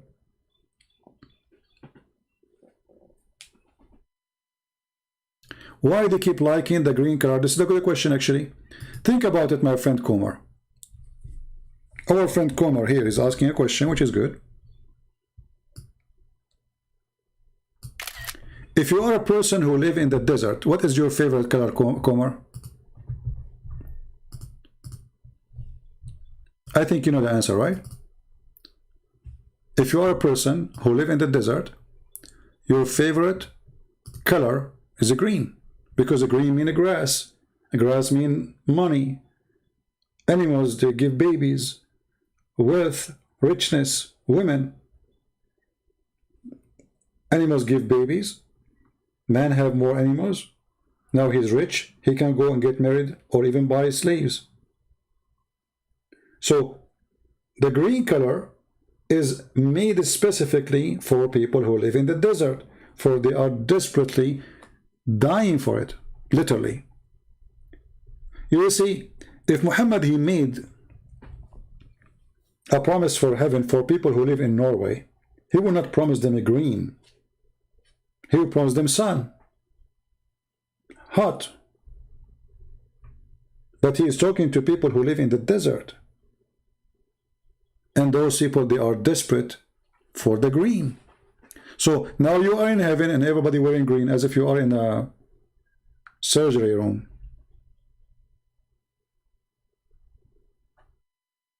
Right?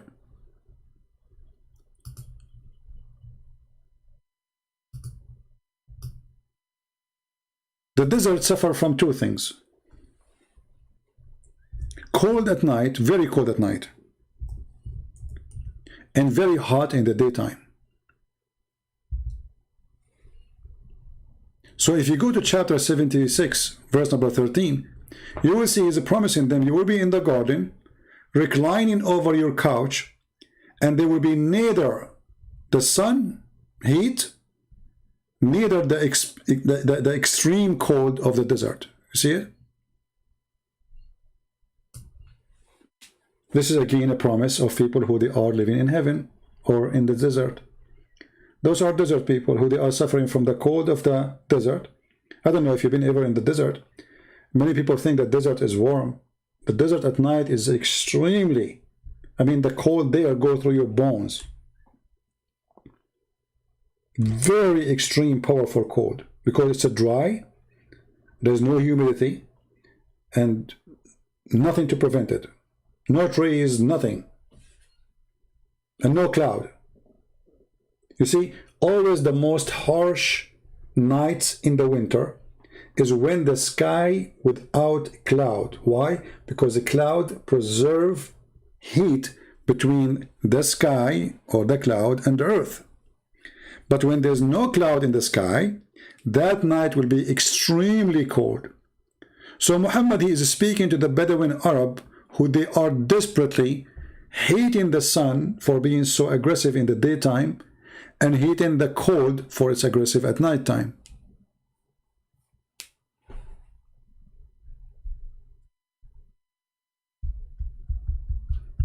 Any Muslim? And here, look at this, you know. And then you will be in the shade. Why are you speaking about shades? Because those are Bedouin. And why he's talking about the trees will bring to you the fruits? They are very low because they are, if they have a tree, it's going to be palm tree. It's really very tough to climb it. So those trees will not be very high. They will go close to you. And then you will have dishes made from gold and silver. Look at this.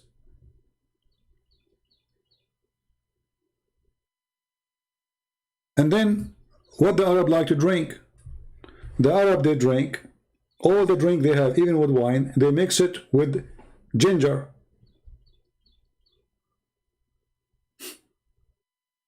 So Muhammad, he said to them, okay, you like ginger, right? You will have ginger there.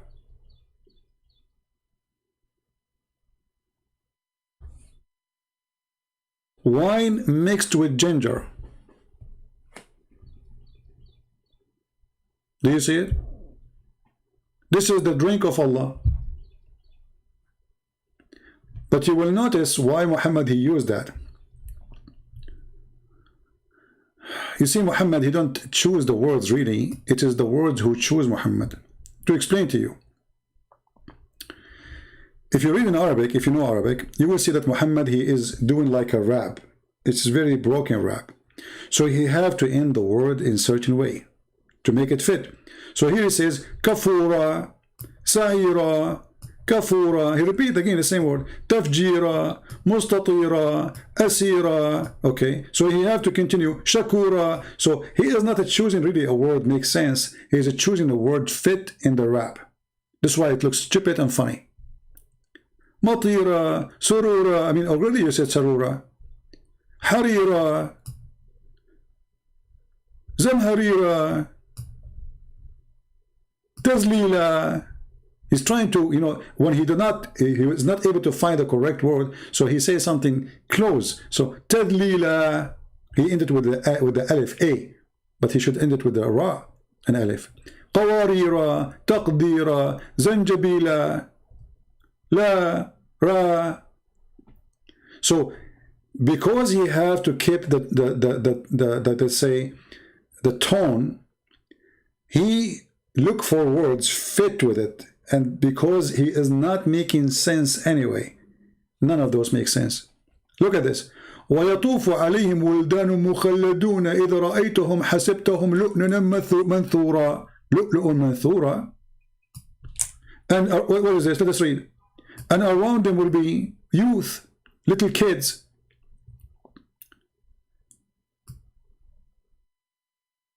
If you look at them, you will think that they are sacred pearls. What does that mean? Boys are like pearls? And those are boys who will serve us?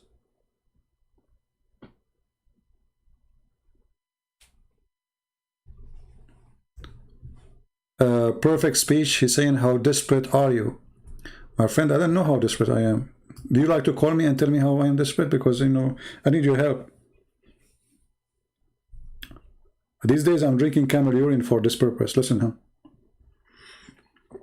I mean, how desperate you is coming here, you, and telling to me how desperate you, and yet you don't dare to call me you. So you are desperate to answer me, but you do not know what to say. So you come to me with the word desperate. Let us talk about desperate. Was Muhammad desperate when he tried to jump from the top of the high mountains, killing himself many times?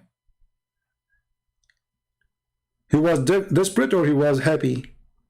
Let me, I want to jump, let me. Hey, Muhammad, don't do that.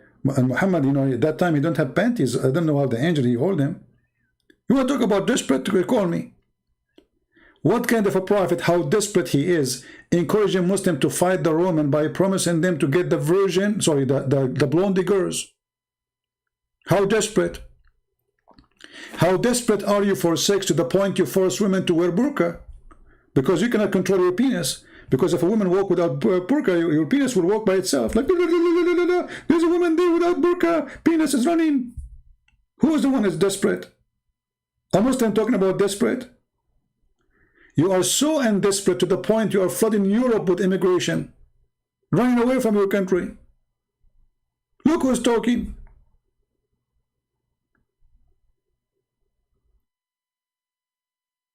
Is that why when you walk with your wife, you walk in the front and your wife, she is in the back?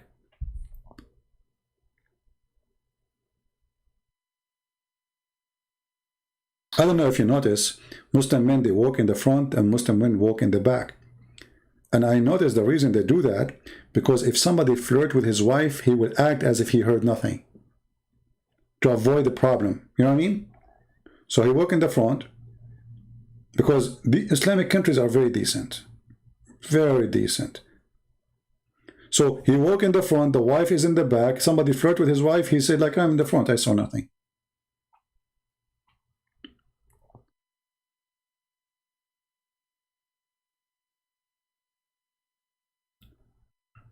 Do we have any Muslim who is not desperate? Because look like I'm desperate, what I can do.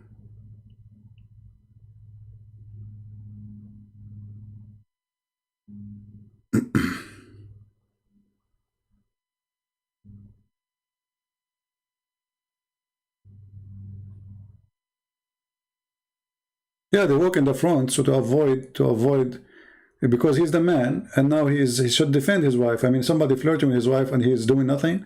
So what do? He walk in the front. He act like he's a donkey. He heard nothing. He saw nothing.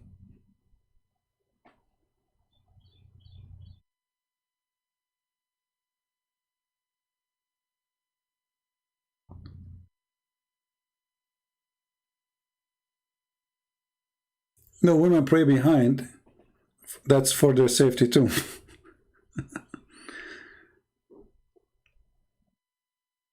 Have you ever considered to use a Telegram? Why I want to use it? You can use it. You can download my videos and post them there, playing them, you know. You can use TikTok, you can use whatever you want. For me, I deliver to you what I can do. Here we go. I'm here for how long? 4 hours and 29 minutes. And honestly, I say to myself, I should stop coming for, like, maybe make it once a week. And then I get tempted, even though that's, I think I should put I got an idea. I should put a burqa over my computer. Now I know why I keep coming and making videos. Like when I hang up, I say, okay, I'm not going to do it tomorrow, the day after, I need a break. Honestly, I'm sick of this garbage. Honestly. People, maybe you do not know, I really hate. This is the most ugly topic for me to talk about. I hate it. Text me, Abdul, text me. Are you texting me? Text me in Paltalk so I can call you, Your Majesty. I don't see your text. So I said to myself, I'm not going to go tomorrow. My voice is gone.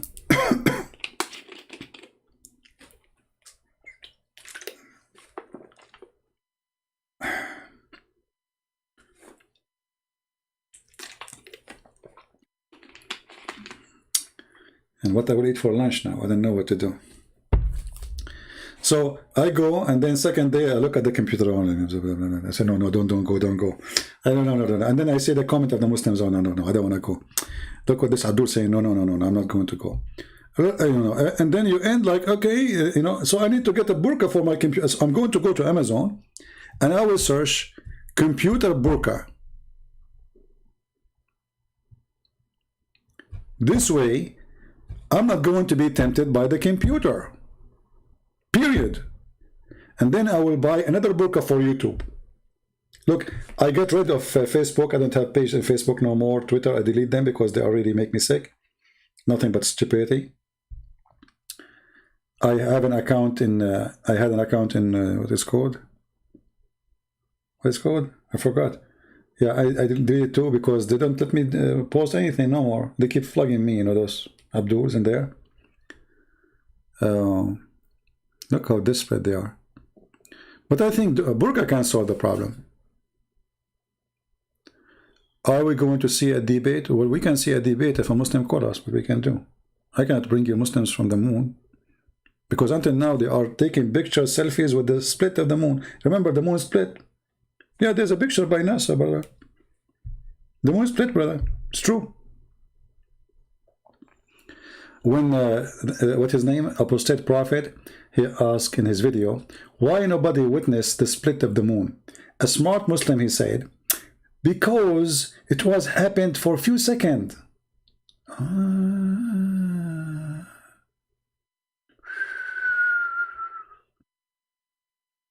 So nobody in the world saw the moon split because it happened for a few seconds. And it's known that Chinese people, in order to see the moon, they have to see like a minute or more.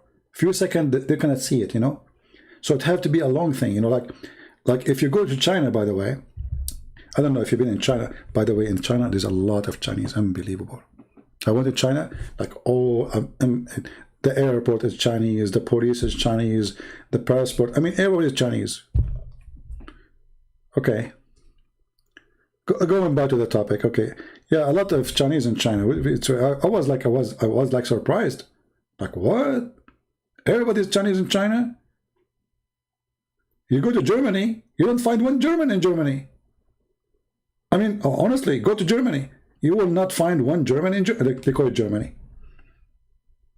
Where are you from? I'm from Poland. You, Ukraine. You, Pakistan. You, India. You, Iraq. You, look, where is the German? There's no German. Anyway, going back to the topic. So, the moon is split, and the Muslim Abdul want to explain why nobody saw it in the world. Nobody mentioned that. Because it happened for a few seconds. That's very deep. I love you, CP. Good night. I know it. I love you, CP. Good night. Okay. I think you are saying to me, I love you, and please, can you go? You people like love me a lot. Asking me to go, right? Okay. Do we have any Muslim? And by the way, even the verse, the Muslim, they said, ZakirNaik, he says, the moon is split, brother. Now, hold on. There's a video. Guys, my voice is gone, honestly. I need to go. But hold on.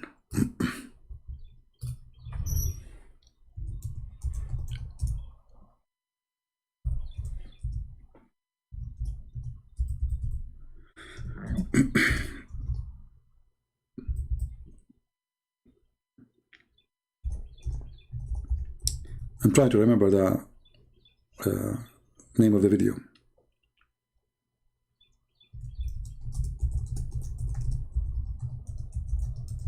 So a Muslim, he asked ZakirNaik, why the Prophet of Allah does not have miracles? I found the video, hold on.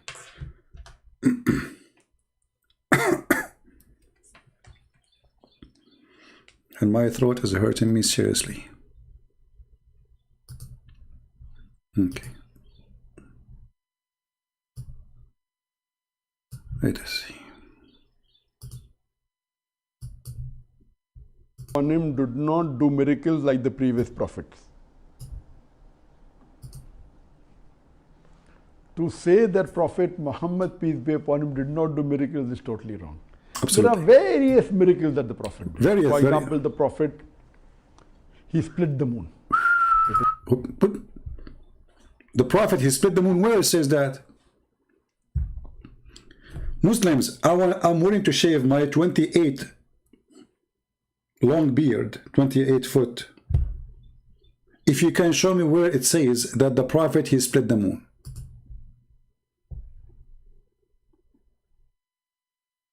Now, man, AliKhan, he said, will debate me. Okay, give me the video so we can play it, so we can have a party. Allah will punish me? Aisha Ahmad?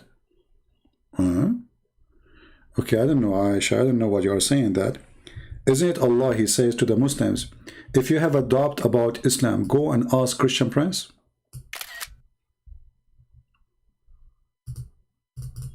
So why Allah, he wants you to ask me about Islam, and then you are saying to me, stop?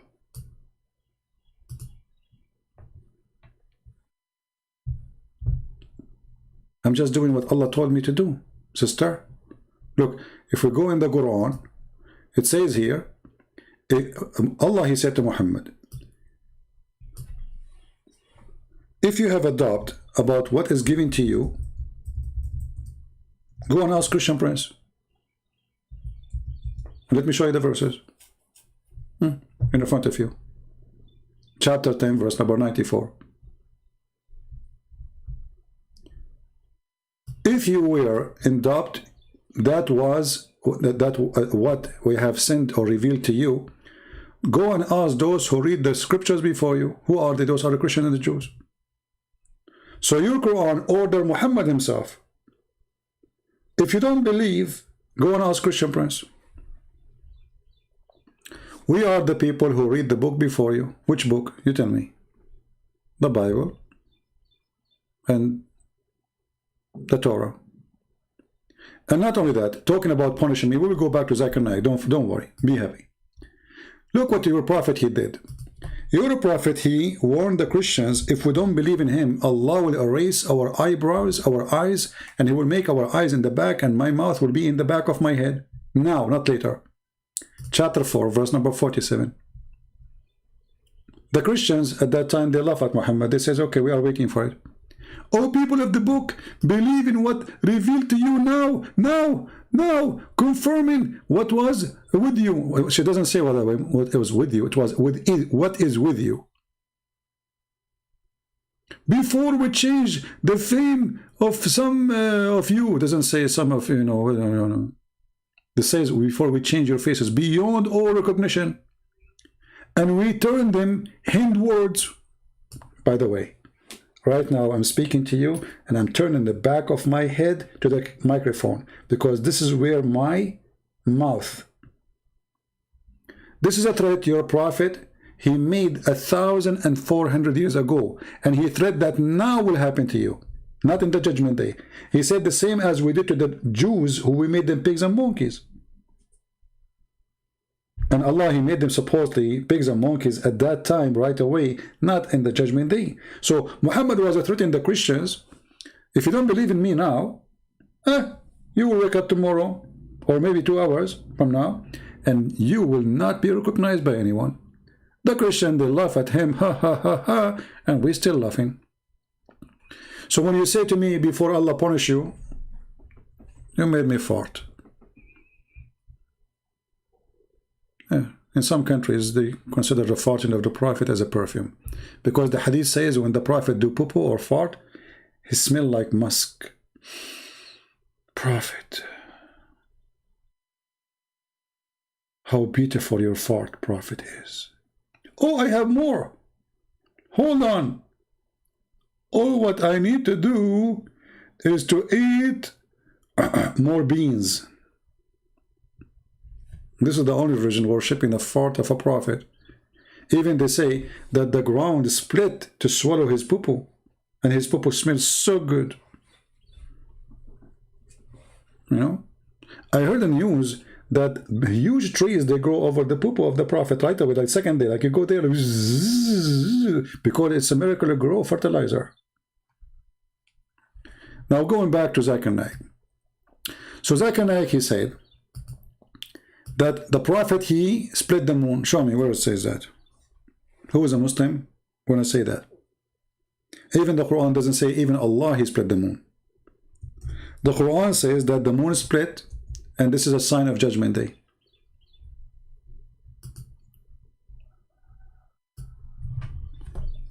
In fact, this is a proof that Muhammad is a false prophet, because he prophesied. This is the chapter of the moon, verse number 1. Muhammad, he says that the moon is split asunder, and the judgment day is sight, not only near. اقتربت الساعة. So Muhammad made a false prophecies 1400 years ago that Judgment Day is almost there. And here we go, started, the moon split. So the stupid Muhammad, he saw an eclipse.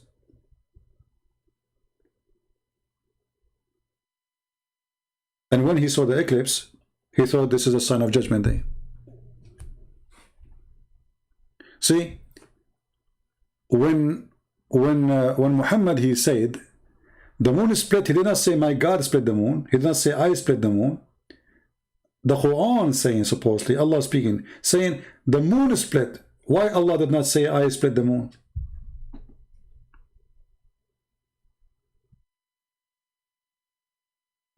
The indication in the chat, in the text there, that it's not Allah who split the moon. Allah is telling you what happened to the moon. The moon is split, Judgment Day is coming. Who split the moon?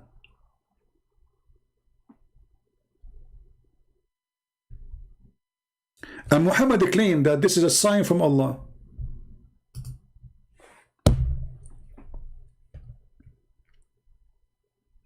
But hold on.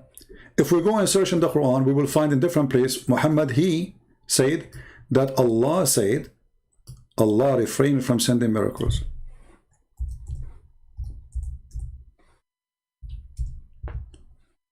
Chapter 17, verse number 59. And guess what? Chapter 17, verse number 59, revealed after the chapter of the moon. So how Allah says we refrain from sending signs if he already did one?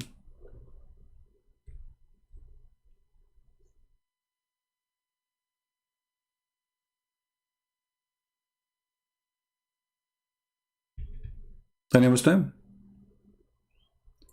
Remember, this chapter 17, verse number 59, don't look at the order you see in the screen. I mean, the number 17 doesn't mean the order. You go to Google, search for the order of revelation, and then you will learn about how those verses are revealed, supposedly. And you will find that the chapter 17 revealed after the chapter of the moon. So, if the chapter of the moon is speaking about the miracle of Allah, and then chapter 17, which came after, says Allah refrained from sending miracles, which means he never sent one. That means there's a lie there. Anyone?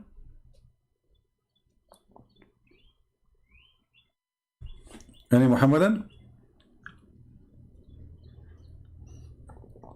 And why Allah here refrained from sending miracles? Because former generation, they don't believe in them. But this is not true. All the Christians believe in every single miracle happened by Christ or by the prophets before him. And this is not an excuse. Don't Allah knows that there's people who will not believe in Jesus? So why he gave him miracles anyway? And why he will not give to Muhammad? But because Muhammad is a false prophet, he come with this excuse. Do we have any Muslim here?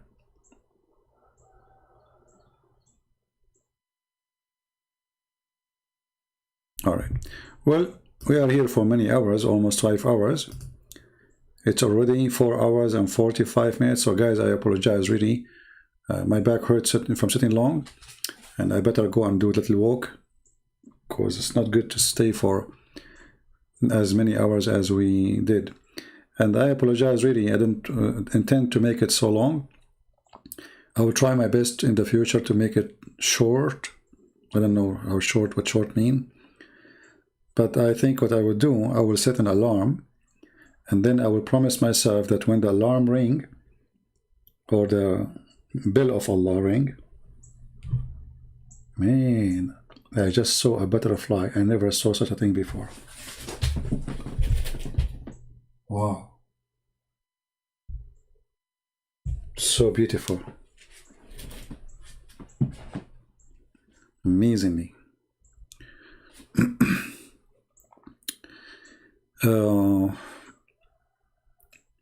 God is good, isn't it? You see, if you don't believe in God, by the way, I mean, there's some people who believe in superpower, right? But you need to know that superpower will not make such a beauty. I mean, nature is a power, yeah, powerful. Wind is powerful. Sun is powerful. But the design is amazing. If you look at Little Rose, you know, Little Rose, how it is decorated, it's so amazing. A butterfly. There's no way I can decorate myself. And I'm talking about my skin and my face or my wings. It's impossible to believe in such a silly thing. Otherwise, I like to have wings. Then let me design wings for myself. A human being always wanted to fly. So why after 1,000 of years don't have wings? I want wings. So God always, he proved himself. And this is why the Quran cannot be from God. Because it's silly, it's stupid, and God has no way to be there for a second. God is amazing. The God of Islam is an idiot. He's silly, he's stupid. He don't even remember which one he created first, the mountains or the stars. In one verse he says, the moon split. Verses after says, we never send you a sign. We refrain from sending signs. While Jesus raising people from death, making the blind see, healing the leper, healing whoever even just ask him, a blind, he came to Jesus, he's in the street, he's begging not for food, he's begging to see. He's blind, but yet he see better than us. He knew who was the one who can give you vision. So he did not say to Jesus, and which I find it very strange story, a blind man in the street, he did not say to him, Jesus, give me food. I'm blind. He said, let me see.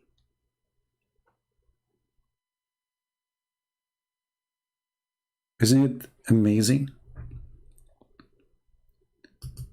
This blind man have a very strong vision.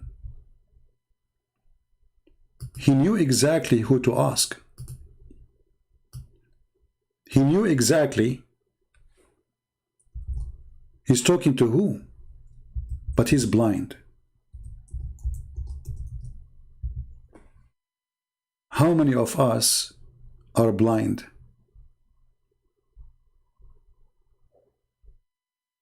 Yet we have eyes.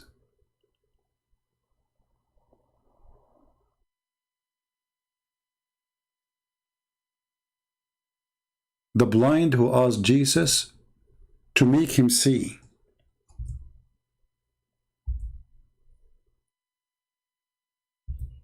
Is no blind.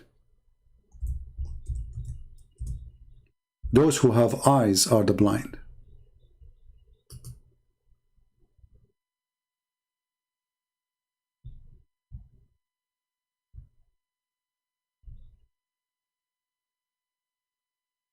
Each time I see or I read a story in the Bible, it's amazing. And when it's come to Jesus, it is beyond amazing.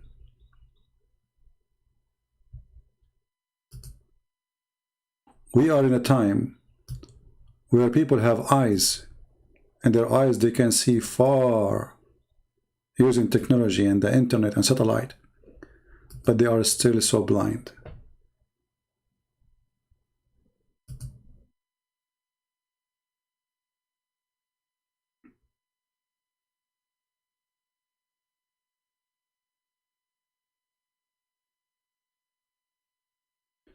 If you cannot see what the blind man he saw when he spoke to Jesus before he gave him eyes, you will not know how beautiful Christ is.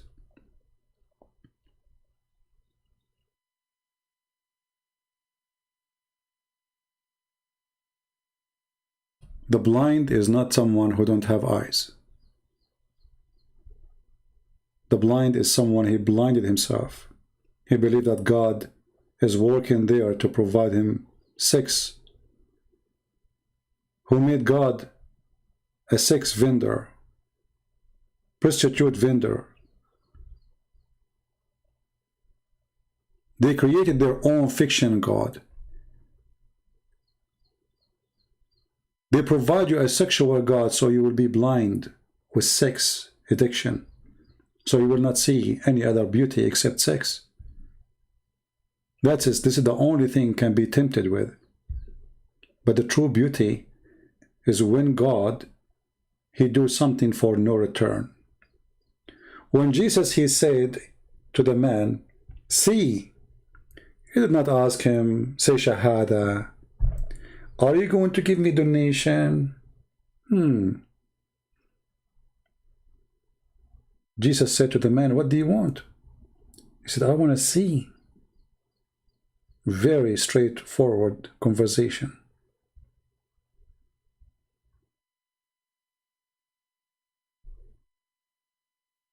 So if you learn, and if you are a Muslim, if you want to learn how to pray to God, it's not by bending over. Because you bend over or you don't, still you are so short for God. You are not even the size of a mosquito. If you stand up, if you sit down, still you are not tall for him.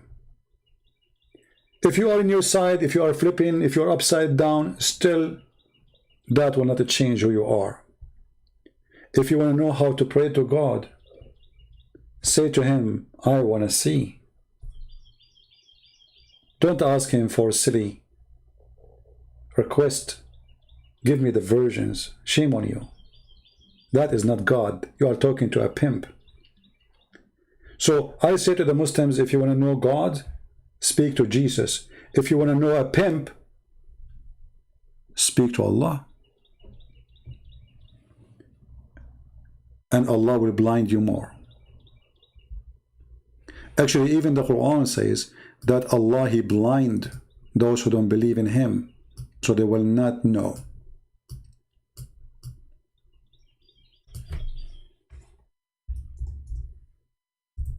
So they will not see. So they will not hear. And if Allah is the one who sealed our heart and our eyes, and then Allah is going to punish us for our heart and eyes are sealed. So who is this Allah? While Jesus making the blind see, Allah, he make you blind. The Quran says so.